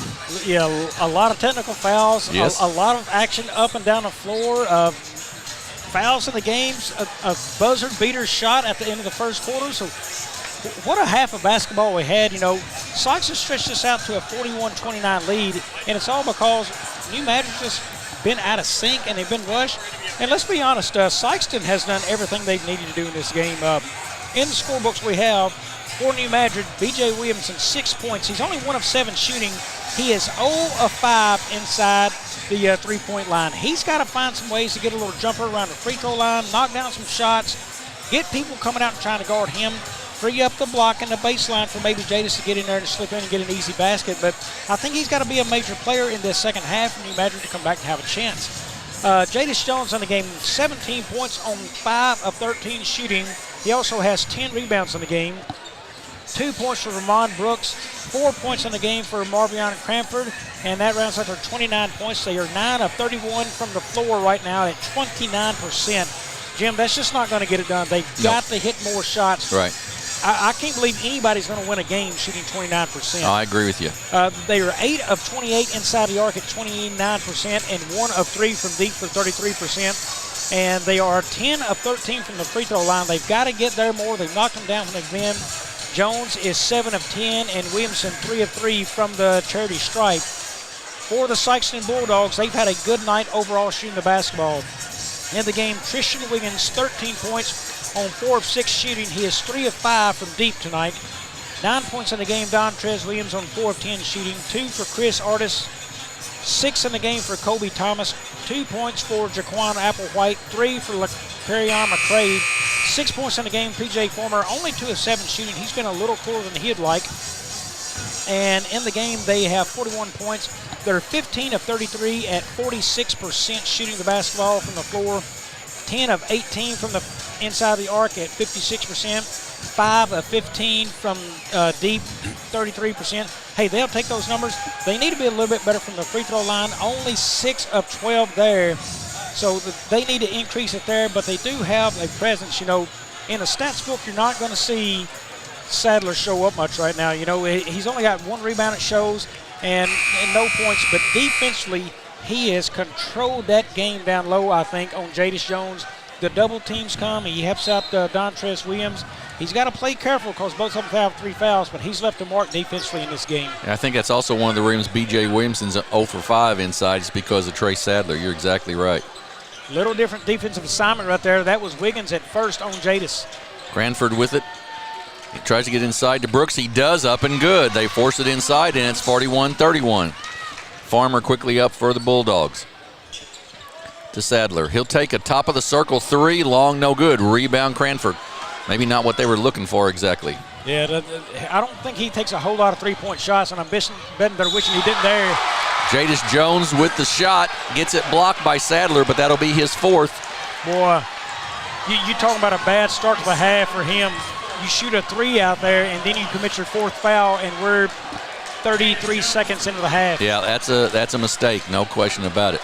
Now, and what that does, now that puts Dontrez Williams out there on an island by himself trying to guard Williams down low, or Jadis Jones down low. Right. Exactly right. And that brings Applewhite in the ball game for the Bulldogs. And the other thing that's going to draw the foul every time, he took a hard swing at that. Look, contest with your arms. Don't take the swing. You might have got away with contesting, but when you swing, hey, it's an automatic. Eagles have cut it to 8. Wiggins drives into the lane, loses it, taken away, and then ahead to Williamson. He's got everybody beat down the floor. He goes up. Rebound taken down. Loose still. Jadis Jones on the floor with it. And then it's going to be timeout called by New Madrid County. And I'm just going to have to ask the question, what was B.J. Williamson thinking there? Go up and get the easy layup. Yeah, I mean, he's trying to avoid a guy blocking his shot. Look, don't worry about that. Just go up. You've got the bird in the cage, so to speak. He's on your backside right there. Go up and put it on the glass. you make it, you make it. If he hits you, it's contact from the backside because he's on your back now. Right. He hits your back, it's a foul. You're going to the free throw line when you've been perfect tonight. Right. That just made absolutely no sense there. So, but New Madrid County does at least control the basketball, and they're only trailing by 8 now, 41-33, and we're just a minute into the third quarter. Well, if I'm New Madrid, I'm attacking down low right here. Bring it right at Williams. Make him post up right there with Jadis Jones. See what happens. And if Jadis can't kick it off to one of these other big guys on the block, try to get an easy score under the basket and make Williams come after you. Yeah, if you can get that fourth foul on Williams as well, I mean, it would be a huge thing here early in the third quarter for the Eagles. Well, if you get that there, then if you're Sikeston, you start trying to press, maybe get this thing into a running game, bring a lot of pressure to him, because that would be your play there with your speed and your shooters. Williamson gets it knocked away. Farmer up, 3-on-1 break ahead to Artist up and blocked by Williamson. What a block. He's up the floor. He gets it ahead to Jones. He goes up, two-handed finish by Jadis Jones. It's a 6-point game, 41-35. What a series of events that was, Jim. Really was. Looked like a lot of physicality on this end down here to begin with. Then a steal, a huge block by B.J. Williamson, and then the finish by Jadis Jones, and we've got a 6-point ball game. Well, I'm going to tell you, B.J. Williamson had to take flight on that thing to make that block. Get the basketball back after you block it, and whoa, yes, sir, that is. Offensive foul. Wiggins ran right over Williamson. That'll be a foul on Wiggins. And here's why that's got to be, if anybody watching home, B.J. Williamson was not stopped, but he did have position on the floor, and Wiggins walked right through him. I mean, he clearly fell straight back on his back. If he hits him at an angle to the side of the shoulder, that's probably on B.J., but, I mean, he ran straight over him. First foul on Wiggins, second team foul on the Bulldogs here in the third quarter. Ahead to Jones. He's double teamed and gets it, throws it away. Throws it over Ruff's head and out of bounds. Yeah, Ruff cut in toward the lane, and Jones threw that over the top thing. He's just going to clear the basketball. Sikeston with it, leading by 6. Farmer spin move in the lane. He goes up, dipsy doodle, no good. Rebound taken down by Cranford. And he kicks it off to Ruff in the backcourt. Then to Jones. Back to Ruff, and he gets it across the timeline. Williamson for 3, good! And we've got a 3-point game, 41-38. Quickly down the floor. Immediately what I thought, you see Sikeston trying to bring pressure now and trap, and New Madrid got out of that one. Long 3 by Williams, no good. Rebound by Ruff. Yeah, that's an ill-advised shot. Gets it ahead to Jones. He goes up for the left. He's fouled, and a chance to tie it up. A bump from behind. The basket counts, and New Madrid County's a chance to come all the way back right here. Hey, do you remember the point in this game when New Madrid was down 15? I do. Not anymore. The New Madrid crowd into it. Coach Craig Hollifield's going to take a timeout. We'll take a quick one as well. When we come back, Jadis Jones will have a free throw, a chance to tie it up. It's Sikeston 41, New Madrid County 40. You're watching the SEMO Conference Championship on A-Corp Sports. First State Bank and Trust wants to thank the Dexter community for 20 years in business. We're there for you for your first paycheck, buying a home, opening a small business, starting a family, or planning to retire, and everything in between. We're the local bank you know and trust for all of your financial needs. Visit fsbtrust.com or stop by our Dexter branch to explore all your financial options. Back at the Sikeston Fieldhouse, it was a 12-point halftime lead. I believe it was 41-29 at halftime. Sikeston has not scored. New Madrid County with 11 so far, and Jadis Jones at the line with a chance to tie this ball game up at 41. Well, Sikeston has lost focus on what they need to do. Right now you're playing a speed game, so use it by passing, set a screen, move around a guy, create a lane to the basket, and get an easy layup. You got to make this defense move out of place. Make them draw the foul. We're tied. Williamson on Farmer. Good defense right there by Williamson. Sure was. Kicks it off to Applewhite. And out top to Artis. And then he throws it out of bounds, a turnover, and it'll go back to the Eagles.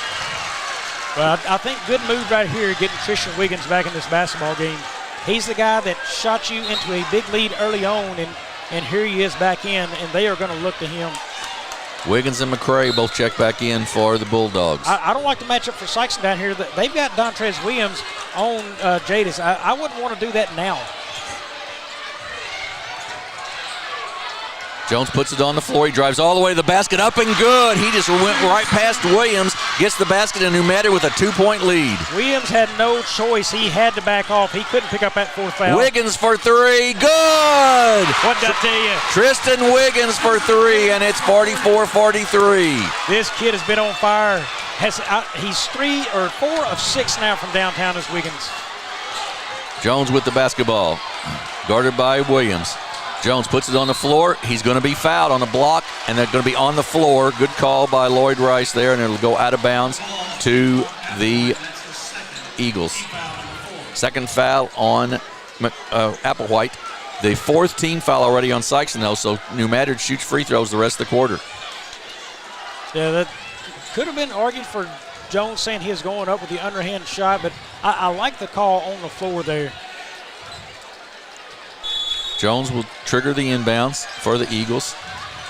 Gets it in the corner to Ruff. Back to Jones. Good catch there. He goes up, left-handed, up and good. And it's 45-44. He's killing them inside right now without Sadler in there. Farmer with the ball. Kicks it off to Williams. Top of the circle, 3. Wiggins, no good. Rebound, Jones. Off to Williamson.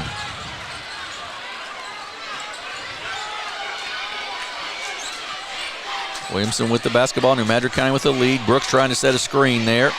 Wiggins jumps out. Trapped. Nothing there. Off to Ruff. Inside to Brooks. He loses it out of bounds. We'll go back to the Bulldogs. And somebody else has got, we've said it all along, has got to step up and score. You know, whether it be Brooks or Ruff, or somebody's got to step up for New Madrid County. Yeah, Brooks has got to be big and strong right there. Get wide, and boy, he was just really too loose right there. Farmer, good screen set by Williams. Farmer down the lane, loses control of it. Yes, and it a is. Charge on P.J. Farmer. P.J. was out of control right there. That is a great call. It was, and Cranford has done such a nice job of drawing some charges. Great job right there. Second foul on Farmer. Not a bit of energy in the gym, Jim. No, quiet place. Quiet place. It's been a fantastic ball game. Good tournament as always, and this has been everything you'd want out of a championship game. It's been the place to be on a Friday night. Absolutely. Trying to wipe up the perspiration. We get it now, and Jones will try to inbounds. He does get into Williamson and gets the ball back. Again, here, Jones, the only thing he's got to do is get past Dontrez Williams, and he's got a really easy look at the basket. Ruff pulls it back out. Williamson got it by Farmer. Where he wants to be. Nice steal by McCray. He's quickly up the floor for the Bulldogs. He's cut off there. He loses control. It goes back to Williamson. 1-on-2. BJ pulls it out. He puts it on the floor now. Goes inside. Up and good. Look at there. Pulled it out and then went right past PJ Farmer for the basket. 47-44. Into the corner. Applewhite for 3. No good. Rebound taken down by Jones. Could have been a 4th foul on. Get out of there, Dontrez. Yeah, Don't pick up that Dontrez. foul. He's doing everything he can to pick up that 4th one, I'll tell you what. Boy, they cannot lose him right now. And it could be a charge on Jadis Jones. I like the call. Be the first team foul on New Madrid County this quarter. He made Jadis go to his offhand right there, and Jadis was a little uneasy on his dribble, and he took the shoulder right into him. Ball goes back. That's the second foul on Jones, by the way. Ball goes back to New Madrid County.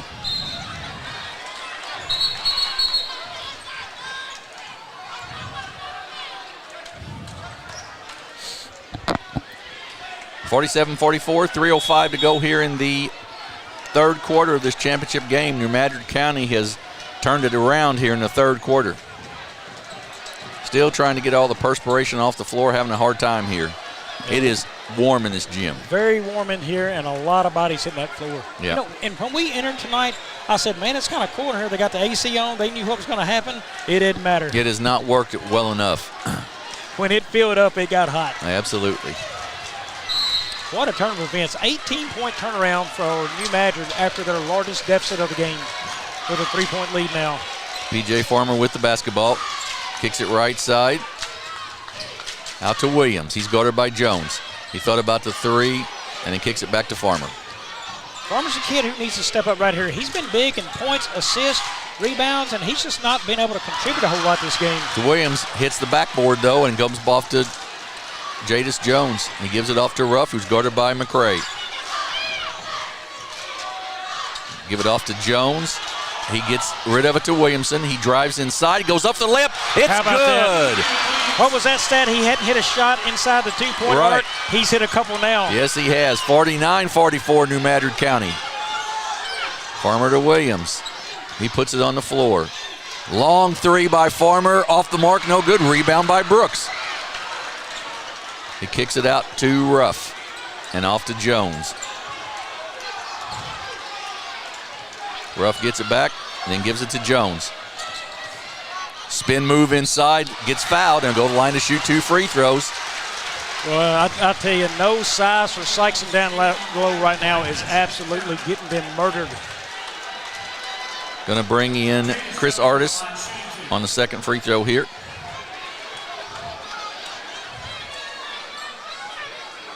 You know, Jadis Jones got to be exhausted.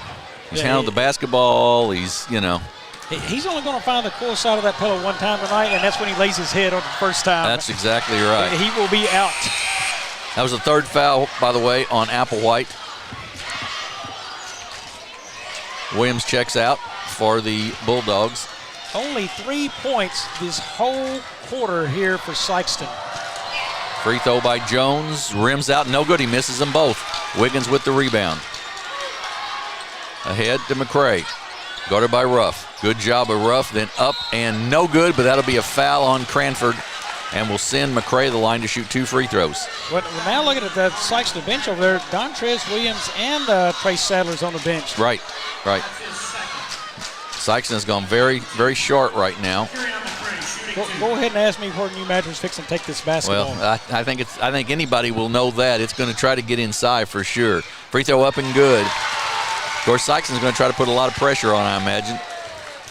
Yeah, if you can get a pressure and a steal and a score real quick, boy, you close that thing back down to 2 here.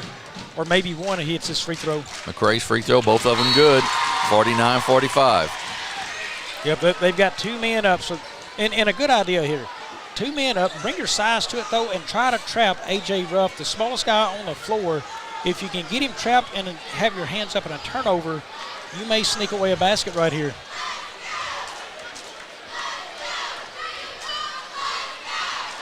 We know that wiping the floor up isn't very exciting, folks, but it's important part of the game so nobody gets hurt. They get it into Williamson. Little zone trap for the Bulldogs now. It has gotten really loud in this gym. It has. Ruff catches the pass, gets it inside to Brooks. Bad pass, though. Farmer comes away with it. He's going to kick it right side. Wiggins for 3, short. No good. Rebound, Artis, and then we're going to have a reach-in foul on A.J. Ruff. I'll tell you, everybody in this gym stood up when Wiggins released that shot. He has been that good out there tonight. Third foul on A.J. Ruff, third team foul on New Madrid County. Inbounds, top of the circle. Williams is just back in the ball game.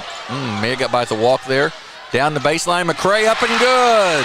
Much needed basket for Sikeston. That pulls it within 1. 49-48. Ahead to Williamson.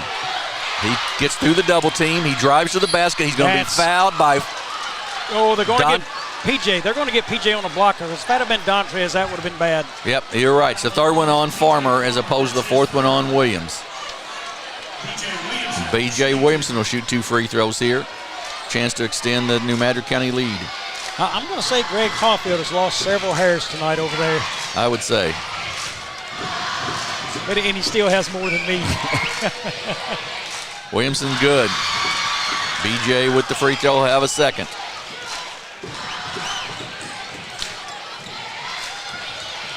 This gym continues to make a lot of noise. It's going to get louder, too, in the fourth quarter, I got a feeling. Williamson, good. 51-48. New Madrid with the three-point lead. 1:11 to go in the third. Sikeston just needs to hang on to get to the fourth to get their size back into this game. Williams to the baseline dunk for Dontrez Williams. Dontrez says, I'll hang on to that rim for you if you want me to hang on. Brooks inside, gets it back off to Jones. An offensive foul on Jadis Jones. We just are seeing the officials call that all season this year, Bobby. That drop of the shoulder, you just can't do that. And that's all about positioning, too. P.J. Farmer had great positioning on Jadis Jones right there. Third foul on Jadis Jones. Sikeston with a chance to get the lead back here before the end of the quarter.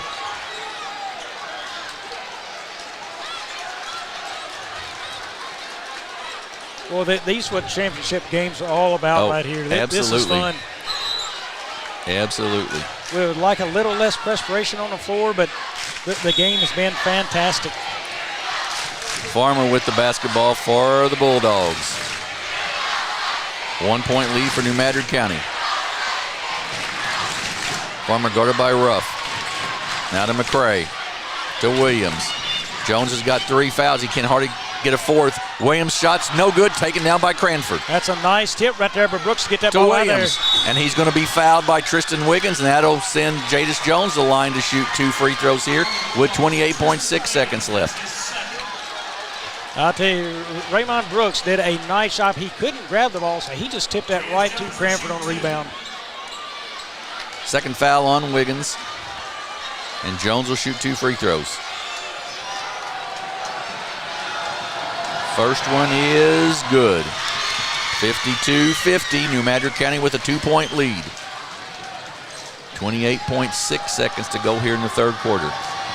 Second free throw, no good. Jones gets his own rebound with the only guy out there. Williamson will take a 3, off the mark, no good. I don't like that shot selection there from New Madrid. They should have held on, made sure of it.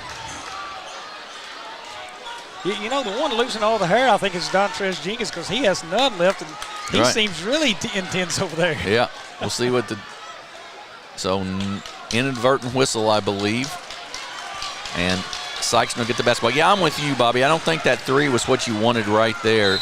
After managing to get a rebound when it was 1-on-4, I don't think you really wanted to take that shot. Dontrez Williams to the basket, kicks it out to Wiggins. Gets a jumper up, and it goes, and he'll go to the line to shoot 1. That is an amazing play, but Wiggins nowhere to go with the basketball, felt the contact, and threw it up and got a basket. Foul's going to go on, was it on Ruff? That was on Brooks. Brooks, okay. Wiggins with a chance to give Sikeston the lead here. Yeah, second one on Brooks. Free throw by Wiggins is good. He has been some kind of fantastic tonight. Jones with the basketball. 8 seconds to go before the end of the quarter. Gets it ahead to Ruff. Ruff jump shot. Good! A.J. Ruff with 1 second to go, and we're at the end of 3 quarters. Wow, what a game. New Madrid has been the king of buzzer beaters this tournament. They have. New Madrid County leads 54-53. We'll take a break and be back with the fourth quarter of this championship game. Everything you want it to be here on the A-Corp Sports Network. Do you need personalized merchandise? Trying to celebrate the season of that big state run? Then Juju Promotions in New Madrid has you covered. Whether it's heat presses, screen printing, or embroidery, we always have an option that will leave you satisfied and looking your best. With seasonal styles and plenty of accessories, there's something here for everyone. So come in and shop around. You'll be welcome with a smile and leave more fashionable than ever. Call us at 573-748-4040 or visit us in New Madrid. We are back at Sikeston High School. Folks, if you've missed this, you need to go back and rewatch it and stick with us for the fourth quarter because it's been everything you could imagine. 54-53 New Madrid leads here in this championship game. Bobby, some stats? Well, let's start out with B.J. Williamson. He's come to life 15 points now, On 4 of 12 shooting, he is 5 of 5 from the free throw line. That's a key stat. He needs to keep that up later. Jadis Jones, 29 points, 9 of 19 shooting. He has 8 offensive rebounds, and they are killing Sikeston in that area. 25 to 15 on the rebounds. Sikeston needs to get their big boys to work in there. P.J. Farmer down to Sadler. He gets it back. Kicks it back out to Williams for 3. Off the mark, no good, long. Boy, he almost picked up a foul there. If B.J. would have flopped to the floor, he may have got the call. No matter with the basketball, Sadler is back in the game with his 4 fouls for the Bulldogs. Off to Jones. Williamson for 3. Off the mark, no good. Jones, big rebound. Goes back up and good. Jadis Jones with a strong rebound. 31 for him tonight. I'm going to tell you, that is a great no call on a bump down low. They let him play through that. Bad pass, Ruff with the steal. He's going to go for the layup. He goes up. No good, but right there, B.J. Williamson to put it back. And it's a 5-point New Madrid County lead. Look at that. New Madrid was standing around looking at each other instead of getting back on defense. They got lucky right there. That's a mental lapse by New Madrid. Ruff brings it across the timeline. Goes cross court. Bad pass by A.J. Ruff ahead to Farmer. To Wiggins for 2. Up and good. Just a really bad mistake by A.J. Ruff there. 3-point game, 58-55. Well, Ruff got his back turned to the basketball court. Williamson with it. He's going to drive inside to Cranford. Shots blocked. Ruff there, though. Puts it back and in. No, that's not Brooks. Ruff. Brooks, I mean. Wiggins. 3-pointer. Good. How about that? Tristan Wiggins, 60-58. Timeout by the Bulldogs. Wiggins, 24 points in this one tonight, and most of it all out there behind that line. 60-58. And folks, don't forget, this is not it. We're back on the air Monday night. Bobby and I will have 4 games for you Monday night from the Clarkton Holiday Tournament. We'll tip off at 4 o'clock with the number 2 Portageville team against number 7 North Pembascott. 5:30 we'll have number 4 Risco and number 5 Donovan. At 7, the Malden Green Wave will take on Clarkton JV, and then the last game of the night will be the Clarkton Reindeer and the number 3 seeded East Carter County Redbirds. So join us Monday here on A-Corp Sports. Well, Wiggins right now, he has 24 points a game, 8 of 13 shooting, 3 of 3 inside the arc, a phenomenal 5 of 10 from deep. 50% I'm taking every night. Oh, yeah. And then he's also 3 of 5 from the free throw line, just to throw in there, and he's contributed 2 rebounds to his team. Dontrez Williams in there at 11 points. The one I think they need more out of this quarter is P.J. Farmer. He's only got 6 points. He's usually big in the rebound department for him. He's usually big in the assist area and the points, and it's just not been there for P.J. tonight. It looks like he may be taking a seat. 1, 2, 3, 4. No, he's just getting a drink of water. He'll be back on the floor, but yeah, he has not had the game he would like tonight. 60-58, New Madrid County with a 2-point lead, 6:25 to go in this ball game. Into Ruff. Notice everything defensively Sikeston does, they want Ruff handling the basketball. Williamson with it, guarded by Wiggins. He gets it ahead to Jones. Tries to split the double team, can't do it. Then they give it to Cranford. Goes cross court to Williamson. BJ drives in the lane, kicks it off to no good, out of bounds, and it belongs to the Bulldogs. A miss inside by Raymond Brooks, and it goes back to Sikeston. Well, as long as Sikeston can keep their bigs in, that's going to be favorable for them there. They made that really tough on New Madrid. Williams with it. Long 3, air ball. Out of bounds, will go back to the Eagles. Look, you're down 2, and that's a poor shot selection. You never even started your offense. Yeah, that was not that was not, you're right, not a good shot selection at all. Jones with it in the backcourt to Ruff. Ahead to Brooks, bad pass. A.J. Ruff is struggling keeping the ball in play. Well, and they're getting on to him in the backcourt there with Williamson and Jones saying, hey, why are we pushing the ball up on that kind of a pass? Just work it up easy. Wiggins misses the 3 this time, and Jadis Jones comes down with the rebound. He'll get it across the timeline. He puts it on the floor. New Madrid still leads by 2, 60-58. Williamson with it. Sikeston in his zone. Williamson drives inside. He goes up off the glass. No good. Tipped up and good. Jadis Jones once again, 62-58. He brought the big man to him, and there was Jones to clean it up. Farmer to Sadler, good, and he'll go to the line to shoot one, and I believe that may be the fourth on Jones. We'll see. Nope, it's on Brooks. His third, first foul of the quarter. Artist checks back in, and Wiggins will take a seat with 5:09 to go. And Trace Sadler with a chance to make it a one-point ball game. Boy, Trace Sadler can make a big, big imprint on this game right here. Free throw up and off the mark, no good. And McCray with the saves and gets the basket.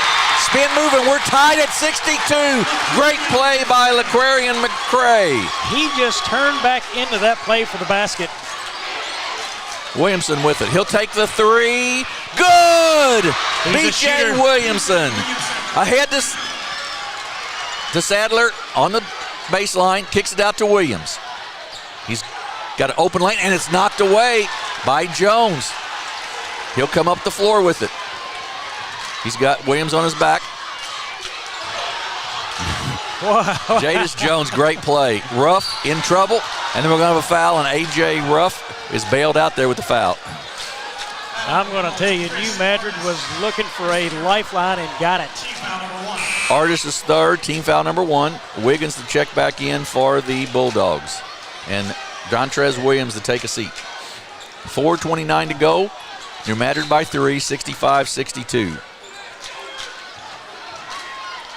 New Madrid needs to go right at the big man Sadler right here. See what he's going to call it both ways, maybe? I think that's what he did. Foul both ways. And I didn't see because I was watching down low what was going on with the action there. Huh. So that's going to be number 4 on Jadis Jones. Yep. That's Wiggins' third and Jones' fourth. That's a big fourth foul there on Jadis Jones.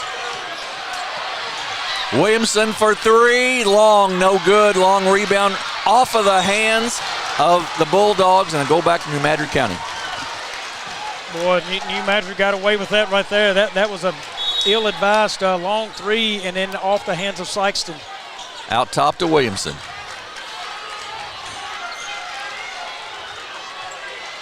4:10 to go in the ball game. Cranford brings that ball down, which he shouldn't. Ruff gives it back to Cranford. They're looking to get it inside if they can get it there. And then it's a steal. Wiggins down the floor with it. And then B.J. Williamson gets in there. It's a tied ball. It will belong to New Madrid County on the jump ball. Great job of hustling back for B.J. Williamson there. I'm telling you, what a fun night. It's been a good one. 3-point game. 65-62. Little stop in the action, going to wipe more rainwater off the floor. Yep, Jackson won the 5th place game tonight, in case you missed that. And in the 3rd place game, it was the Poplar Bluff Mules, the number 5 seed, defeating the Cape Central Tigers 64-60. And of course, we've got this championship at 1 point. And like I said, if you've missed it, New Madrid County was down 15 points in the first half, and came back at a huge 3rd quarter to come back. And now they have the 3-point lead now with just under 4 minutes to go in the ball game.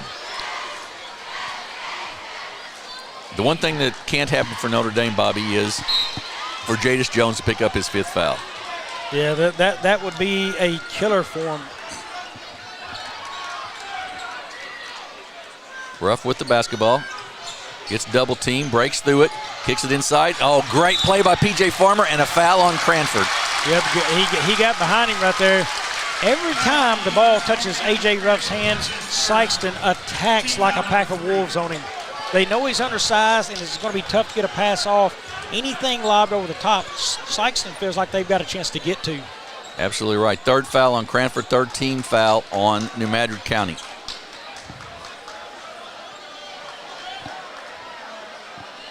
At some point, we're going to see he's already checked back in, I guess, out of that timeout. I knew Williams would not be on the bench long, and there he is on the floor. He is back in, so they've got their size in the ball game. Dontrez Williams and Trace Sadler in the ball game. P.J. Farmer with the basketball for the Bulldogs, guarded by Williamson.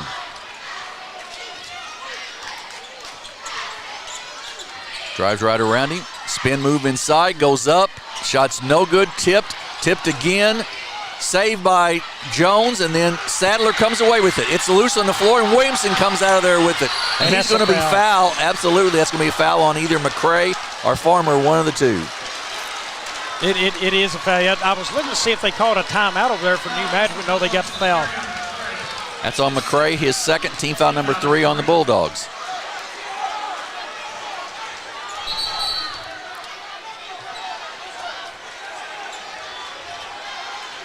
I know there's a lot of perspiration on the floor, but boy, it seems like a lot of stoppages of play. With the humidity in here and the slippage, you don't want to see anybody get hurt. That's true. And it's a championship game. Take all the time you need. Let's get it right. Ruff with it, gives it back off to Jones, and Ruff gets it back. And they said they attack him, they double team him, and they get it ahead to Brooks, then to Williamson. He drives at Sadler. He goes up. It's good. Wow. What a shot by B.J. Williamson. Quickly down the floor at the Bulldogs to Sadler. Up and missed the shot. No good. It's taken down by Ruff. A 5-point New Madrid County lead. And that should have been called there, I thought. Jadis Jones to the basket. And it's going to be a foul on P.J. Farmer, and I believe that's his 4th, if I remember correctly. Well, first of all, for B.J. to hit that shot a second ago, and I thought that was a foul too, and he let it go. I don't see how in the world he got that to drop. Yeah, I'm with you. 4th foul on the Bulldogs in the quarter. 4th foul on P.J. Farmer as well. 3 minutes exactly. 5-point lead for the Eagles of New Madrid County, 67-62. Now, if P.J. were to foul out, that's a big loss for them. However, they still have a bunch of kids on the floor who can handle the basketball, and he hasn't been a big contributor on the scoring. His defense would be missed with his length and athletic ability, but I don't think that one hurts Sikeston as much as, say, a Jones for New Madrid. You know, that Sikeston can afford to lose one like that. They just can't afford to lose a big.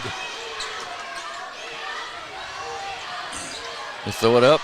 Good catch by Williamson there. Inside, up, blocked by Williams. And that is an offensive foul. That is a right call. And that's the 5th foul on Jadis Jones. He shouldered him. That is 100% the correct call. Yep, it sure was. And you know, all the games we've watched of New Madrid County, I don't think I've ever seen Jadis Jones foul out. You know, and I want to think most all of these, he fouls out with 33 points and 23 rebounds and only a 5-point lead for New Madrid.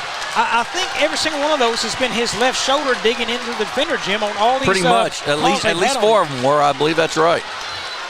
So New Madrid County's got to figure something out here as they lead by 5, but they lost their leader with 33 points, 23 rebounds. Yeah, and no doubt this ball is going to the rim. Into Sadler, and it good. Sadler with the dunk, and it's 67-64. You knew as soon as Jadis was gone, it was going toward the rim. B.J. Williamson's got to figure out. It's a turnover. They're going to call that a foul on Williamson as well. Yep, they're going to call the push. 3rd foul on Williamson, and there will be free throws coming up after the fact here.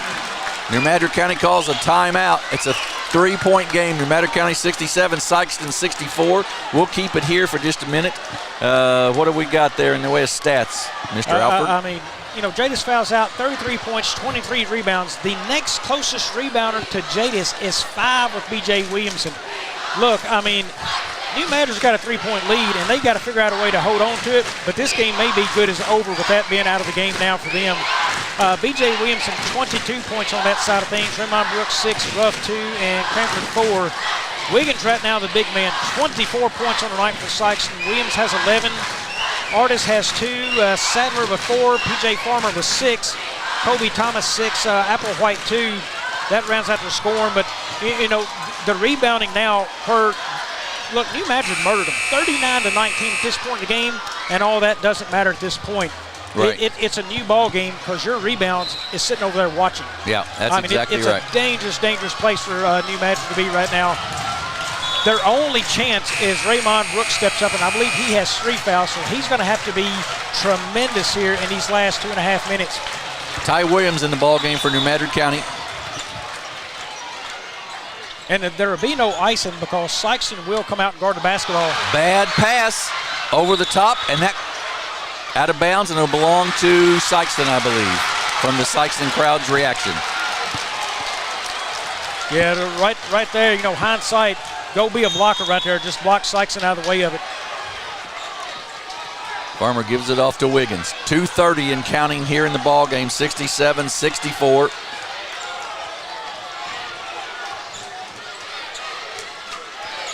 Williamson on Williams. I don't understand. Why not just post it up down low? Williams thought about three. He puts it on the floor. He goes up for the basket, up and good. 67-66. Williamson with the basketball. Loses it. It's a kick. It'll belong still to New Madrid County. 2:05 to go.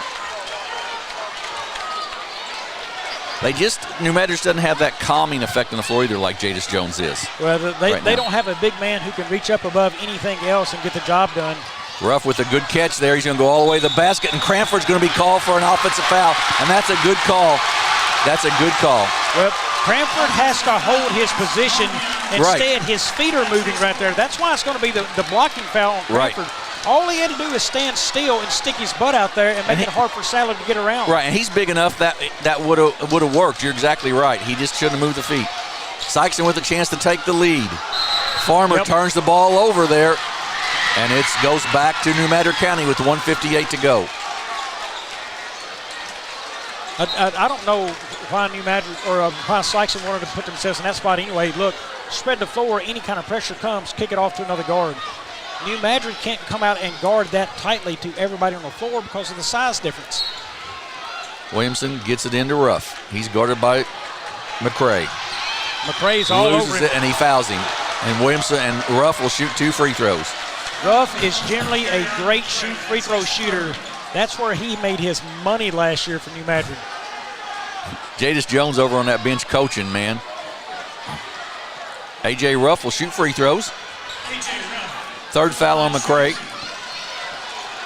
67-66, 1:54 to go in the ball game.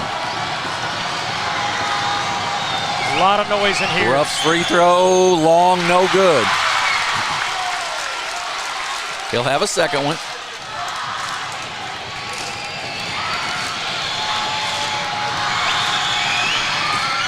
(68-66) New Madrid County. 1 of 2 for Ruff. McCray will bring it up. Look at New Madrid having to back off. They can't guard too tight right there. McCray down the lane, gets it back, almost lost it, kicks it to Williams. Look at the size difference down low. Williams loses it out of bounds. It'll go to New Madrid County. Unbelievable. Sadler is 7 foot, and he's got a guy no more than 5'5" guarding him, and Sikeston didn't give him the basketball. Ruff up the sideline, gets down the middle of the floor, kicks it inside, and then to Cranford. You don't want it there, I don't think. It's loose. Farmer gets it ahead to Williams. Shot's no good, and he'll shoot free throws with 1:23 to go. I don't think you want to give the ball to Cranford right there. Brooks needs to go ahead and put that up.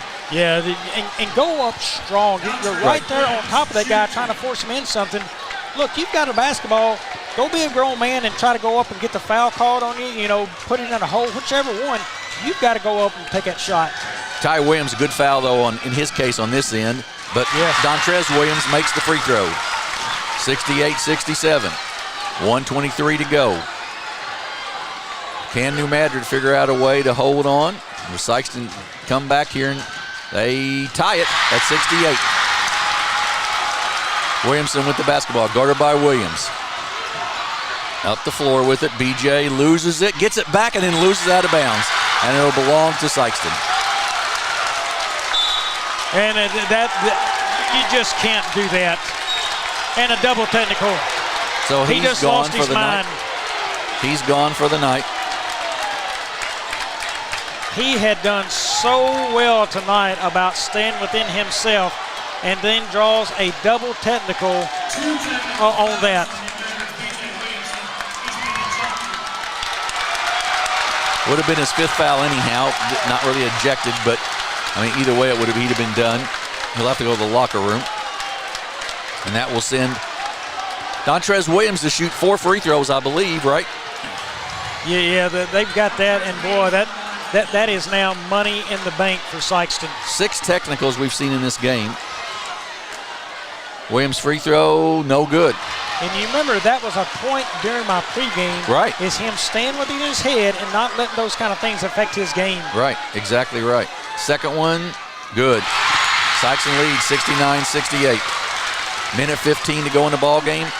And New Madrid's got to figure out where they're going to get some points from. I don't know if they've had a game where either Williamson or Jones went on the floor at one time. Yeah. In 2 years, probably.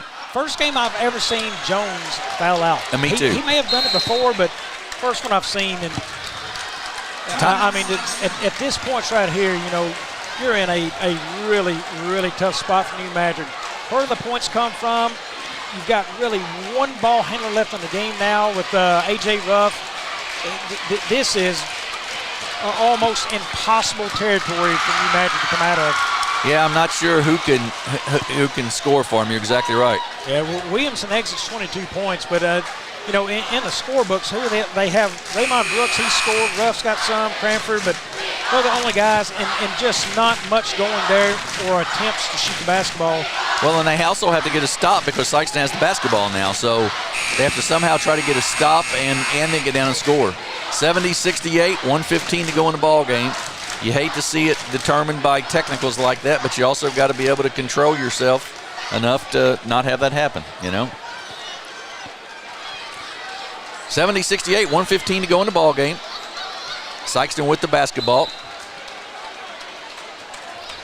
I have to believe they get it into either Williams or Sadler here, one of the two. Yeah, I would have to think that's where you want to go with this basketball. Get it to a big. And you really don't have to do that. Don't worry about that. That's true. You're up. Just make them come play defense because you can dribble this out. Right, exactly right. They are in a man-to-man, but Brooks is going to have to come meet him. Yeah, he's got to play him, and if Williams drives past him, he drives past him, but you've got to play him at some point. Backdoor cut, ball's loose. Saved by New Madrid County. Ty Williams with the basketball, 49 seconds to go. Tries to get it inside, and he throws it away. Farmer comes away with it to Williams. To Tristan Wiggins, up and good. Sikeston by 4, 72-68. Ruff with the basketball. He loses it. Out of bounds, off of Sikeston, will belong to New Madrid County. Well, a 4-point game. New Madrid has to find a way to score quick right here. Taekwon Jones to throw the inbounds pass.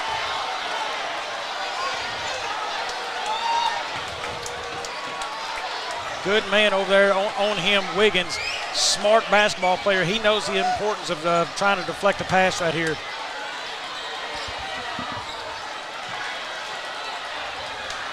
They're going to let this come in freely to A.J. Ruff. They want to time off the clock. Ruff with the ball.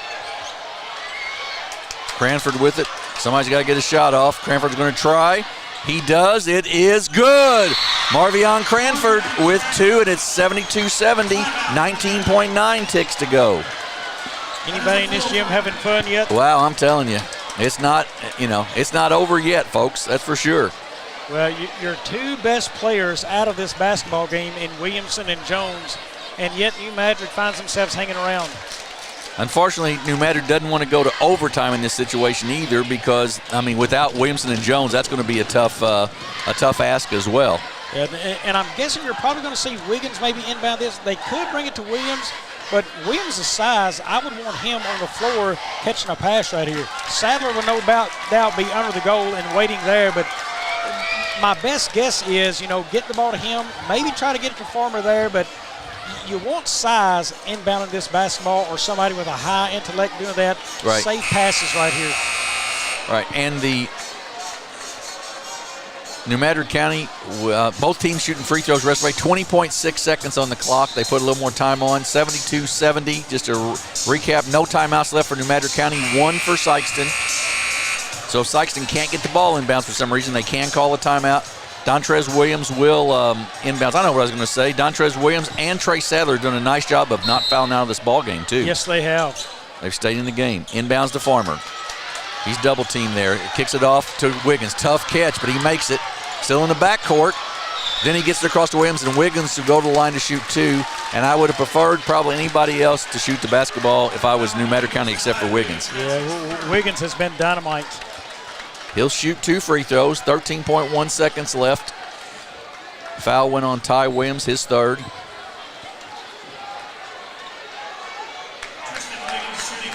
Wiggins to shoot 2. Free throw up and no good. It's a one-possession game still, folks. Wow. He'll have a second. Up and short, no good. A 2 ties it, a 3 wins it. That's a foul. That's a foul. Ooh. Oh, they did not call it. Man, he absolutely collided hard with A.J. Ruff. Wow. A 3 can win it for New Madrid County. Wouldn't that be something? To Ruff. He makes the catch. He's down the floor with it. He's got to charge the 3. Long, no good. 2 seconds, 1 second, and that's the game. New Madrid County, Sikeston with the win, 72-70. What a ball game, Bobby. Amazing night here in Sikeston, Missouri, and the closeness of this game.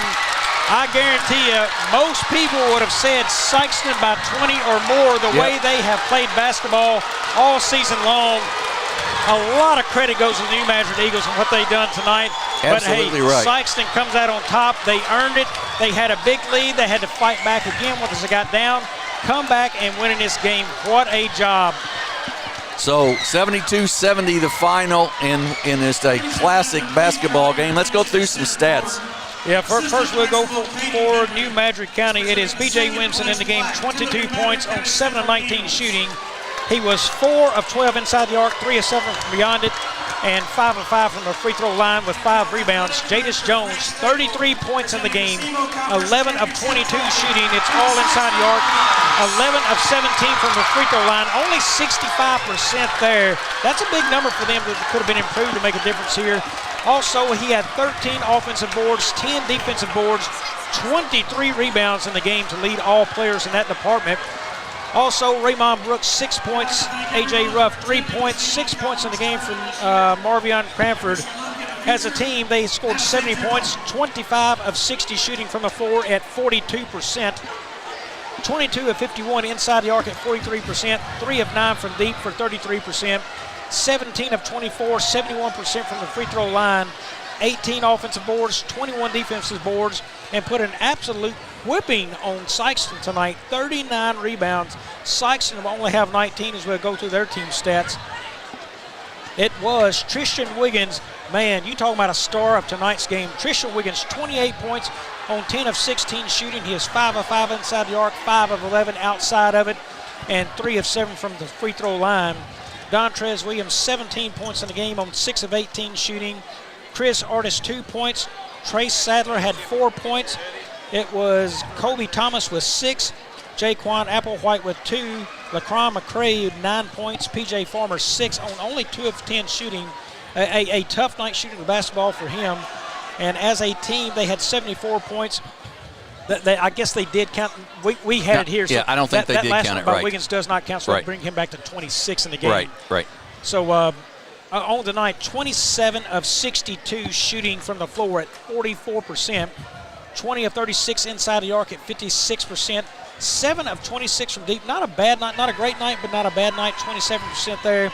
13 of 24 from the free throw line. Only 54% free throw shooting.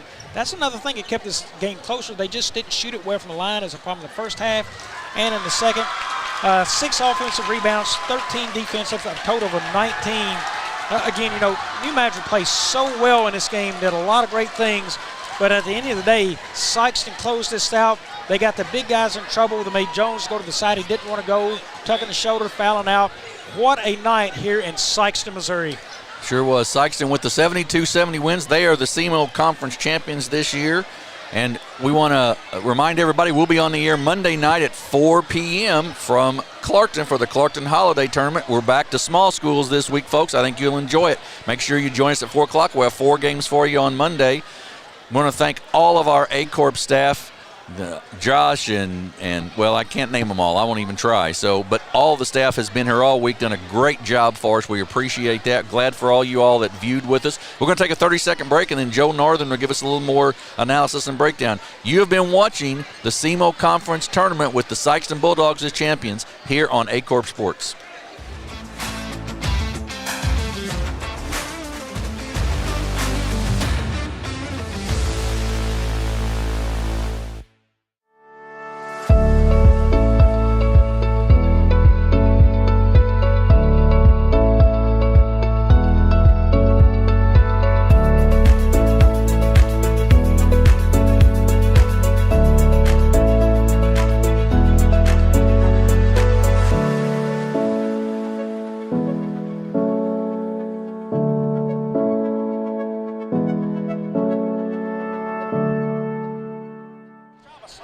Well, folks, if you didn't appreciate that game for all the drama, all the hype, all the big plays, everything that went from it, then quite frankly, you don't like basketball. Sikeston, for the 9th time, wins the SEMO Conference Tournament 72-70. We welcome you to the Nutrient Ag Solution post-game report. Joe Northern with you. Quite simply, an absolute classic, an absolute barn burner tonight between two of the best teams in the region. And while New Madrid had really laid claim to be the kings of the SEMO Conference, not only taking home state championships, and still has a great opportunity to do just that later this year, this Sikeston team has truly arrived and did so in dramatic fashion tonight over the New Madrid County Central Eagles, and led tonight by Dontrez Williams with 28 points. Or excuse me, I beg your pardon, Tristan Wiggins with 28 points. Absolutely killing it on the three-point arc as we have the official statistics right now for this game. Wiggins with 28 points, Williams picking up 17, PJ Farmer with 6 in the win for the Bulldogs. For the Eagles of New Madrid County, Jadis Jones, an absolute career night for him, unfortunately cut short with the 5th foul early. 33 points, 23 rebounds for number 10, doing whatever he could to keep his team in it. And same for number 5 and BJ Williamson, 22 points, 5 rebounds, but also 5 fouls, and potentially a 5th foul with the technical that could be stuck in his head and many fans of New Madrid's head for quite some time. But nonetheless, though, an absolute team effort tonight between these two teams, and just an absolute barn burner between the two. Breaking out some of the final statistics again for these two teams. New Madrid County shooting 25 for 60, Sikeston 27 for 62. And 2-point field goals, 20 for 36, 22 for 51, 7 for 26 for Sikeston, 3 of 9 for New Madrid County. New Madrid County also had the edge on rebounds, 17-24, and in free throws, or I should say, and in free throws, 17-24. Sikeston only 13 of 24, but the big difference tonight absolutely has to go to number 0 in Tristan Wiggins, because tonight he was the number 1 that made it happen. We are looking to see if we could get an interview with the coach, Greg Hollifield, but as I'm sure as you can imagine, with fans all over the court, media being interested in everything that's going on right now, we can tell you that this is quite simply one of the largest wins that this program has had in quite some time. Of course, you consider the win against Cape Central last year in district play to get them to the quarterfinals, a leading one as well. But again, Sikeston wins 2 tournaments in 2 weeks. They do it against 2 SEMO Conference opponents. So again, just an absolute great effort tonight from the Bulldogs to win it. It's a game that, quite frankly, you wish no one could lose between the two, more so than not. So we will step aside for 30 seconds, and we'll be back to break down the final action of tonight's games and give some thanks as well. We'll be back at 30 here on A-Corp Sports.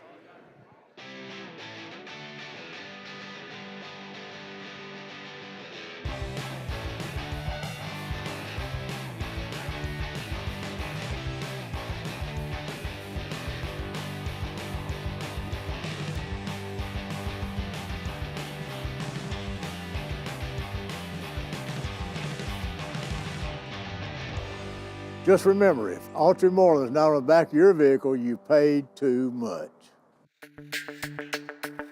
We're for agriculture. For growers, doers, whatever it takers. We're for doing things with purpose. We're for the little guy with big guy dreams. We're for agriculture. We're for you. Nutrient Ag Solutions. Leading the field. Welcome back. Nutrient Ag Solutions post-game report continues with the winning coach, Greg Hollifield. We were talking right before the break. That wasn't dull, was it? No, very exciting and, great atmosphere. And if you can't I always tell our kids, if you can't get excited about playing in the field house on a Friday night, then you don't need to be here. And I thought both teams really played hard and tough. And it was really a game that just felt one advantage towards another, very back and forth, back and forth. How'd you keep your guys composed and really during some of the more tense moments tonight? Well, there's so many big plays, and I thought both teams really stepped up and made big plays when they had to. And, give New Madrid credit. They came out of the halftime with just a great effort.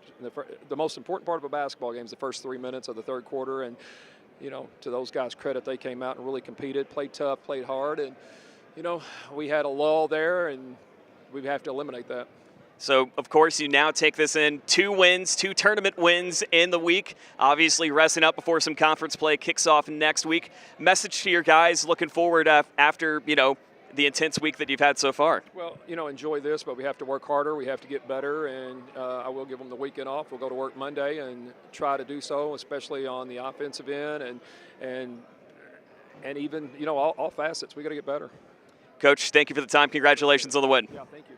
That's the coach, Greg Hollifield, and we'll bring it over here for just 1 second to let you guys know that this will wrap it up for us here tonight, the SEMO Conference Tournament. Other finals to let you know about. Poplar Bluff took care of business over Cape Central 64-60, and Jackson getting the consolation win earlier tonight over Charleston 58-48. And quite simply, the game you just saw, 74. We don't know if it was officially ruled 74. Was it officially ruled 74 or 72? We're waiting because there was a bucket late with half a tenth. I don't think it made it on the board. So 72-70, the official final for this one. And before we go, this is not without a team effort, and quite simply the best team in the business. Our guys at the top, Luke Carter, Philip Britt for leading the charge, and of course our producers, Andrew Moore, my tag team partner right down there. We only have one camera, otherwise Andrew would be looking like, come on, what are you doing right now? Tori Peterson, also one of our assistant producers, Josh I, Tyler Lassiter, Garrett Hicks on stats. Really, this is one of the best teams in the business, and it's an honor and a thrill for us to get to come here and bring you these games. And it's not often that you get games like tonight, but my goodness, if you didn't enjoy that, then you may not enjoy basketball that much. And could we see this Sikeston team really take the lead as the kings of SEMO as we get further into the regular season? And potentially, could they be a king of Class 5 moving forward? Only time will tell. Meanwhile, for the New Madrid County Eagles, we know the excellence that they've continued to provide. Jadis Jones and BJ Williamson are as dynamic of any duo that you'll find anywhere, not just in this region, but in the country. And the fact that we still get at least or potentially 3 more months of them on the court is absolutely something special. And Coach Dontre Jenkins is going to have his team ready to go with some of the big matchups ahead on their schedule. So as for us, we get a nice little break, but then we'll be back with you on Monday, headed down to the Clarkton tournament. Coverage begins at 4 p.m. right here on A Corp Sports. For our entire fantastic crew, Jim Riker, Bobby Alford, and all of the crew, Joe Northern saying good night from the Fieldhouse, where Sikeston keeps the trophy at home in 2023. So long, everybody.